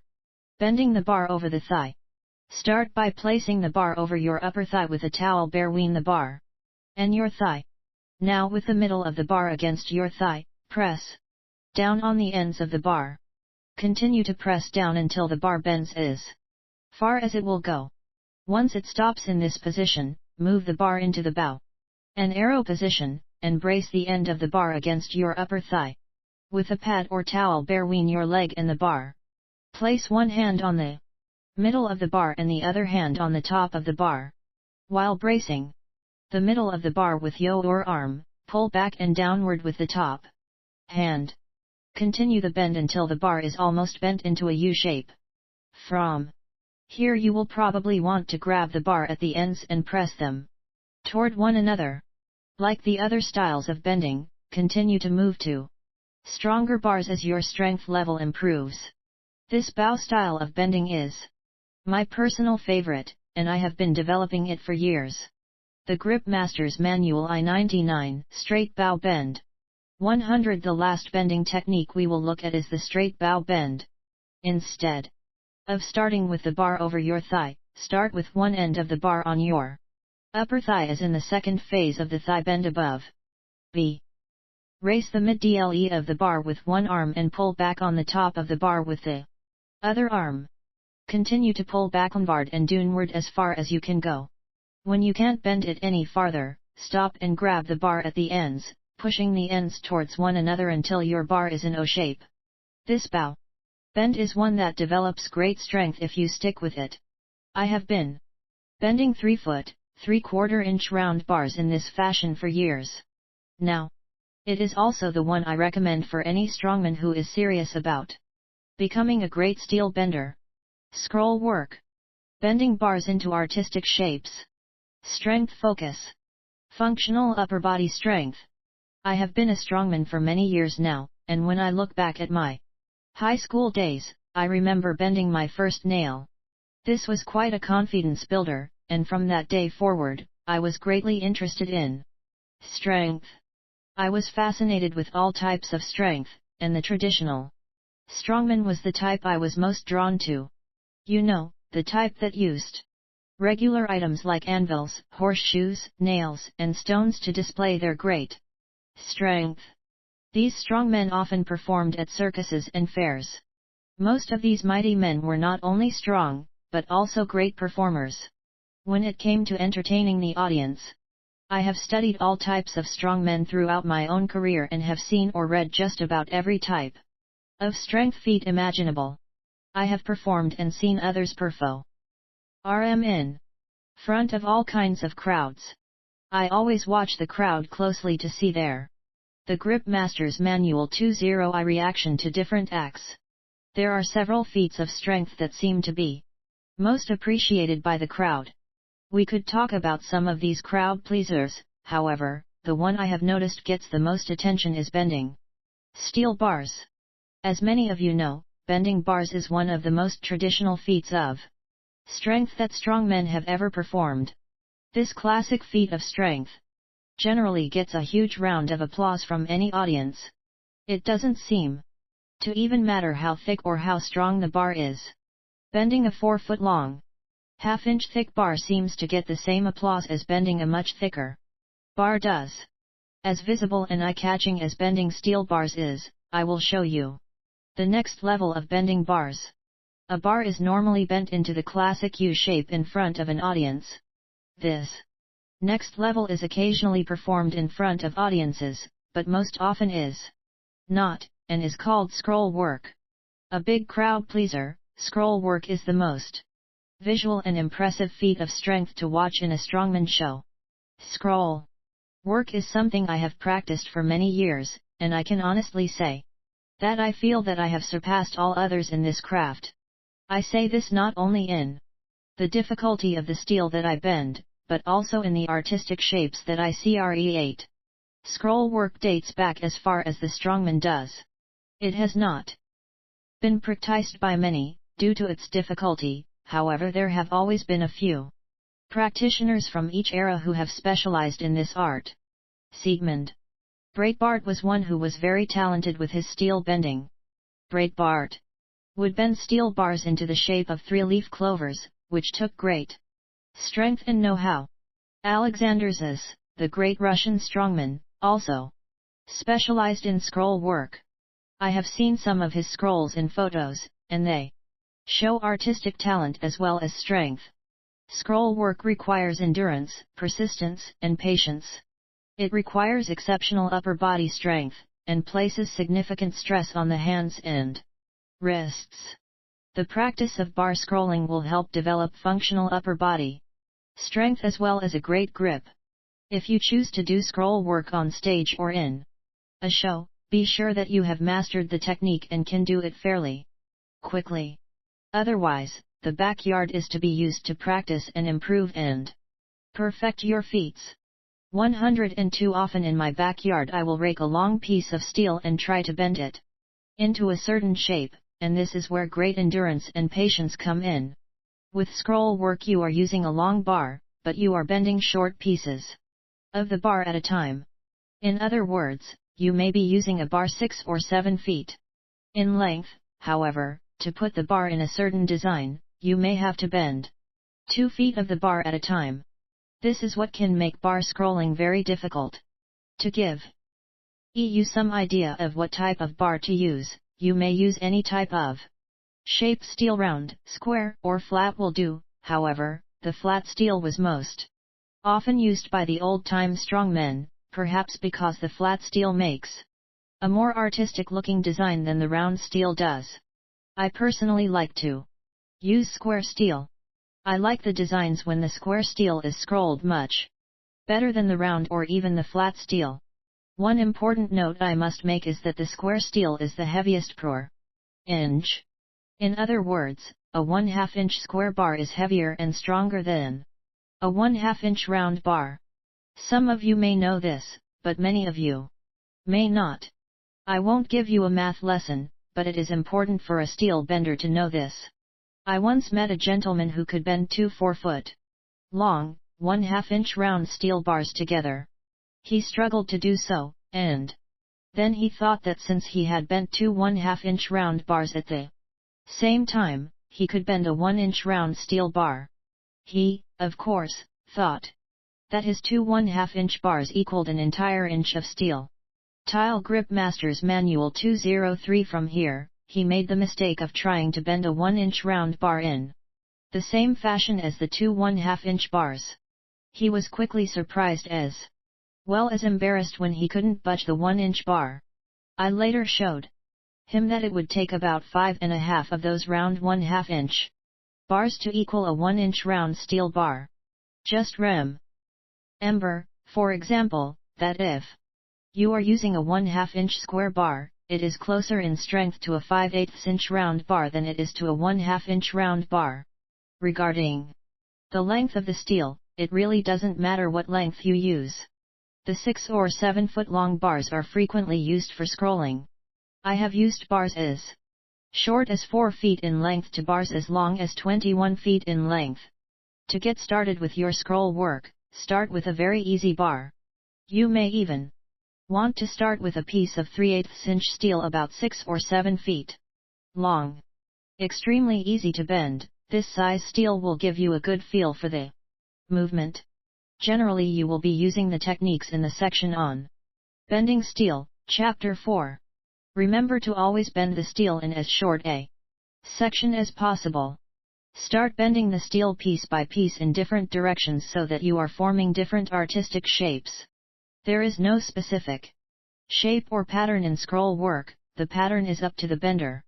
I will not try to teach you any designs or shapes because I do not use any designs myself. I just start bending the steel piece by piece.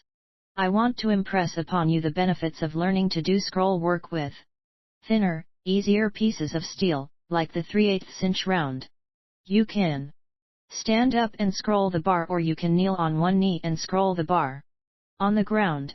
Give it some time and practice and you will come to enjoy the art of scroll work.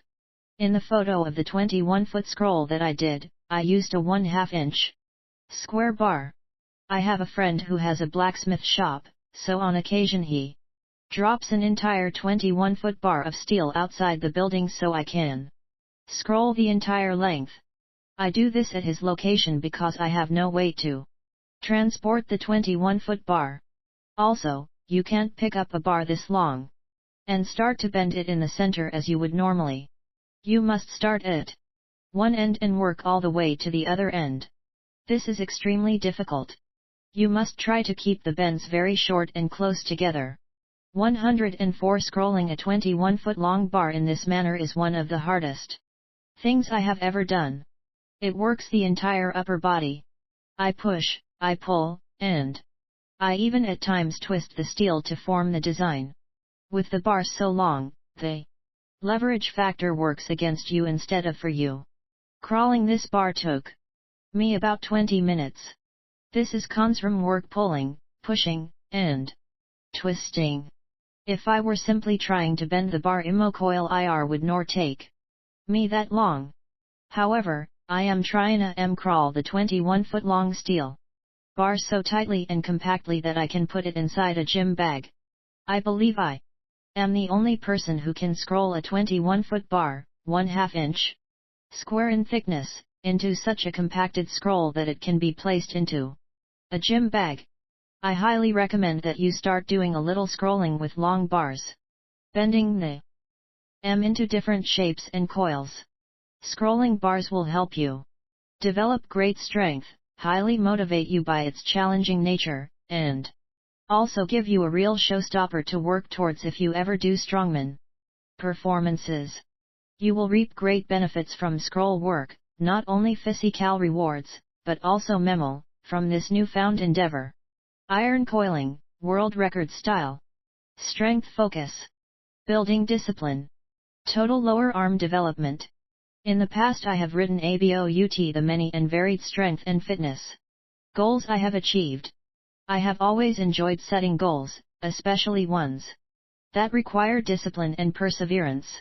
One particular goal that comes to mind is when Steve Jack, Kirk Nobles, and I pulled a full-size tractor trailer for a mile using harnesses. Actually, we did this on several occasions.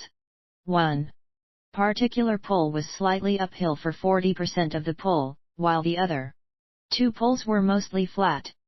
For 3 people to pull a full-size 18-wheeler an entire mile requires great endurance, strength, aerobic capacity, the Grip Master's Manual 205 and commitment.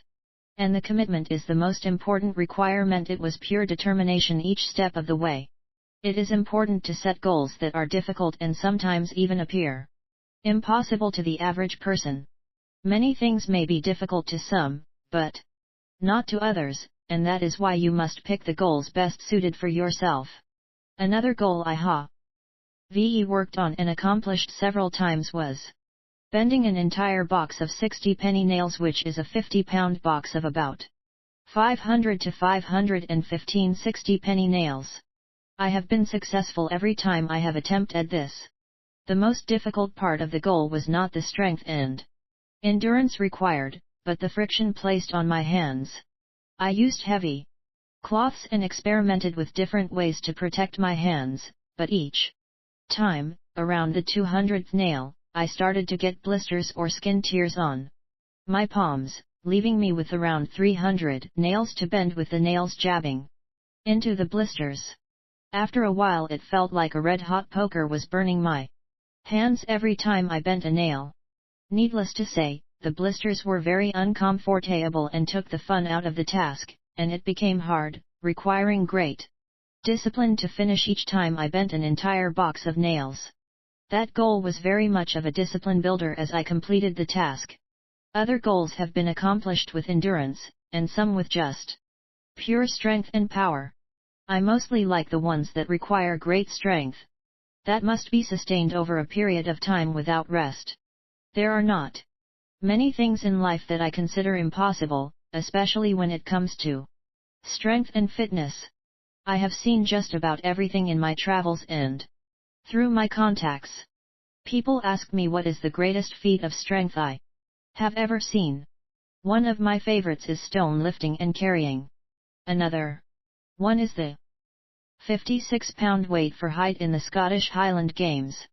Although these are not my specialties, I enjoy fiddling with them. As most of you know, my specialty is hand strength, and of all the different ways of building hand strength, steel bending is what I like the best. It is very functional and applicable to real life. Of my favorite steel bending methods, I have really enjoyed scrolling and coiling long steel bars.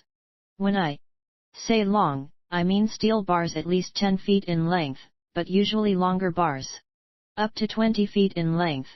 I have bent 20-foot steel bars into such tightly condensed shapes that I was able to put each piece into a gym bag. It was very difficult and thought to be impossible by nearly everyone. 106 Lately I have bent more of these pieces and made them even tighter and smaller in size, and in some cases, I have bent them around and around into 13 or 14 coils. To do this is extremely hard because of the recoil. And also the steel must be bent about 18 inches at a time, which is the only way to make the bar so compact. What a tremendous challenge it is! With little or no leverage to use as the bar, I bent smaller and tighter.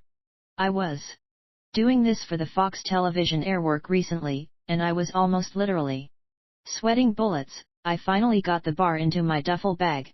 Most recently, I embarked on an even more difficult feat of hand strength, one I would have considered impossible if I hadn't succeeded with it myself.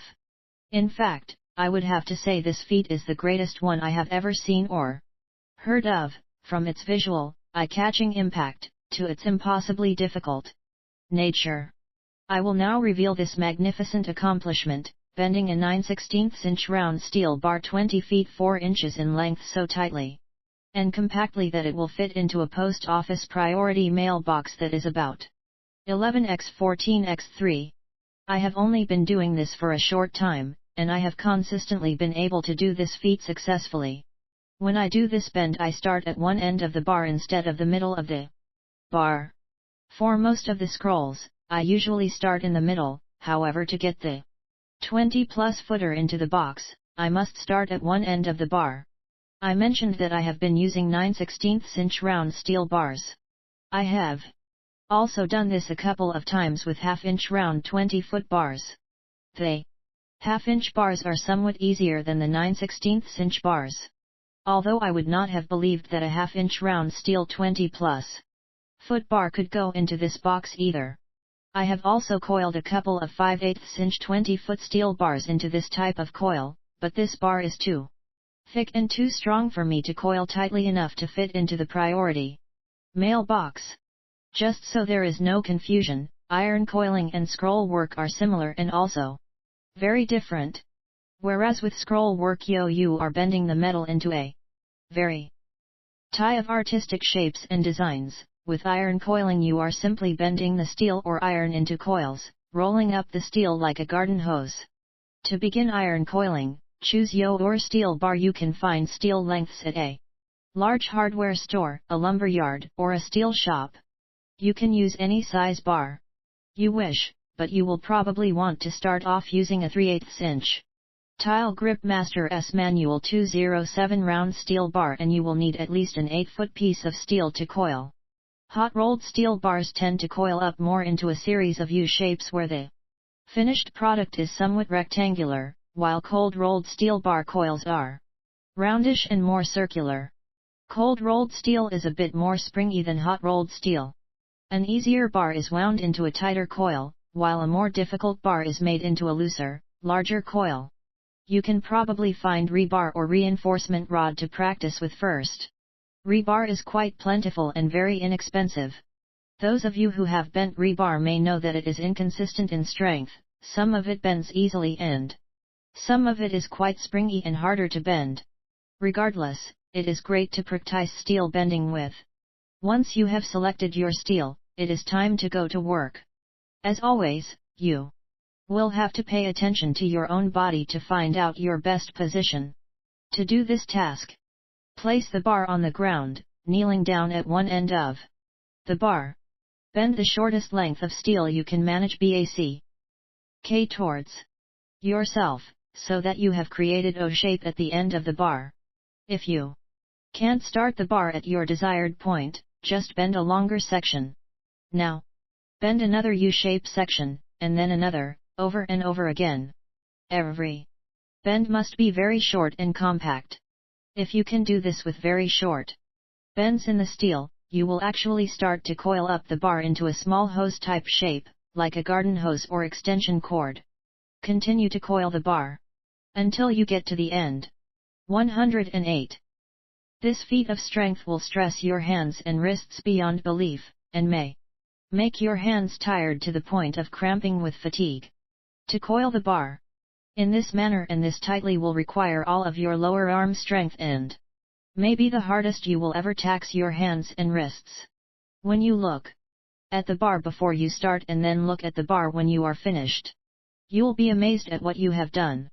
When you add all this to the sheer toughness of the bending and the fatigue you'll feel in your lower arms and also the sweat on your brow, I'm sure you'll feel as I do, that this is the most difficult and the most amazing feat of strength you have ever seen or heard of, not to mention actually accomplished.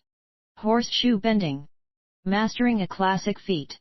Upper body, especially wrist development. Q&A of the most popular fears of strength to demonstrate one's raw power. Is bending a horseshoe. It seems to be something that everyone can relate to. Years ago there were quite a few strong men and even a few strong women who claimed that they could bend or even break horseshoes. Probably without a doubt, the most famous horseshoe breaker was John Marks, the Luxembourg Hercules. Marks was a large, powerfully built man weighing around 245 pounds. He was a blacksmith by trade and made great use of his powerful muscles. He is credited with being able to bend and break the largest, strongest horseshoes in all the land. The question T. Hat is asked of me quite often is, do I think that he could really break these horseshoes, and do I think that he could bend the horseshoes of today? My answer is, without a doubt, yes, I feel his claims were real. I also, the Grip Mast, S. Manual 209, believe that a few other strongmen of the past, like the mighty Adam and Pierre Gasnier, were great at bending horseshoes and that their performances were completely genuine. On the other hand, I am of the opinion that many strongmen and strong women of the past were not on the level with their claims. It is possible that the horseshoes they were bending were not that strong, and if this were true, they could be bent easily.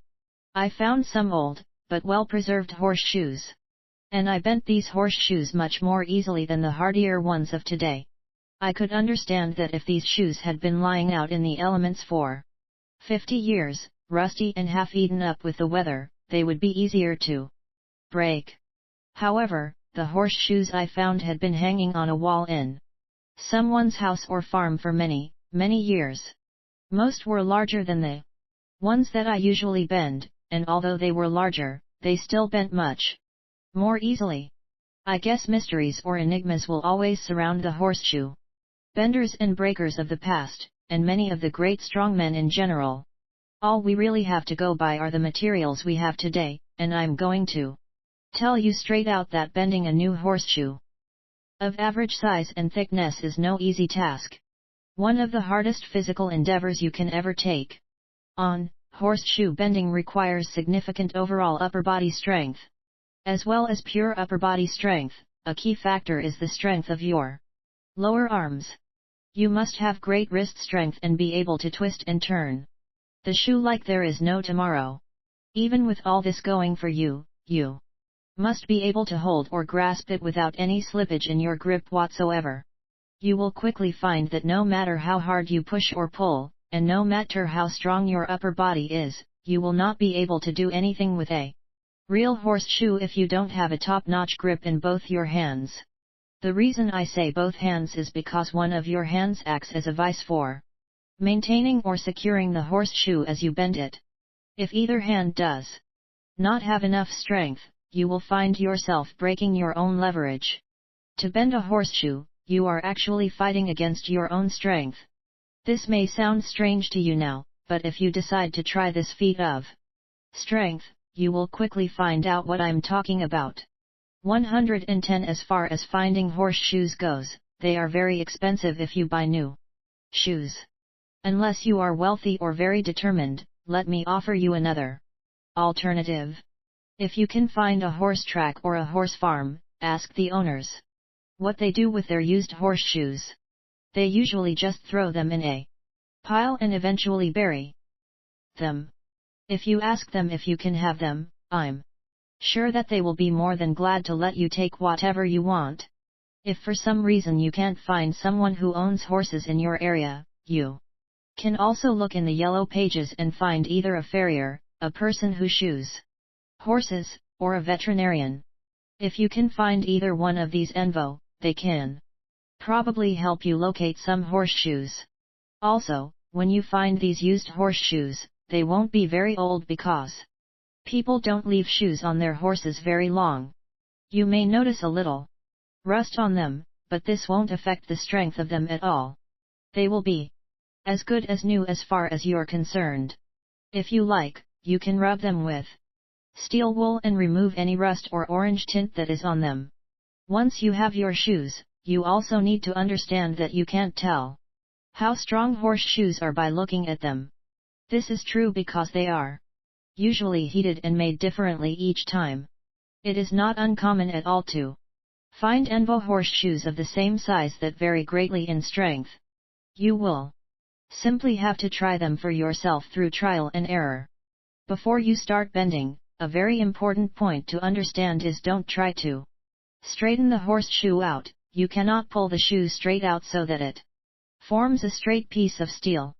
I have seen this done on television shows or in the movies a few times and it simply is not possible, so don't waste your time trying it. Unless you own a machine shop and have industrial equipment at hand. To get started actually bending a horseshoe, place Envo old washcloths or rags over the tops or the prongs of the horseshoe. Grasp the top of one end of the horseshoe securely in your left hand so that it is trapped against your right thigh. Grasp the other prong of the horseshoe in your right hand and start to push downward and downward as you maintain a vice grip with your left hand. Continue to push and exert pressure in this manner. TL1C Grip Master's Manual 2II Bending a Horseshoe. Once the horseshoe has bent outward enough, place it on top of your lower leg. You may wish to place a rowel on your leg to prevent the shoe from bruising or cutting your leg. Now force down hard on the ends of the horseshoe, bending them downward. Completing this type of bend will create an S design. If you want to bend it even more, continue to press down on the ends, forcing and crushing the ends together. This technique is the best way to get started with horseshoes. It may feel a little awkward at first, so stick with it. As I mentioned earlier, bending a real horseshoe is very difficult, and it just may be too much for you to muster. If this is the case, try to find some very easy or thin horseshoes or even aluminum horseshoes to get started with. Practice with these shoes until you develop more strength for the movement and get a better feel for the technique. 112 Card Tier. Ing. Dealing yourself a strong hand. Strength focus. VZ. Forearm development. There are many ways to measure the strength of a man's lower arm, and one of the greatest is the ability to tear poker cards. Most poker decks have 52 regular cards, 2 jokers, and 2 information cards with rules on them.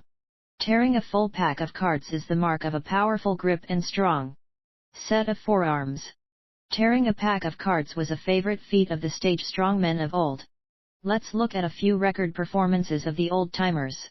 Charles Van Sittert, the man with the iron grip, was able to tear 3 packs of cards at the same time.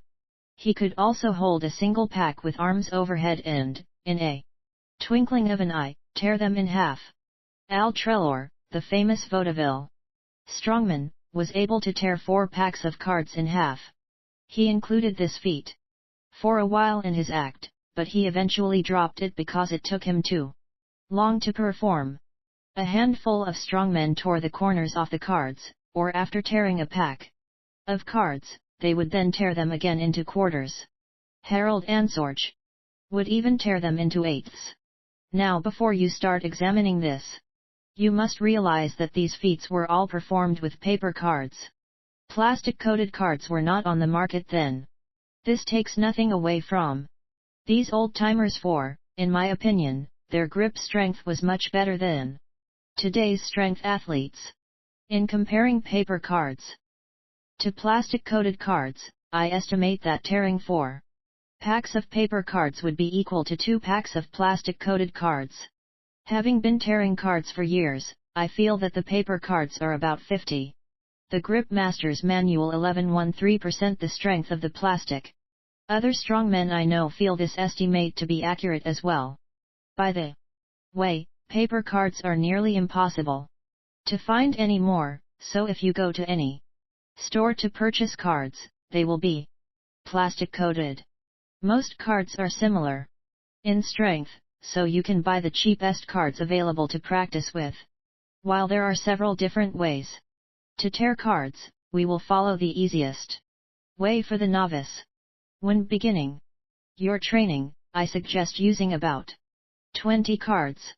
Even if you can tear these on your first attempt, it is important to get used to the technique. To start, grasp your cards, holding them vertical or straight up and down, with the bottom of the cards in your left palm and the top of the cards in your right palm. From this position you need to grip tightly, keeping a firm grip on the cards throughout the whole movement is of the utmost importance. Remember, all the upper body strength in the world won't make you a good card tearer if your hands and wrists aren't strong. Tearing cards. With a solid grip on the cards, twist the bottom and the top of the cards in opposite directions, trying to start a small tear in the sides of the C cards, at the middle. You may notice that the cards want to slide or slip around. This is why grip strength is so important. Continue the twisting motion on the cards until they start to tear apart. Once you tear the cards about halfway, you may want to adjust your grip to finish the tear. At this point you simply try to pull the cards apart. 114 If you have trouble getting started with card tearing, use a smaller number of cards. Card tearing may feel very awkward at first, however, if you follow the steps closely, you will soon get a feel for it. Card tearing is a great grip trainer as well as a feat of hand strength.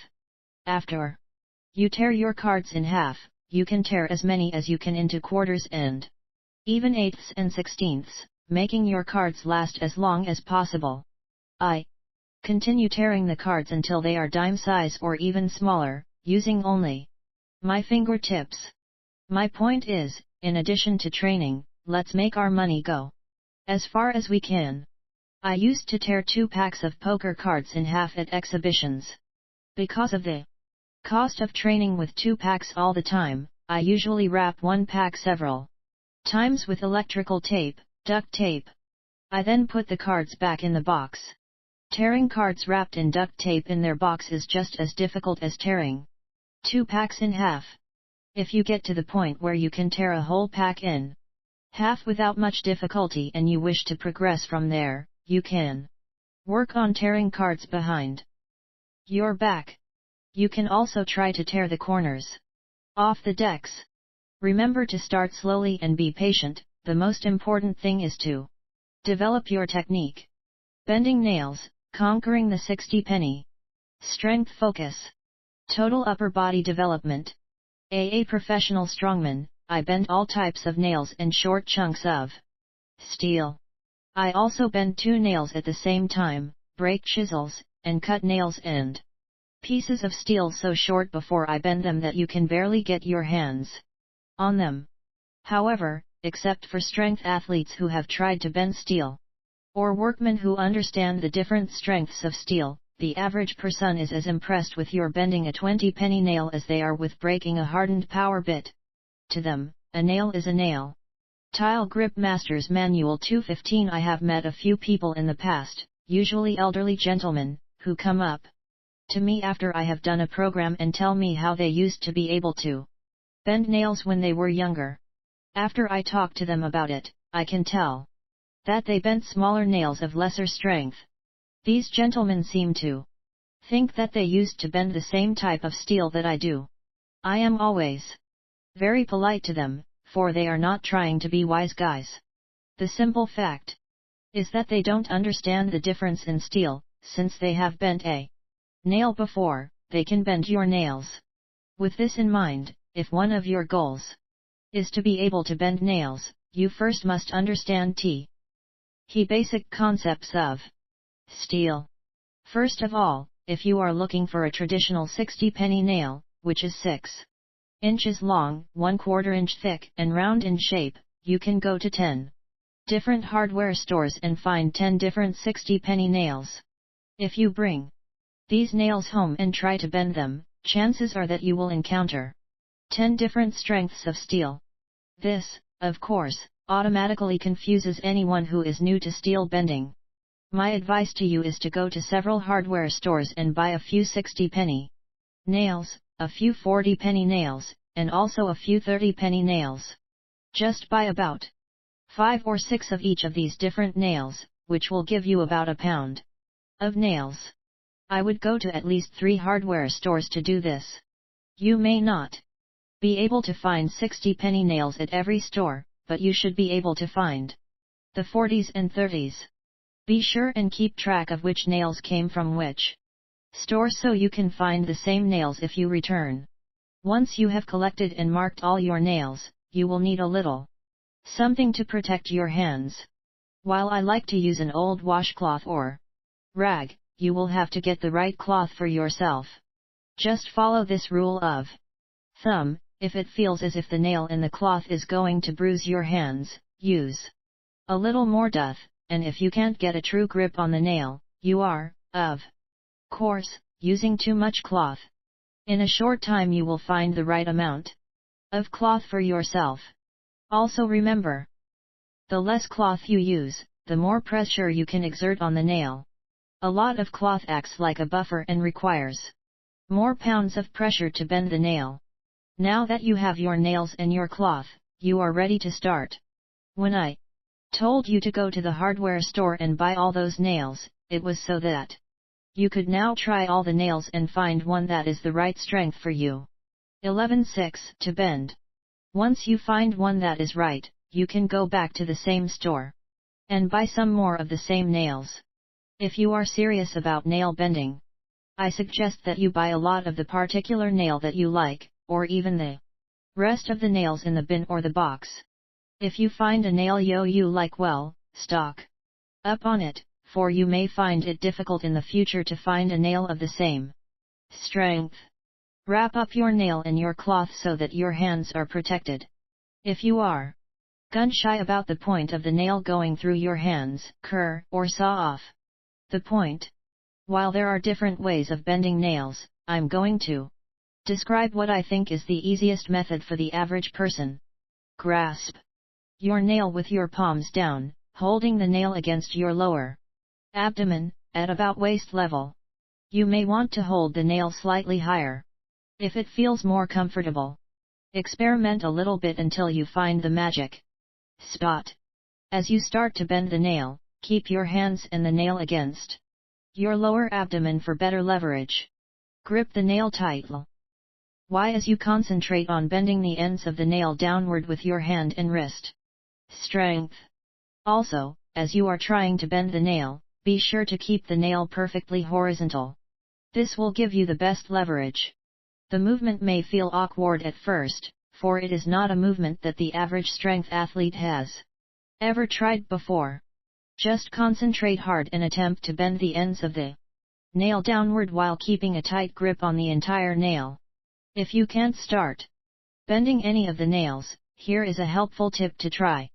Because of the awkward movement of nail bending, you need to get a feel for the technique, but you also can't develop a feel for the technique if you can't get a nail to start to bend. With this in mind, take a piece of wire the same length as your nail. If you don't have wire, cut off a piece of a coat hanger. Following the same principle, please bend the wire or coat hanger downward like the nail.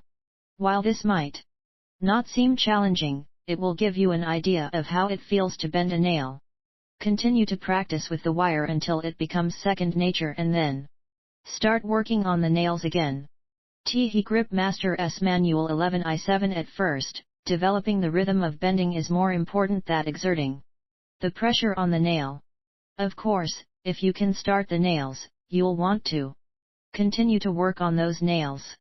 The important thing is to have something, a wire or a nail, that is moving when you exert pressure. You may also have heard or read about an old training method where the beginner takes 2 pieces of pipe and places them over the ends of the nail to bend it. This, of course, necessitates using a longer nail, which gives you much greater leverage. You then go to shorter pipes as you get stronger until you can eventually bend the nail without assistance. I do not recommend this method because with pipes over the nail, your 6-inch nail has suddenly turned into a 12-inch nail, and you use a whole different set of muscles at a different angle. The end result is that even if you get stronger from this technique, you will be at a loss when you try the nail without the pipes, because you are exerting pressure on a much shorter object. In a similar situation, an athlete who wanted to become strong in the close grip bench press would train with his hands close together and strive for heavier poundage to improve his strength. He would not use the widest grip possible on the bar and expect this to develop his close grip bench press. So with your nail bending, start with nails you can bend or some wire of the same length. Bending a nail. 118. When you bend a nail in the position described above, you will find that the nail can only be bent about halfway in this manner because your own hands get in the way.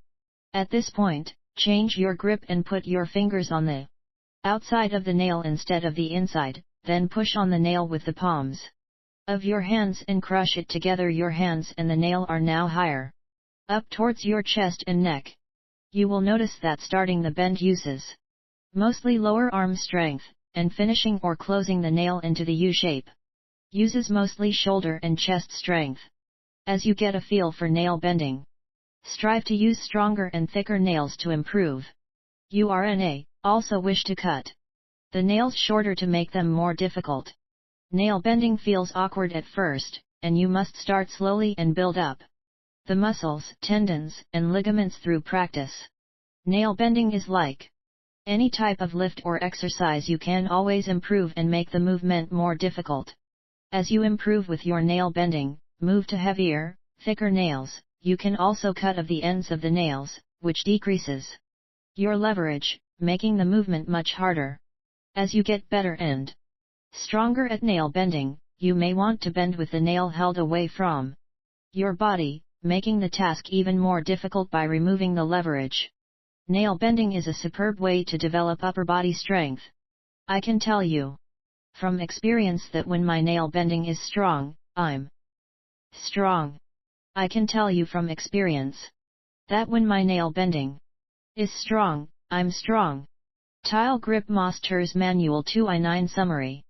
Strength focus for all exercises. Use this index to find the exercises best suited to the areas of strength you wish to develop. Functional strength for whole body. Chest press with weight. Pole climbing. Stone lifting. Brick lifting. Other training. Weight toss. Upper body. Scroll work. Horseshoe bending. Nail bending. Total lower arm development. Ball rotation. Bar twirling. Grip work with tubing. Tearing tennis balls. Iron coiling. Wrists and forearms. Weight toss. Work those extensors, hand resistance, extended finger hold. Lever lifts. Other grip devices, wrist developer.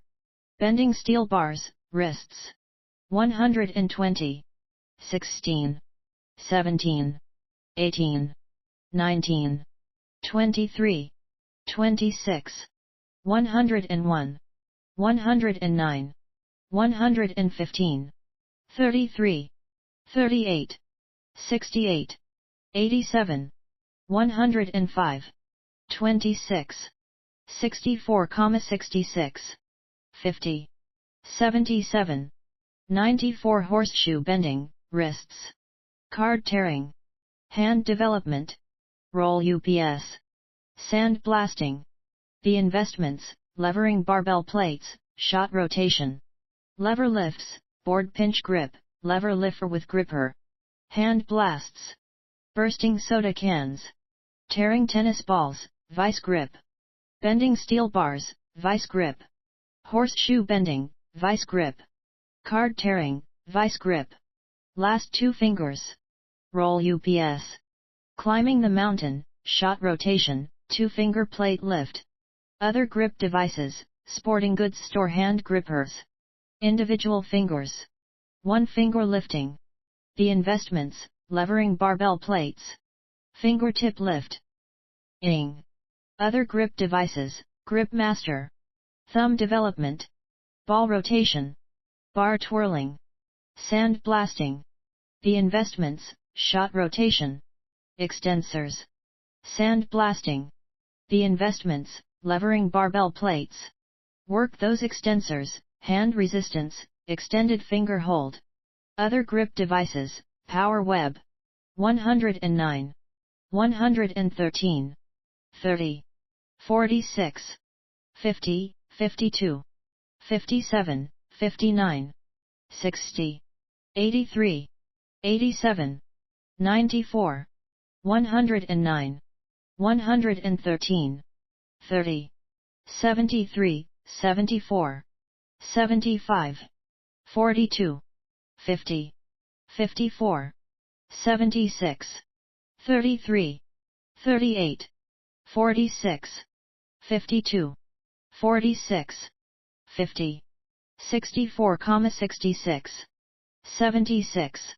The Grip Master's Manual 2-2I Closing the Captains of Crush Registered Grippers. Roll UPS. Bar twirling. The investments, shot rotation. Climbing the mountain, strap holds, 2-finger plate lift. Bending steel. Bar twirling. Grip work with tubing. Twisting strength. Other grip devices, round silicone ball. Tearing tennis balls. Muscle control and dexterity. Roll UPS. Ball rotation. Bar twirling. The investments, levering barbell plates, shot rotation. Endurance. Ball rotation. Sand blasting. Bursting soda cans. Tearing tennis balls. Flexibility. Bar twirling. Discipline. Iron coiling. 122. 30. 38. 52. 73, 74. 38. 68. 77. 87. 30. 33. 38. 50, 52. 33. 46. 83. 87. 38. 105 Moving beyond Maciarty of hand strength. John Brucasid. Continúes his wadiyan of breaking new ground ng immining. V creative new exercises and unbiddied enthusiasm are wa. The Grip Maciar's Manual one's all about. John Bissons with some synchral training pointers, including how 10 presses good hand. Health then shows you how 10 bold you. Our overall upper body and lower M sirene, laying a foundation for the specific hand and lower M raining ha follows. And wa follows is typical of John. And wide array of innovative techniques and excurcles designed o. Motivate and chalani you dash and 10 bold your hand siren jiram. Every conceivable ng, Allens with your dexterly and mus icon. Ol John, who in Verid wa are now commonly called Sarap. Holds, is also your guide 10 climbing he mountain 10 close the. Number 3 Captains of Crush Gripper. Finally, John cads you through the consummate grip massacres. Repertoire, bending sisal bars, bending horses hocks, coiling and scrolling ron. Bending nails and even tearing cards. Johann wrote this book 10 help you take your hand streng attend the hext level and if you follow his akis. We sure you will get there. It then some. 1 you want 10 be a grip master and the inu sense of word. Take a look at the Grip Maciar's Manual and the G0 out. And crush a can of Coke.